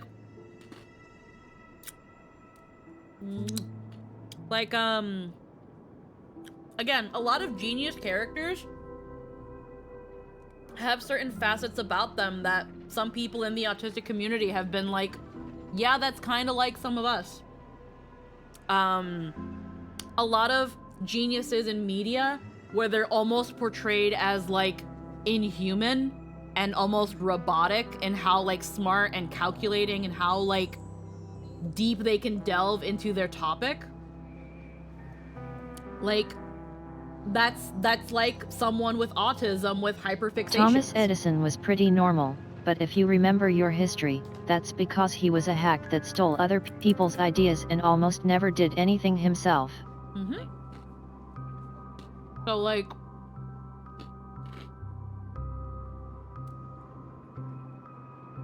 So, yeah. It's a spectrum. It's a spectrum. It kind of forms itself and pops up in everyone differently. And that's why it's still so hard to really pinpoint and understand. But we at least know, for the most part, while it can be in the most severe situations, almost like a disability, for a good portion of people, not everybody, for a good portion of people, it just makes socialization a little harder. There's a level of intelligence you only really get to if your brain broke. The normal brain isn't designed to fixate hard enough to retain that level of specialized knowledge. Mm-hmm. Yeah. It manifests differently in everybody. So to pin it, to portray it most of the time when it comes into the forefront like this. And when I say like this, I say in the fact that it's like, this kid is blind. These two are orphaned. This one has autism. It's like, okay. And now at the end of the day, at the end, these are throwaway NPCs. It doesn't really matter who the fuck they are at the end of the day. But why is his autism? What is it about his autism? Is he emotionally unstable? Does he have problems relating to people? Does he hyperfixate on things? Has the trauma coupled with his autism made him generally nonverbal and unempathetic? Like, how is it manifested? How has it affected his life and made it his life in the real world difficult where he can only have a normal one in the dream? And I know that they're not going to explain this, so at the end of the day, it doesn't matter. But, like, again, when it comes to these sorts of things, when you bring them up, you have to kind of consider the context that you're bringing them up in. These 5 NPCs have a disability of some sort, except for the 2 orphans, because I don't think she explained the 2 orphans. But, like, they have something wrong with them, and this kid is just autistic. So, like, what's the problem? That's the thing. It's like, at the end of the day, people, most people that you will encounter that have autism, you will probably not know are autistic. Because for the most part, depending on their upbringing and where on the spectrum they lie, they have learned how to mask. They have learned how they need to behave in order to adjust and fit into society for the time that they have to interact with it.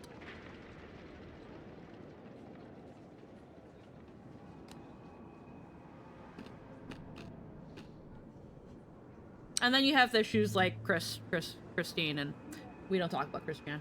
Don't worry, Robin. Dreams have their significance, but they aren't everything.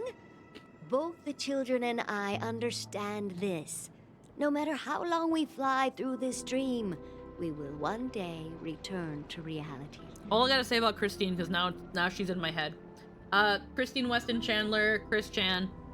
The only thing I will say about Chris Chan is that while I'm sure her autism plays a contributing factor in a lot of the dumb shit she did, not counting what happened with Barb.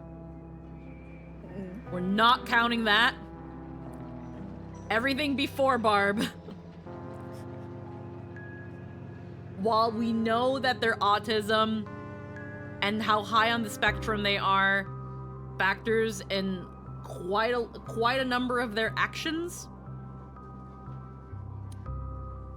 the way she was raised was in a very coddling, very overly sympathetic, very my child can do no wrong. Normal brains will lose some of the less pertinent details to prioritize other information. Brain-weird people will be like, no, I need to remember the third inverse principle of theoretical physics as it pertains to the aerodynamics of a rhinoceros beetle, and we can just forget our names for a while. Yep. Essentially what I'm saying is that if Christine wasn't as coddled and babied for all of her life like she was, she could have probably been a normal fucking person and not a literal motherfucker. Anywho. Yeah, but wasn't it also that the parents Emma just and Gary aren't didn't plagued want by their insecurities anymore? like give her special education? And Carol is learning how to cope with her because they wanted her blindness. to be just And like as Andy any is other kid. livelier than ever. Well, even I've become more optimistic. There was I think they didn't go to anything special. I think it was just like, no, our kid is not going to go to a special school. They're going to be normal, and they in fear of looking bad, in fear of like whatever shame they thought it would bring them, they denied their daughter the proper care and professional assistance that she could have very well benefited from later in her adult life. As an adult, she just has no clue of what she's doing. Yeah. When it comes to back then, to be fair, back then autism was generally frowned on, definitely stigmatized. It was essentially back then being labeled diagnosed with autism. They might as well have just said, I'm sorry to tell you, but your kid's an R word. Because, again, that word, before it became the slur that it is now, and again, I'm just, whatever people's opinion on it, I preferably just don't want to say it. At least not on stream, but I don't like saying the word. It was originally a medical term. It was originally a term to mean, like, for example, if you wear something that is fireproof, they would call it fire and then the word, and that just meant that it was fireproof. Either way, it's been twisted, it's been blah blah blah. But back then, being diagnosed autistic was almost akin of being diagnosed mentally disabled and having educational disabilities. Wait, they don't anymore? What do you mean, C-Man? Just to make sure that I'm still, like, in context. Cause I know back then, special ed and all that stuff, Okay, so you can say it in its scientific usage. It's only a slur when used as an insult. Okay. I've just been kind of staying away from saying it in any sort of, like, public It's flame thing. retardant material. Yeah. Yeah, okay. Yeah, so flame retardant meaning that it's fireproof. Because that word was essentially meant to be, like, hold on, let me actually Google it before I say the kind of wrong.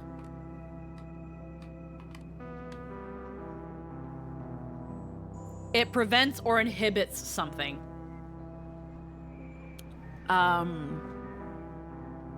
Or, so essentially it inhibits something. And also, Lynn has brain damage, so she can say it all she wants. Deal with it.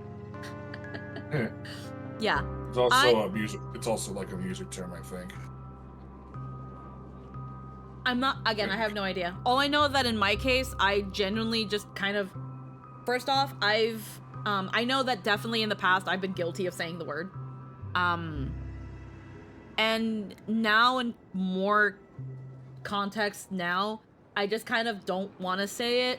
One, because it's not nice. And two, because I don't trust the internet. I don't trust people. They can just clip without context. Exactly. So I'd rather just kind of keep it out of my mouth and just not give anybody the potential to be stupid with it. Don't know, didn't look into it, not the best to talk about it. Yeah, nah, don't worry about it. Either way, I feel my main thing being with Christine, it's that if she had gotten the proper care and attention, and counseling that she needed when she was early on in her life, she probably would have turned out a lot better. Probably would have been able to properly manage her emotions, probably been able to kind of problem solve her way out of things, or been better in terms of approaching people. But she wasn't. Her parents, for all intents and purposes, whether it be shame or wanting to hope that they could figure it out, didn't seek any of that counsel, probably most likely for shame, because back then it was also very heavily stigmatized. And nowadays things are a lot better, but it took a while to get there. But Christine's way too far gone. So there we go. Yeah. Christine's too far gone. You see, in dreams, we learn how to live. Once we return to reality, I personally don't like the campaign to censor scientific terms that are etymologically accurate, and find it silly and incredibly condescending when people get up in arms about how you can't use this term, you have to use a synonym, until we decide the synonym is bad too. No, that's very fair. I just don't want to say it in terms that it might be used to smear me in ways that are untrue. because when things are clipped out of context and posted on Twitter, people don't care. People will just be like, you said the word, thus you are a bad person. And I just kind of don't care to really care. Oh no, as a creator you have to be mindful of it even if it's stupid. Yeah. Yeah.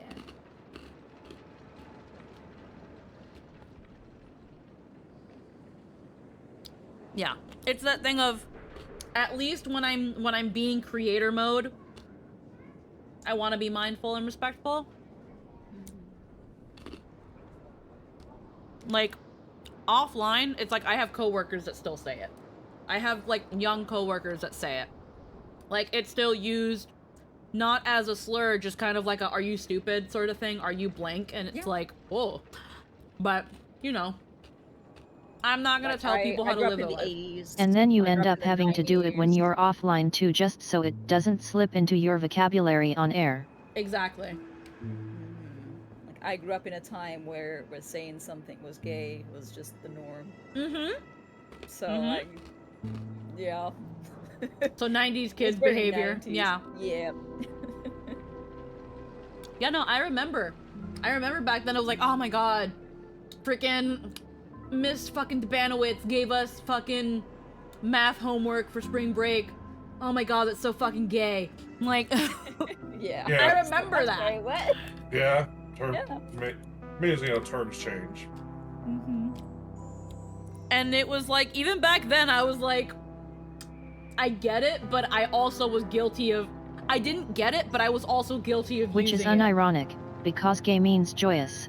Yeah. The thing is, weird thing now is the people I know, like the generation, like the younger kids around here in Spain, the new term to say stuff like that, like when you're like, when you have like a brain fart or whatever, and you're like, I'm sorry, I'm dumb. They say I'm autistic as an expression. Oh. That's like when you have like a brain fart and you just say something and you're like, oh shit, sorry, I just zoned out there for a minute. It's like, oh, I have autism. It's also kind of like with moments where we have a brain fart, where like me and Tristan, that at least those are the ones in my head that come up in my head. We're like, sorry, I'm having a fucking stroke. Like, yeah, like, but here it's that they use that term. I'm like, what? And that's apparently a thing now. That's what they do now. yeah, and that's also like different cultures and stuff too. Like, but yeah, I remember, especially middle school and early high school, being like, oh, freaking homework during spring break, that's fucking gay. Or like, oh man, freaking, we gotta go into a group project, we can't choose our groups, that's fucking gay. Like, I remember. God. When you really think about it, it doesn't make sense and it was stupid, but it's teenagers. Teenagers are stupid. Let them be stupid. Just as long as they learn later on how stupid they were. And should our feathers be damaged, then we share our wings with one another. There's no need to covet an illusory sky in dreams, because we have the right and the ability to fly towards a broader horizon. It's a relief to see you safe and sound, Miss Robin. It's nice to see you all again, Astral Express crew. I heard my disappearance caused quite the commotion out there. I'm really sorry about that. Since you're here, can we assume that you're fully aware of the situation in Penacony? Ever since I returned to Penacony, my voice started to change, until it gradually faded away. At first, I thought it was a temporary ailment, perhaps due to having been away too long. I thought maybe it just takes some time for my body to acclimate to the high concentration of Memoria and Asdana. I'm gonna disappear for a hot minute. I'll be back in a little The bit. root of the problem goes way beyond me. Bye-bye. There are elements around me that don't align with the harmony. And losing my voice is just one of the signs of the sweet dream's collapse. It's how language works. We establish an identity, the Pearl Clutchers create an outrage around that culture, associating it with some vague unknown bad, and then it becomes picked up by younglings as amorphous slang, either as an insult or self-deprecating joke. The sweet dreams collapse. That memo keeper mentioned the same Girls' thing. night. So it's real. While I was away from Penacony, the boundaries of the 12 dreamscapes kept expanding outward. But whenever I mentioned the anomalies in my dreams, all the family heads refused to talk about it. Only my brother was willing to respond. Later, I discovered the secret letters from the IPC ambassador, which further convinced me that there are hidden secrets beneath the surface Saying of this thing Penacony. is gay was because we had a ton of people constantly following talking the about clues how in the being Oak gay is an family's affront to dossiers. God and humanity. I found my way here. Yeah. Yeah, pretty much. It's like you said. People used to say the R word was a medical term. That meant exactly what it said on the tin. Then adults started using it in a derogatory fashion. And kids are sponges. So, there you go. Pretty much. Yep. And then it became the same thing with gay. The land of the exiles. Concealed by the family under the guise of death. A dream within a dream, where Penacony's past is And buried. before that, bitch was a big one, which mostly just meant you're acting like a woman, because women wanted rights. Yep. Hearing you speak, it sounds as if your voice has made somewhat of a recovery. I hate to admit it, but the harmony in this place resonates more broadly than within the sweet dream. It's regrettable, but the family has experienced betrayal. Before that it was a word used to refer to black people that you very much do not say. Abandoned their original principles and, using the name of harmony, exploited people's weaknesses to turn Penacony into the planet of festivities, trapping everyone in the illusion of the sweet dream. It's kind of like, for example, and I'm not gonna say the name of what some people call it because it's disgusting. But it was just, oh, that's black people behavior, though that's still a thing. It's just blanketed a bit more. When someone in politics say thug, they mean black person. yeah, that's the unfortunate thing. There was a post that I saw where it was like, do you think it was like, do you think, if you don't think racism is still prevalent to today, show these to your grandmother and ask her what they called them, and it was a bowl of Brazil nut.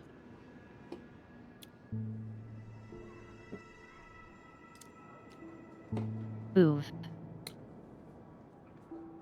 Badger, gay used to mean happy. It still means happy. It's in Christmas songs. Like, it's like, it's still sung in that context with like old Christmas songs and stuff. It's just, it also means homosexual. But yeah. If you want to know the context of like, what do Brazil nuts have to do with racism? More than you think. Again, if you are white, Caucasian, of that melanin deficient descent, show a picture of your grandparents, a picture of Brazil nuts, and ask them, what do you call these? If they say a certain term, I have some bad news for you. This is not the Indeed. strong defending the weak, but rather the strong exploiting the weak. A world without equality won't ever be favored by the harmony. And naturally, those voices blessed by them have lost the ability to sing. Could there be another force influencing the family's shift in philosophy, Miss Robin? Considering what happened with Acheron, it's difficult to conceive of another entity within the realm of the harmony capable of influencing everyone. Unless a power surpassing that of an emanator is involved. I'd heard about what happened to the Cienjo Alliance. But as far as I'm aware, the family hasn't faced any such external interventions. And for the record, that wasn't even that long ago. It was a Perhaps I've just popular, been away too borderline long and missed ubiquitous something. term for them in the 60s. Mm-hmm. Regardless, I cannot accept my home is moving towards the very opposite of what the harmony represents, while still claiming to uphold it. Man, I see those little dots under Robin's eyes. And I'm sad that I have to end stream in like half an hour to 45 minutes because there's so much discourse over 3 fucking dots. under someone's eye. I hate fandom. So many people swearing on their life that because Robin has 3 little dots under her eyes that are pink, white, and orange, that she must be a lesbian. What? Because the lesbian flag There's has... types colors. Yep. It was like, because orange, white, and pink are the colors of the lesbian flag, it must be Hoyoverse telling us that Robin's a fucking lesbian. And here's the thing. If you want to headcanon her being a lesbian, have fun. Zype is a lesbian. She's literally 3 women merged together. Like, if that's what you want to believe, by all means, have fun. Enjoy your headcanons. Have fun. Also, Hoyo would be a lot more blatant with it. They would. Look at Zeal and Branya. Or freaking Acheron and, like, Black Swan. Do you think they would do all this and then just put 3 little dots and under someone's eye and be like, wink? Like, come the fuck on. But again, live your fucking truth. Their mascot is an explicit lesbian. Like, live your fucking truth if you want to headcanon someone as anywhere in the community. Totally fine.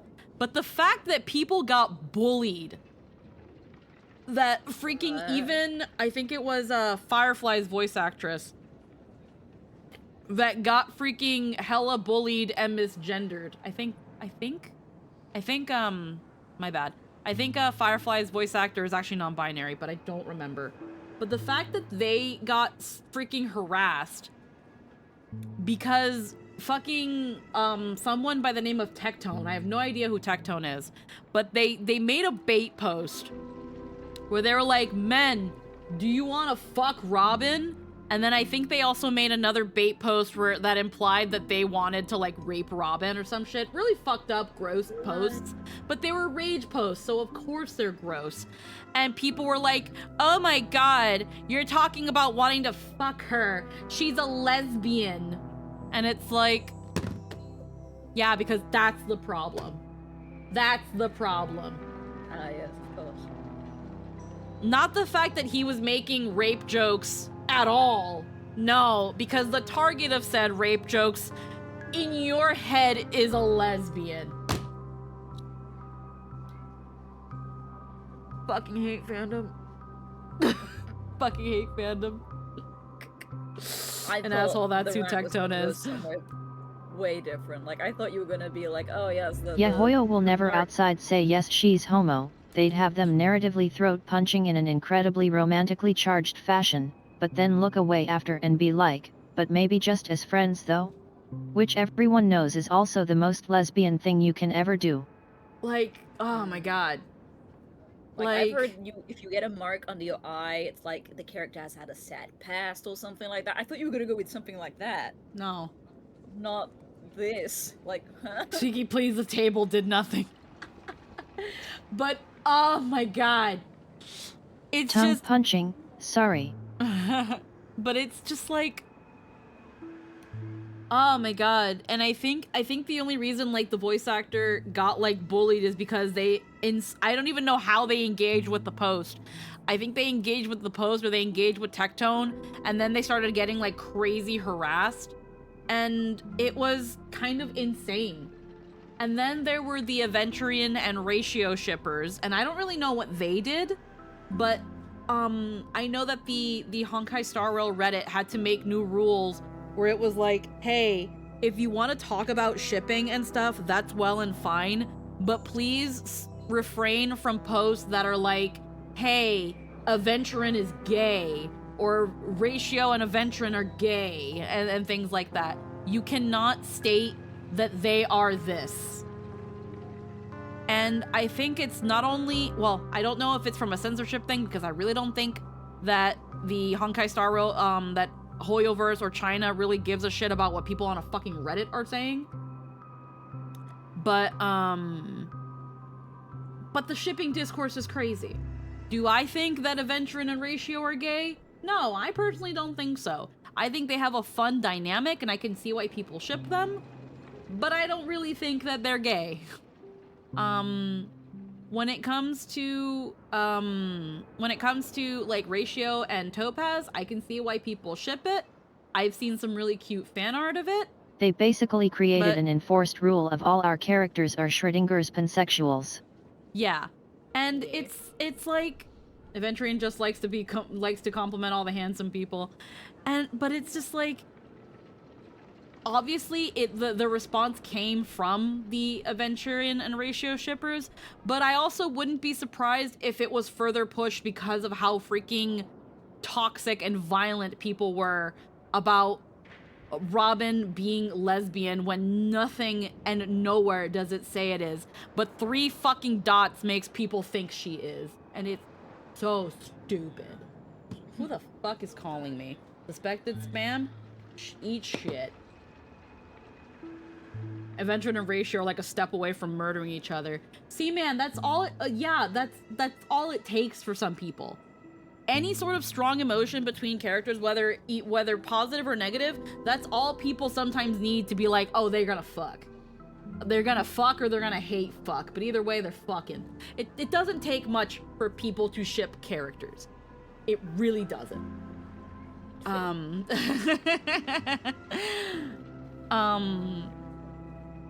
But man. No. Aventurin has no problem with Ratio whatsoever. Ratio wants Aventurin's head to explode off screen. Yeah, no, Aventurin mostly kind of seems to like everybody. Ratio can't fucking stand him. Topaz can't fucking stand him. Like, but you know what? That's all people need. I feel bad for actual lesbians and gay people because people who like that stuff are like the embodiment of who needs enemies when you got friends like this. I feel sorry for people in those communities because oddly enough, the people that argue the loudest and the most obnoxiously about fictional characters and their sexualities are people who are not in those communities. That are people that, again, if you want to consume yaoi and BL, power to you.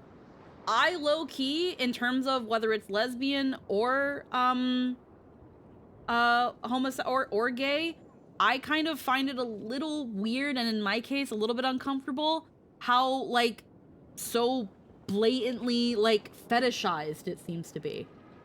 More so on the line with BL and yaoi. Like, it is... Fujoshi created yaoi is so grossly fetishized that it makes me uncomfortable. Like, I don't like yaoi.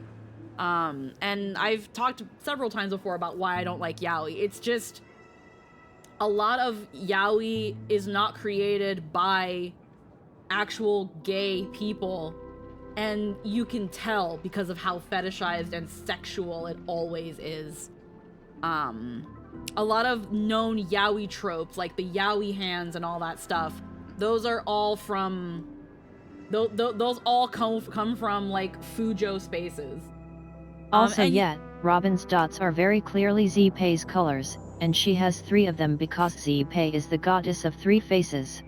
If they were meant to be the lesbian colors, Robin would have a totally not girlfriend somewhere in the story. Yeah, I'm with you there, Squeaky. As a bi person, it feels like a lot of my position is erased from people who only want same-sex relationships. That's the thing, too. It's like, what happened to, like, again, like, pansexual or bisexual until further notice? Like, I don't get it. I understand people wanting representation and all that stuff, but, like...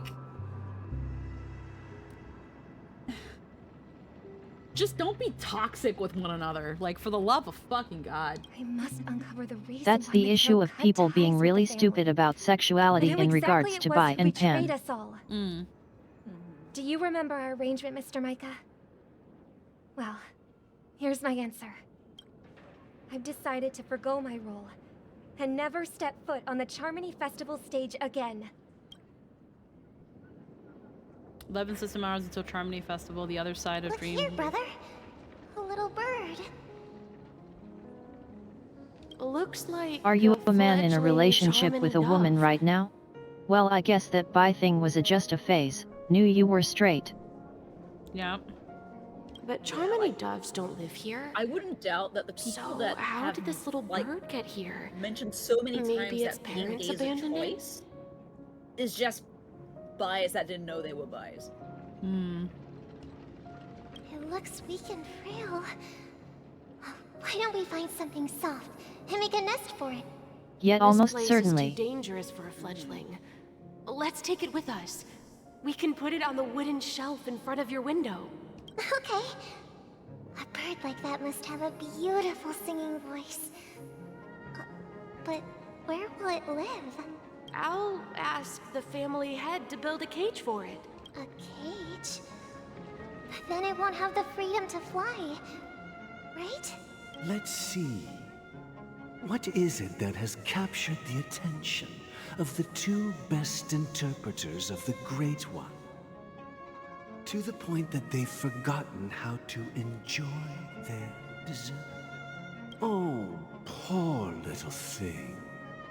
Doesn't look like it's doing well. Do you want to rescue it? I do. But I don't want to lock it up in a cage. Why? Even if it's small and not fully feathered and can't sing. It didn't come into this world just to be locked up in a cage. Birds. They should be flying free in the sky. That's quite the romantic idea. And what about you, a young scholar? Do you agree with your sister? I think she's right. But if we leave it out in the wild, it won't survive for more than a few days at best. Ah, I see. It seems our little scholar is still a bit unsure. Well, let me tell you youngsters a story. As you probably know, Charmony doves can fly through the air. When they fly really high, the friction caused by the flapping of their feathers against the atmosphere creates amazing lights, so that they look like shooting stars. We've seen this spectacle so many times that we think it's just something they can naturally do. But that's not the truth. Their radiant display is the result of countless struggles against nature over generations. Their ancestors were too weak to survive on the ground.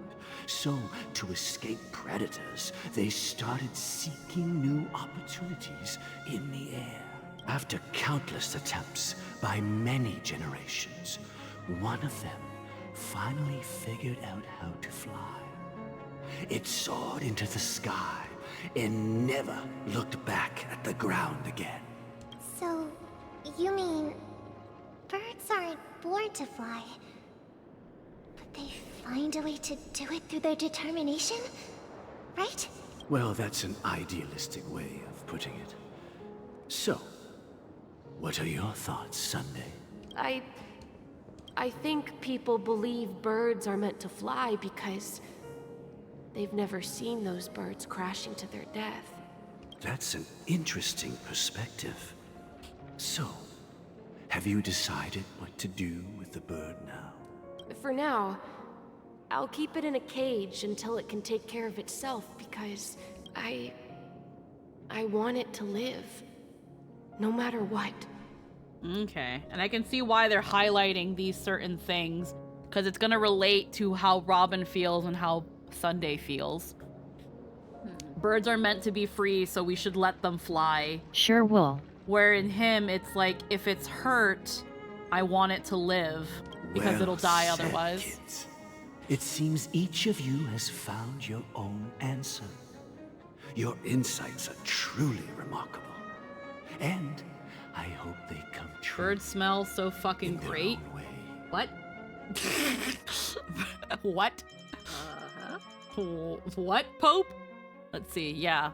So even if it's small and not fully feathered and can't sing, it didn't come into this world to be locked up in a cage. Birds should be flying free in the sky. Then this one says, I'll keep it in a cage until it can take care of itself because I want it to live.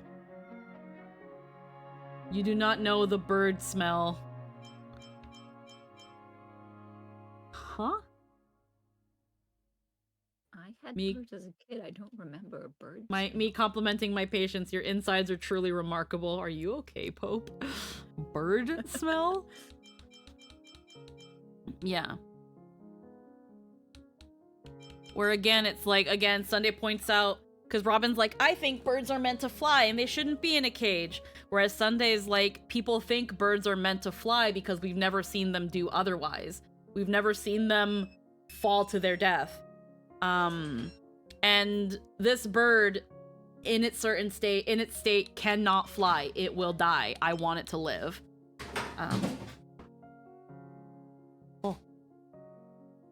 Trust me, birds have a distinct smell that is really good. I think I know what you're talking about because I've had pet birds, and it's a kind of like the smell of a feather is a very soft and kind of pleasant smell. But then there's like stinky birdie smell, which is when they're being stupid stinky birdies. I've had birds. It's like, is it the bacteria based or gland based? I don't know. I wouldn't know how to explain it, but like if you've ever had a pet bird and you're like playing with it and you like give it like little nuzzles or kisses, they kind of have like a very light, kind of sweet smell. It's a very like light, sweet smell, almost like a little bit of like a slight tanginess to it, but definitely sweet and soft. And no, it smells generally pleasant. It's a healthy bird. But then there's also, so it's different from dog smell, it's gland hormonal, probably. But then there's also bird smell from like when they're going into their bird bath and they're being stupid, or they're freaking eating their food and then they go in their bird bath and poop in their water. Like I've also had my birds do, and then I have to clean their cage, and then I have to try to grab them so that I can clean them. Like, but yeah, no, there's birdie smell and then there's burby smell, and you know, one is better than the other. But it's just weird someone being like a bird smell. Like, it's kind of like when you have like healthy dog smell, and I'm not talking about when you smell their paws. I'm talking about when you're just playing with your dog and you put your face in your dog and you're like, oh yeah, that's a dog, but like in a good way. Or like with your cat, where like you're petting your cat and you put your face in your cat and you're like, oh yeah, cat. The Like, bread is here! birds are dumb, but they are my dumb Believe birds. it? They were just about to throw all this Also, away. thanks for the heckin' What a sub, waste. Pope. We will take good care of it. Won't we, brother? Yeah. Yeah, the Tostito But, chip dog Mr. paw Gopherwood, smell. There's one thing I don't quite understand. And what might that be, my son? What thank if you. this little Charmony dove never learns to fly in the end? I mean, if there are fledglings in this world that can never fly throughout their lives, should we let them go back to the sky? I just smell rabbits. Only They to smell see like them hope and crash to the sunlight. ground Bunnies and smell good. die. At least my bunny did.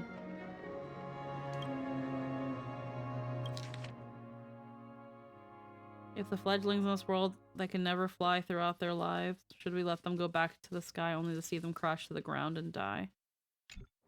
Talking in your sleep, birdie? Time to wake up. No, dead bunny.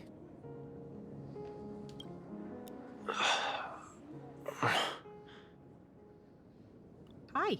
Huh? Need a hand? I'm still alive? Yeah.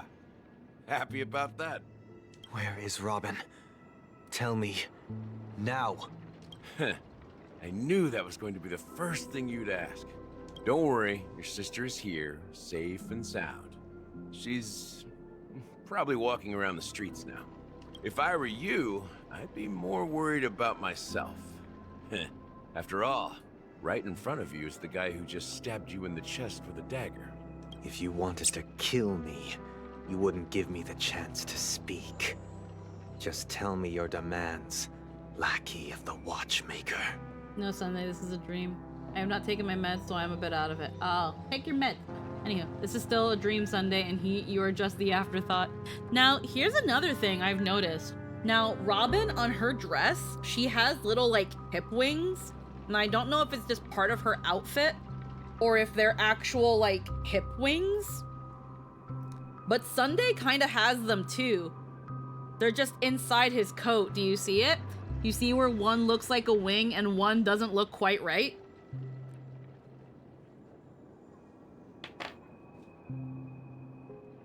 Curious.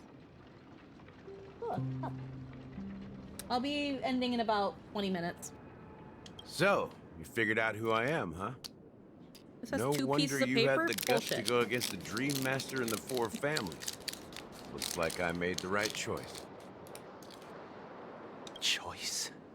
You are aware of my plan and see through my act. Oh. Time is running out, so let's drop the charades. Fictionology? I'm suggesting we cooperate. Maybe it's a male-female difference? Cooperate? What makes you think I'd cooperate with you? The fact that the famous Robin has chosen my side. Plus, some clues about a traitor and a bright future for Penacony. Any of that catch your interest?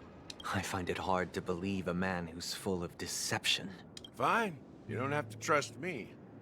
What you should trust is the sense of justice inside of you. Show me Robin first. All right, as you wish. Here she is. Huh? No, that's Firefly. That's not even a bird. That's a bug. Also, goddammit, I love her Hello. outfit. Yes. I want her outfit. It's really cute. What's your trick this time? Just kidding. I mean, this lady will lead us to Robin. And the crew, too. There are too many people who you owe an explanation. That'd be great. Please follow me, Honorable Oak Family Head. Now, all the actors are on the stage. Moments later. This is the monument I mentioned earlier. The names inscribed on it should be familiar to all of you. Rosalina and Tiernan. When Penacony was known as a frontier prison, it was the Trailblazers who connected it with the stars. They were the heroes who saved Astana, and their names deserve to be immortalized. Not just on this small stone tablet, but in the annals of history for all of time. However, today, the planet of festivities is nothing but sweet dreams. That heavy piece of history is all a distant memory. Just like that prison. If their names are inscribed here, then that means... According to Micah, they died long ago. Rosalina was killed during the War of Independence. She ventured alone into the heart of the star system to investigate the flow of Memoria, but she never returned. Tiernan was a skilled gunslinger, strong and reliable.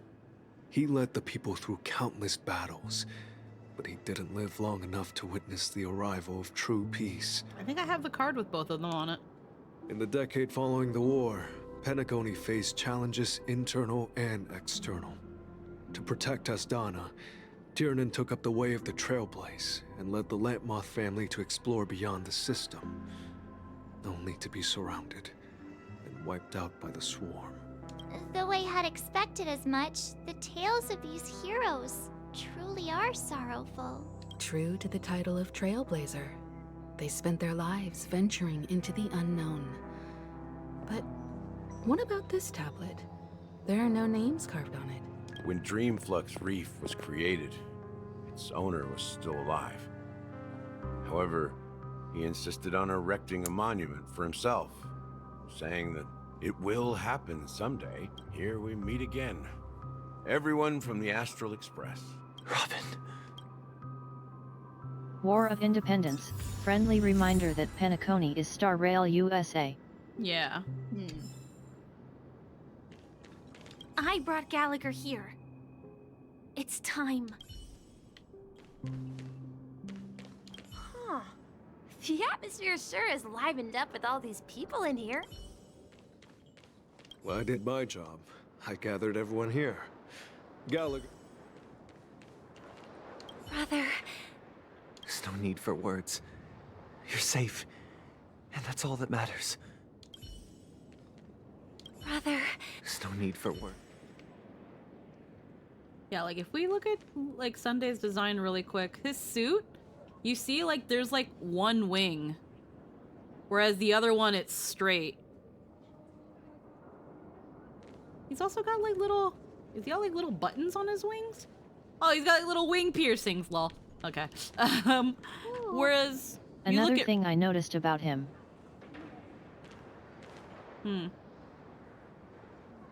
His suit is covered in eyes.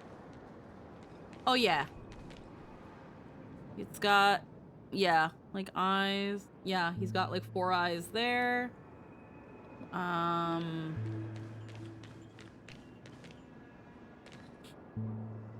Has them on his halo too. Yes, he does have some eyes on his halo. Or an eye on it. Yeah, he has a couple eyes on his halo. He's got one big one on his chest right there.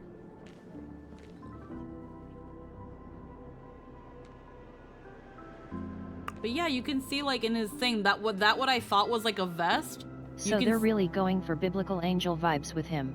Yeah, so you can see how the fucking name Sunday. Like he... Yep. I saw a thing where it was like, Sunday's outfit is also supposed to be reminiscent of a priest. Which I can kind of see. Yep. But yeah, if you look at that Domingo, if you see right there that vest thing, you see one of them looks like a wing. And it kind of matches a little bit with Robin, where she's got like wings on her like hips. And trying to like not fucking, yeah, like she's got like wings around her hips. Whether they're it's actual a priestly garb inspired suit covered in eyes. Yeah. Whether they're actual functional wings or not, I don't know. But there's way too much iconography of Robin with a full-blown pair of wings for me to think that they might not be actual wings. Maybe they're just, you know, vestigial and they don't really work or anything. And the harmony maybe just makes them look like real wing. I don't fucking know. Fucking theatrics, whatever. But I feel like the little wings on the little ear wings, aren't the only wings they have on them. And then like the little halos. And Robin is covered in musical references, little instruments, and notes. Yeah. Yeah, she's got the thing there. She's got a halo, wings, and very white and holy light look. Yeah. It's definitely, we're trying to... Because she's the representative of the harmony, and her halo is 3 trumpets. In his getup. Yeah. Eyes are a big thing, and while they're trumpets while also being flowers too. They're like, they look like eyes are also very biblically accurate for... Yeah. So like, also just a little dumb detail, and this isn't really so much going on the conversation, but look at the ribbons on that are dangling. The mapping that they did there, so they almost look like they have a little galaxy in them. It's actually really cool. It's actually a very nice touch. Yep. Anywho, let's do the next cutscene and then call it. I promised to give the siblings some privacy, so let's talk about our business first. What do you say? That sounds sensible enough. Since you went through the trouble of gathering the family head, the crew, and the Stellaron hunters... Oh? Is it that obvious? The look on your face is practically screaming, I'm the one behind all this. You're right, Mr. Yang. It is indeed time to come clean on everything.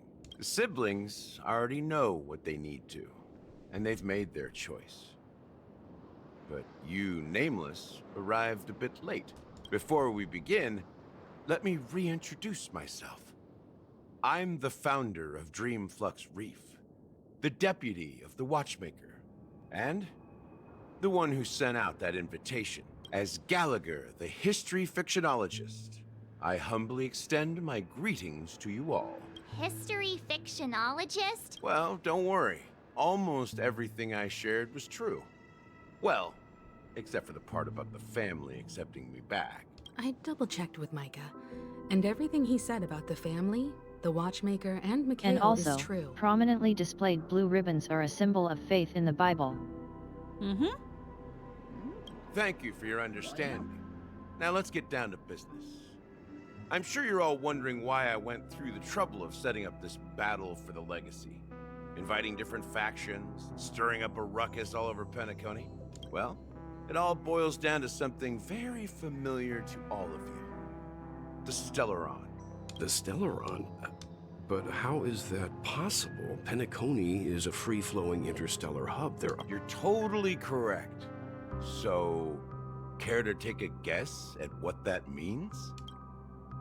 Stellaron has been completely sealed. Someone's manipulating the Stellaron? How keen.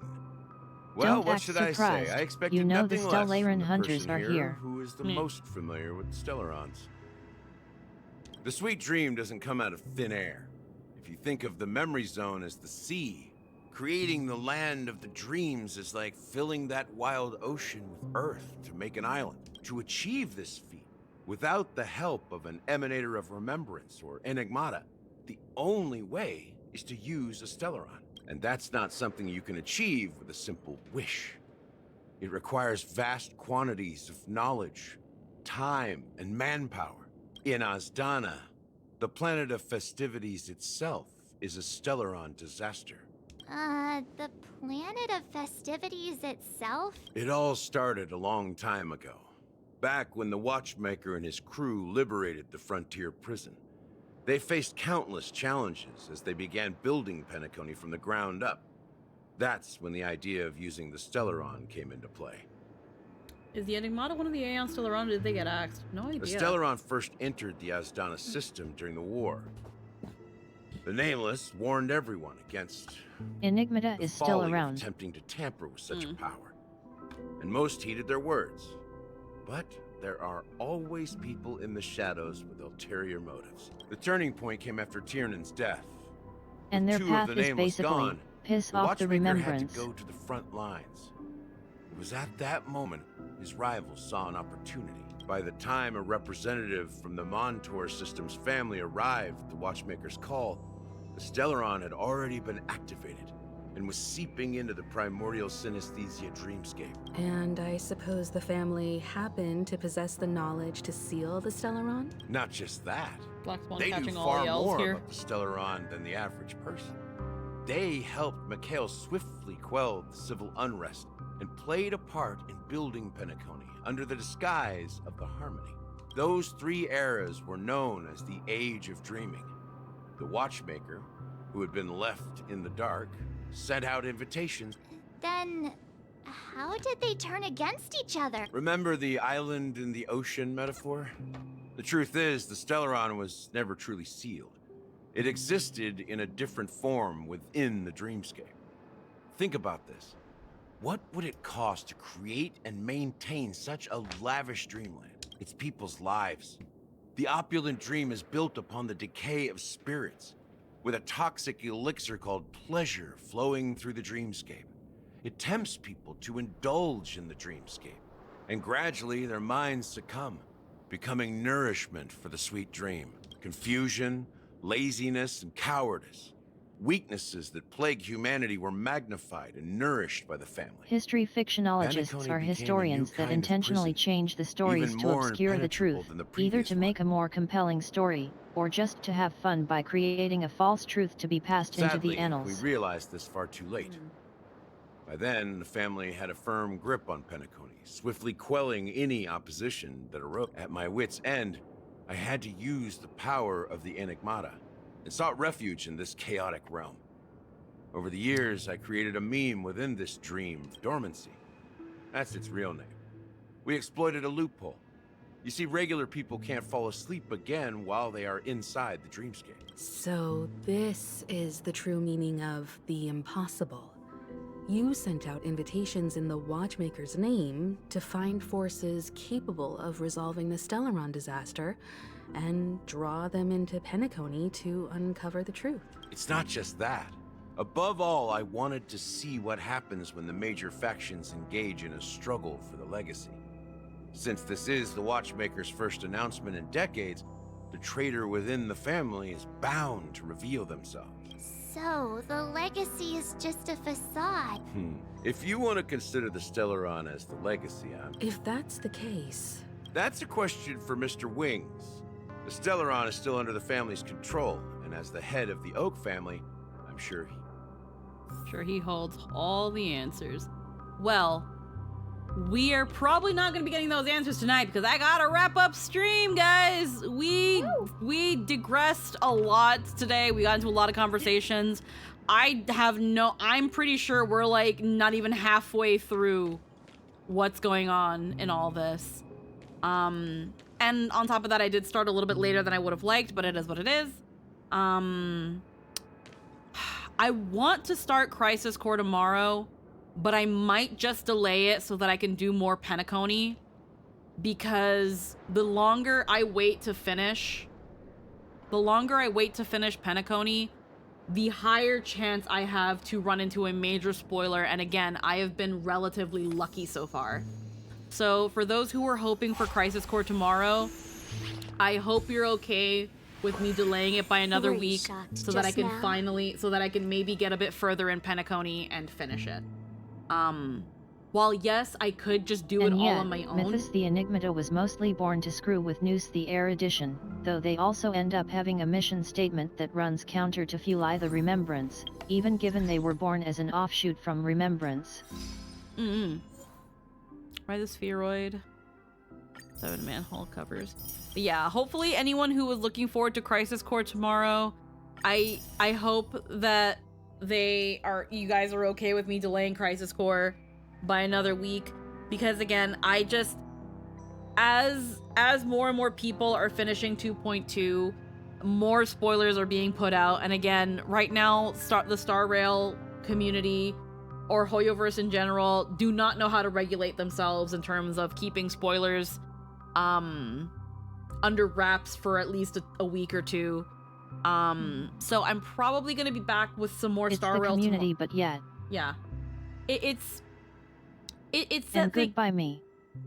Yes. So I think tomorrow we will do some more Star Rail so that I can finish or at least get closer to the ending of Penacony to reduce the chance of me running into more spoilers.